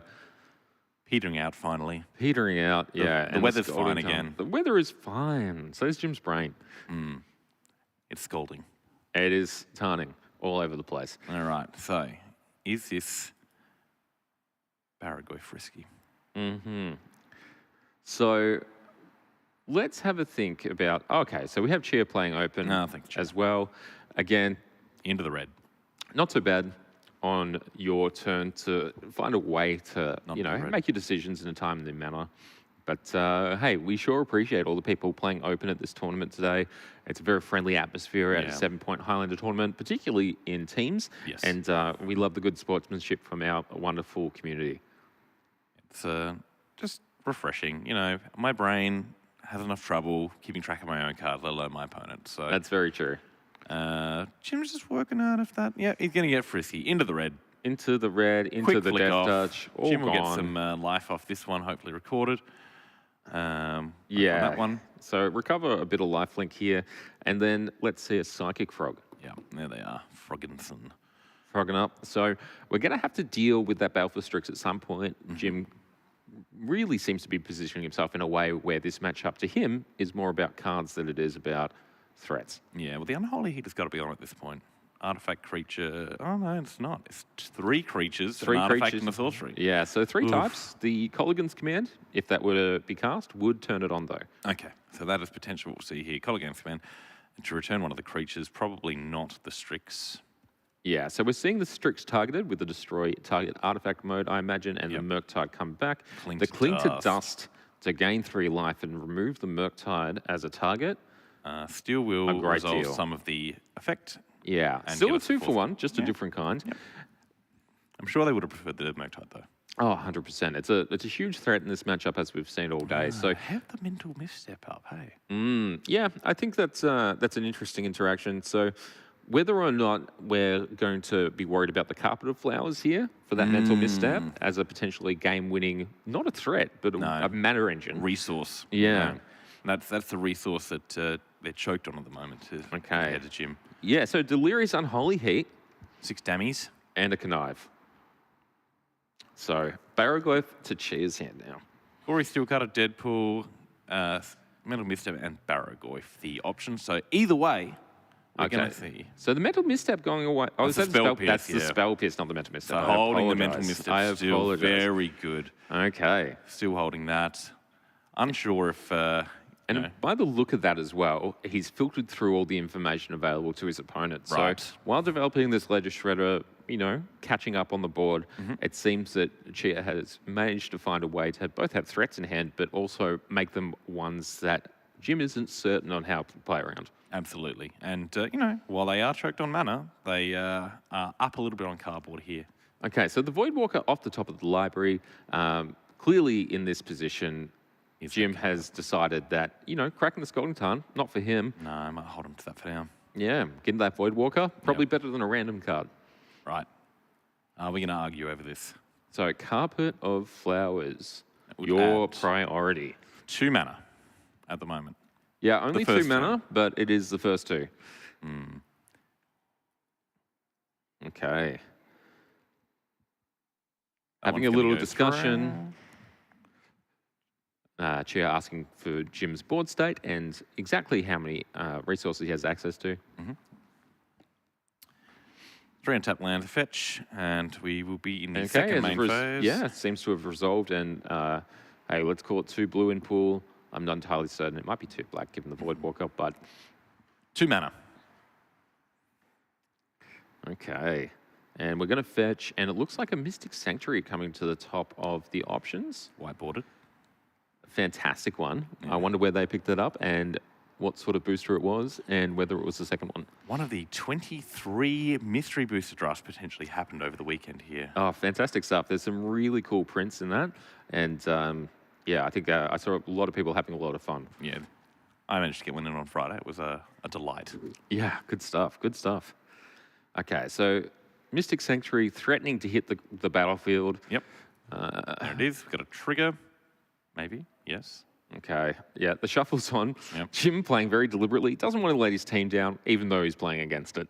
Yes. Well, the only way to lose is to not play the game. So, are you calling me a loser? Yes. There we are. All right. So, 2 mana in pool, deck shuffled. What is the choice? The Thoughtseize. Thoughtseize to the top. What's going on here? Has to 5. tap some mana for a Lorien revealed. Very good. Okay. Jim knew what he wanted to do, but forgot to put the card into play. So, That's all right. good thing everyone knows exactly what's going on. It's been a long day, and he had a long day yesterday. Absolutely. I'm sure tomorrow will be just as long. I mean, I think they're all about the same Yeah, length. 24 hours. Yeah. Controversial, but true. Okay, so we're seeing the discard off the connive for Chia. Corey Steel Cutter going to the bin. A Okay. little reticent to put that into the graveyard, and I can see why. But if Chia believes that his method to victory is going to be more of a 1-for-1 game, I can see what he's thinking. Yeah, I mean, we're keeping the Baragoyf, and that's Baragoyf, Dragon's Rage Channeler, Deadpool, a Deadpool. great board breaker and right there. he's. And I the think mental misstep. finally the mental misstep is being used. Here we go. Yeah. So mental misstep for 2 life. No Thoughtseize, you. Tamayo. You can say 3, 5 bird. Yeah, so a Bird Advisor versus a Merfolk Wizard. That looks like a land. It does look like a land, maybe a Prismatic Viscera, I think, or something of the like. Flooded Strand or any sort of. It could be anything, but what it needs to be Is a land. is a land. Is land? Is land is good. Just working out.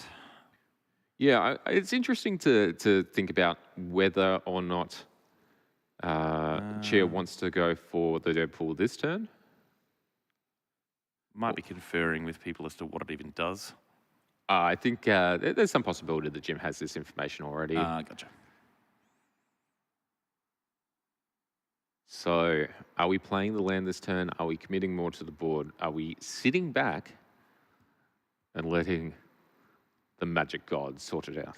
All right. First thing first. Crack in for 3. Nice and easy. Yeah, that is one of the realest things to do. So it looks like the Prismatic Vista. Might be a getting marsh fetched here. flats. There's no way of knowing. It actually does look like it might be a marsh flats. Looks now. like a I've got marsh quick look. flats to me. Yeah. There we go. Some really cool art on these lands. Yeah. Really cool. If you know They just don't exactly make the font and coverage size. No. Need some sort of magnifying glass or just. Yeah. Either way, it's going to, require 1 life and go get a swamp. A Badlands. Fetch for a Badlands. It's so bad. Easy. Okay. Easy.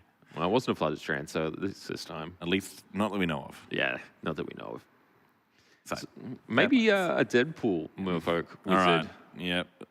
It's Deadpool. Deadpooled. So that is now a 0-3 text textless.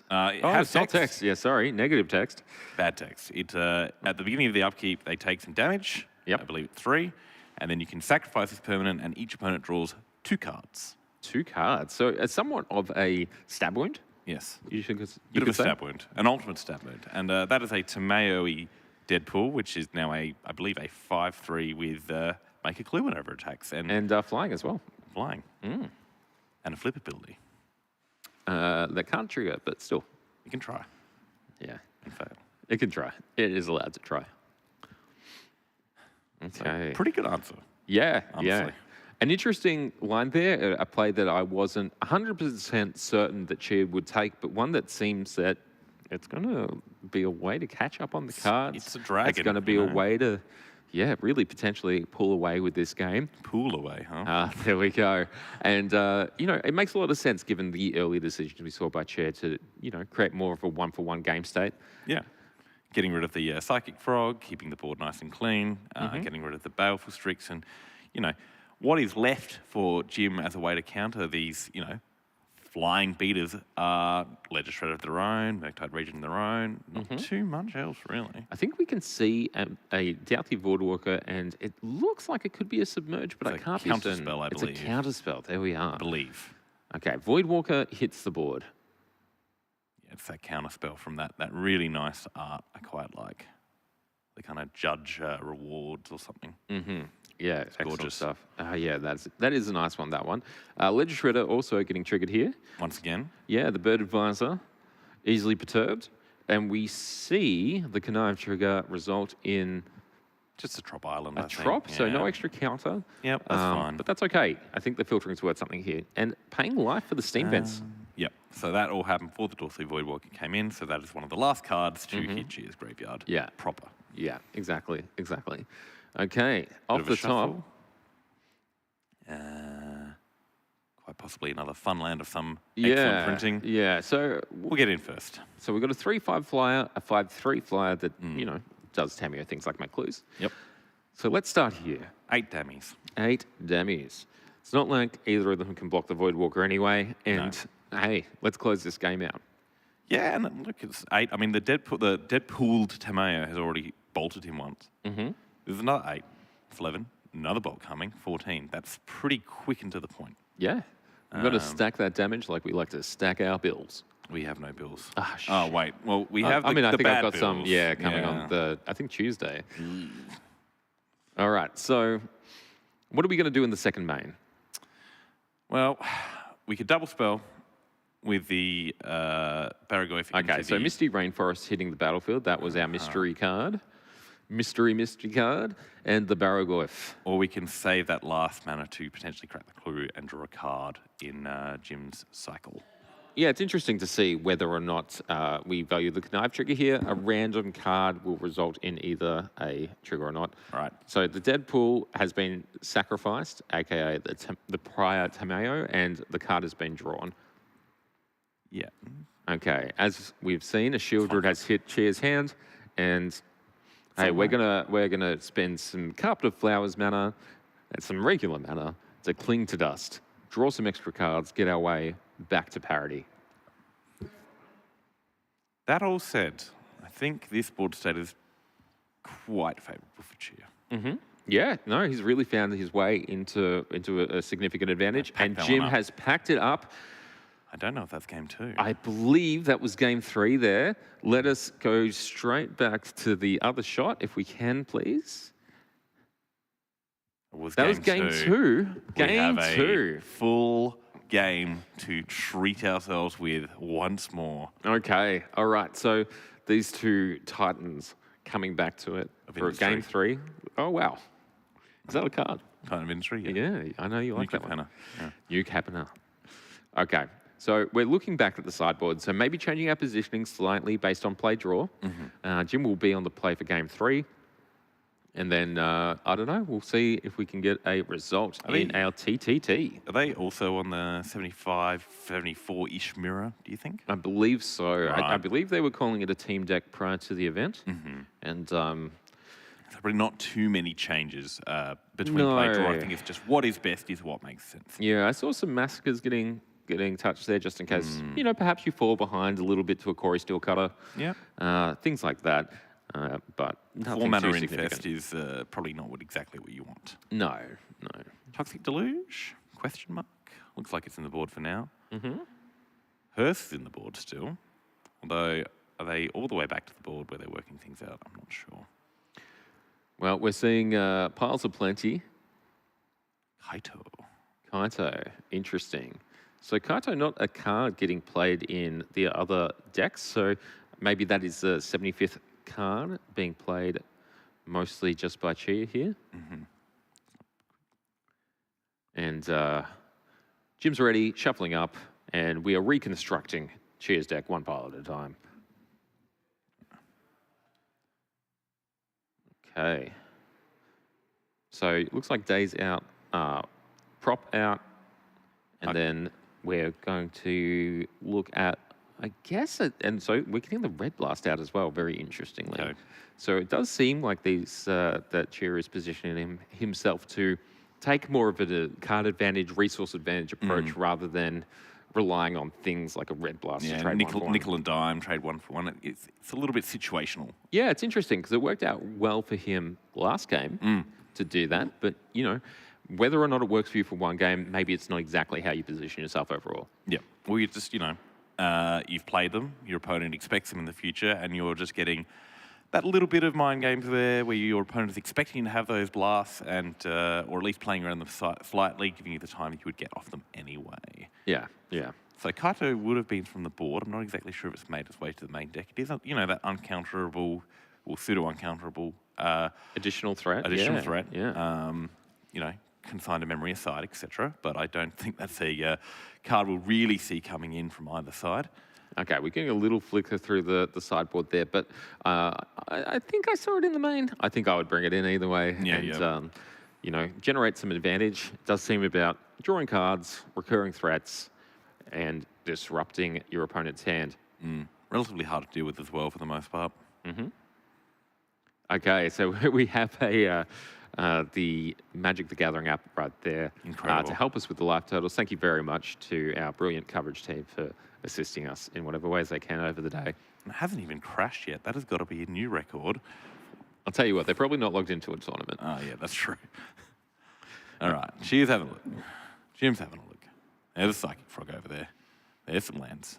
There's Preordained, a Corey Steel Cutter. Jim will have a nice long think about this before keeping, I imagine. The other side, I'm seeing a Shieldred? Yeah, maybe. Maybe a couple of lands? Yeah.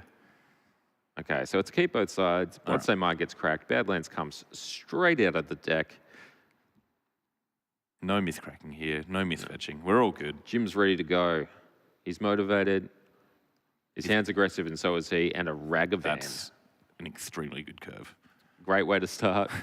Great way to finish, because you're going to do it quickly if you get your way. And there might be an Unholy Heat there, which I would not be surprised to be snapped off if that is the case. Yeah. So we're seeing a Bloodstone Mire. Again, another art that looks absolutely awesome from Chia. And we're shortcutting a little bit here, but the Unholy Heat going to be cast off this volcanic island. I believe it's a Modern Horizon 3 showcase foil art. Wow. That's a lot of words all strung together. Don't know how I know that. Yeah, you're even employed. I really don't understand how you have the time. Yeah. Psychic Frog. That's a good follow-up to a Ragavan. Well, what I say 2 is turns. this menagerie is ready to get rocking and rolling. 2 points. We've got monkeys, 2 we've got turns. frogs, we've got points, and we've got tempo. Somebody called the Victorian Zoo. I think we have an escape. Yeah. I don't know if you have a zoo. Of course we've got a zoo. The Melbourne Zoo, one of the best in the world. Healesville Sanctuary, perhaps, though. Okay. Well, we've got Monado, which gives you a run for the money. Okay. Fantastic. We're mulling over which land drop we're going to make and what decision we're going to make. JLS with his secret third hand. Yes, well, she is sprouting several arms at this point. Yes.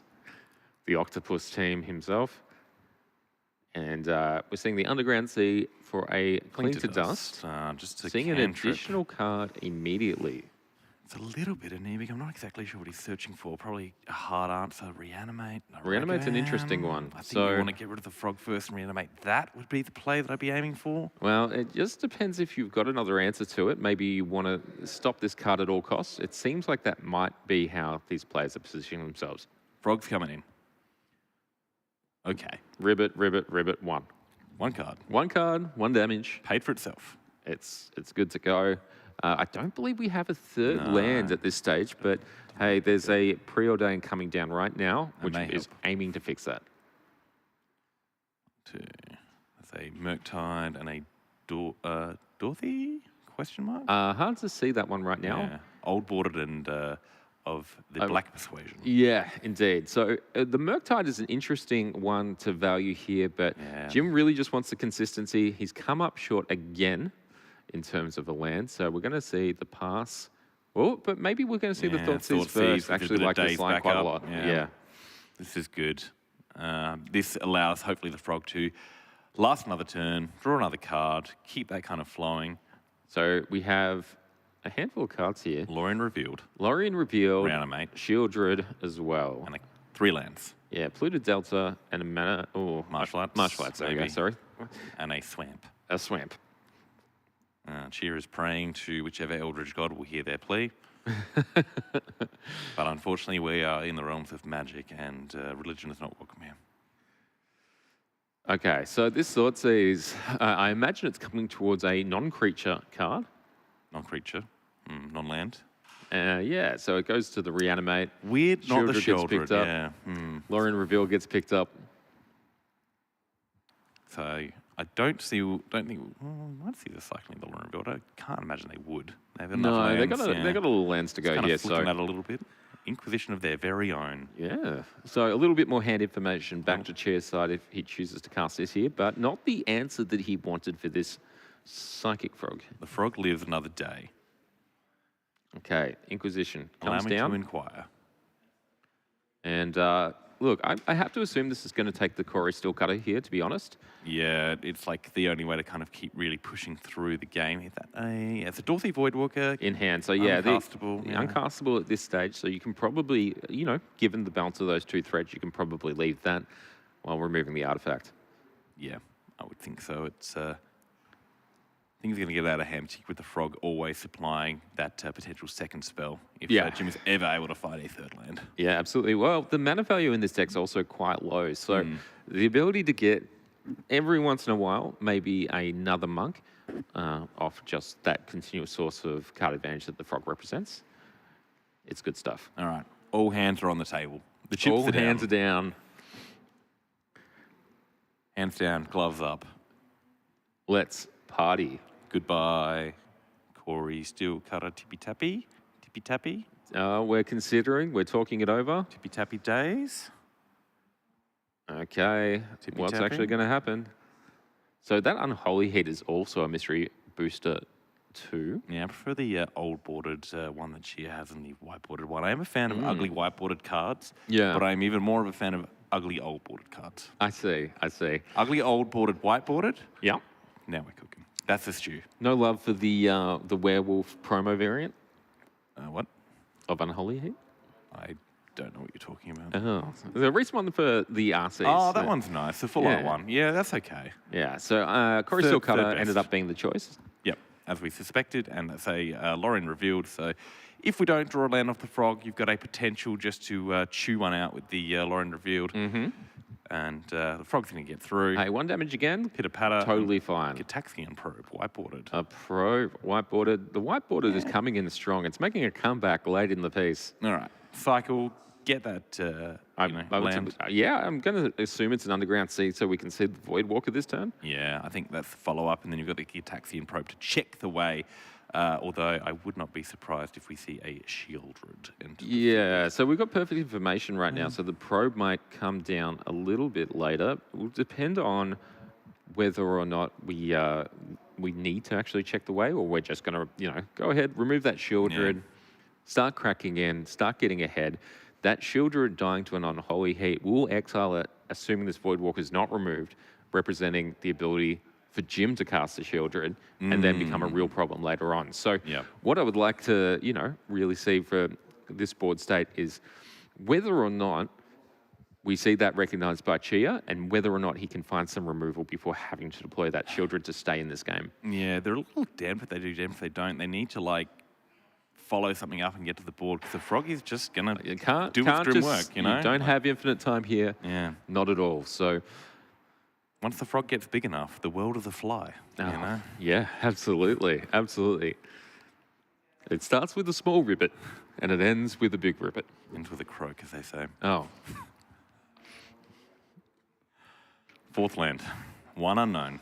so the swamp hitting the battlefield, that one doesn't cost any life. It seems like the Voidwalker line was smelled out there and it was better to hold rather than to commit that Shieldred to the board. Not exactly the position you want to be in with your expensive mythic cards, but Fourth land, unfortunately, comes to play tapped at the moment as a Mystic Sanctuary, but Tomeo joining the fray, bit of extra card advantage there. Gitaxian Probe, let's have a lookie.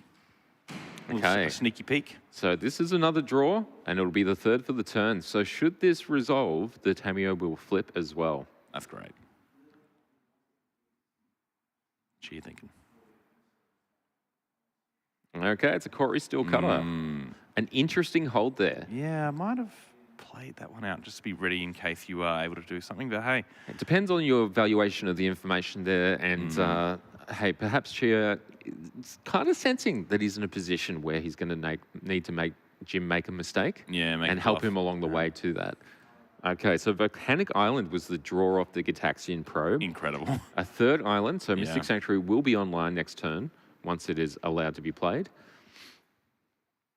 And starting to slip okay, we see a away. pass. Yeah, so significant board advantage here from Jim's side. 12 life on Chia to 15 life from Jim. Two creatures, a Planeswalker versus Zip. Okay, so what is the draw here? Are we going to go towards, playing something like this Corey Steel Cutter? It looks like we're tempted to do it at the very least. The jig's up a little bit. We know what it is, and maybe they've drawn another cheaper spell to at least generate a Monk to force some cards to be exiled from the graveyard for that Psychic Frog if they want to draw cards. That said, the Frog can just eat up a card from the hand, one or two of those too. We have Fatal Push. Yeah. That Frog, as big as it can be, Can't escape a push. can't live off being thrown off a giant ship. Yeah. It's, look, I know that the Psychic Frog can get flying, but Yes. this Fatal Push says it's only falling with style. The Frog is correct. The Frog has croaked. That is exiled with a Void counter. We get a Monk. The Monk might as well attack Tomeo. It will get that -1/-1, so only dealing 1 damage. And we have a Wraith. We do have a race on our hands, yeah, absolutely. So some interactive spells on Jim's side of the board here, but you don't really want to be wasting cards on things like, a Corey Steel Cutter, which can generate them significantly more than you can draw them. So At the moment, unlikely to see another generated Monk next turn, even with a Lauren Revealed could draw a land and a 1 free drop. card, yeah. It just depends what we value here. To the face. Yeah, I think we're getting to the point where Risky. playing around this Voidwalker is not going to be an option on Chia's next turn, should there be one. Yeah. Mystic Sanctuary can get that Lightning Bolt back. Voidwalker can attack for 3, so I guess it's forcing that Sheldred to come out because Mystic Sanctuary is bringing that bolt back. So that'll put them to 6, which is lethal next turn. yeah, so 3 more damage from the Voidwalker to 6. Sheldred's going to get nugged by the Unholy Heat, not that it really matters. Yeah, and we're going to just buy back the Bolt with the 3 loyalty on the Oh Tameo. my gosh. And so we're gonna Bolt now. Yep. We'll drop to 3. Okay. And we're going to Good put then. Chia in a position where you both have to beat the top card of our library and our board state. Yeah. Well, Jim's shutting the doors. Yeah, closing the lights. He's checking the locks. Look, we're Jiggling the doorknobs. I'll tell you what, for this event, Mana Clash 2, which has gone fantastically, we're looking to do the same. Closing the windows. Not even a crack remains. He's cradling the game and taking it to bed. It is time to sing it a sweet lullaby. He's tucking it in. He's Some more kissing. milk, perhaps. Are you all right? Do you need the nightlight on? Ah, always. He's kissing the game on the forehead. Like a sweet darling. As a But fluted Chia- delta goes down to 2 life. She on is the running Chia side. frantically, trying to wake the game back up. He can't let the game go to sleep just yet. It's turned into a house of horrors, though. We thought we were somewhere nice, but it turns out we're in Duskmorn. The game is still trying to get comfy. The shadows are coming. The And he is- Deathrite Shaman is coming. The Void Walker is coming. The Lightning Bolt is coming. That's all right. Jim will protect the game from all of these things. We hope you protect yourself from all these things. From lightning, the elements, exposure. I mean, you know, these are Yeah, and being left without cards. Please, if you do need singles, why don't you check out Josh and Pat's MTG Bazaar on Facebook? That was a stretch for Shilon. I really appreciate it. I had to out-rustle you at some point. I know. Well, that is another fetch. We're having a bit of a cut. We're having a bit of a look. We'll have... Maybe a, Little perhaps a surveil. surveil. Why not? It's why the not? weekend. Let's just have a bit of a check it out, you know? Yeah, why not? Who's around? Who's around? What's Does happening, this guys? magically win me the game? Oh, well, I'm leaving it on top, and I guess it might. We'll have to Well, see. let's see. Is it a miracle? No. Is join the hand. Yeah, not a miracle. All right. And knows about that. It is a brainstorm, though. Just about as good as it gets at this point. Chia doing his best to keep the storm rolling. The thunder is cracking. The game is mewling in bed, not quite self-assured by Jim's comforting words. Can Chia break down the roof and get that game back up and going? We don't know. Hey, Jim says it's time to sleep, but Come Chia, on. it's time to go to Oz. Here's a warm cup of cocoa. Here's a little marshmallow.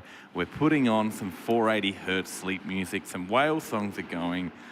Chia doing their best to get through all that. And it looks like part of it's going to start with the Mystic Sanctuary to return an unholy heat to the top of the library and deal with one of these threats. Incredible. Jim is like, what is going on here? It's- Surely it, I've it got you. seems that Jim has correctly guessed the card in hand as his very, close to him teammates are discussing something, and he knows them well enough. The issue being, to do all this, a fetch has been cracked. So now they're on 2. So now the Deathrite is also a lethal Yes, they threat. need to deal with 2 lethal threats on board and 1 on top of the library. Only 3. Only 3 total. 1 How on many stack. cards does Brainstorm draw? Just enough. 3. All right. With a hope and a prayer. Unholy Heat. Top of the deck. Not a problem. Mystic Sanctuary tapped. Brainstorm cast. The problem being there's only one Ducks card. in a row. Sorted. Jim's Ducks. In shambles. Let's see. There's a land, there's a DRC, there's that Unholy Heat that It's can not deal with going one to of be 3. able to do it. One of the 3 threats to kill Chia is checked. The I other think 2, we've seen the result. the weighted blanket is being lowered on this game. We're going to go to bed in a second. Their eyes are drooping. They are so EP. All right, what cards go back? So it looks like a Wooded Foothills and perhaps the Deathrite Shaman. Dragon's Rage Channeler from Chia's side. DRC versus DRS. I can understand the confusion you were having, especially when we... I've been acronym heavy all day, and it Yeah. turns out it's overloaded the circuits, but that's okay. It turns out all words are just a sequence of letters in orders that we tend to try to understand. We love trends, and we love tens. And tens of what we got, tens of answers, tens of questions, and 3 still to be checked off the box. Hey, put those back, why don't you? 2 cards need to go back. 2 big uns. Put those cards back where they came from, or so help me. Chia, put them down. Put the cards down. All right, Brainstorm exiled. Okay. So are we going for something like... are we actually going to see the removal spell cast? There's no way of knowing on which land we're going to cast it with. They do the same things. Or are we going to go for a fetch and shock and a cool lethal to kill ourselves? Well, I mean, I suppose you can't do it. And there's the we handshake. see the handshake.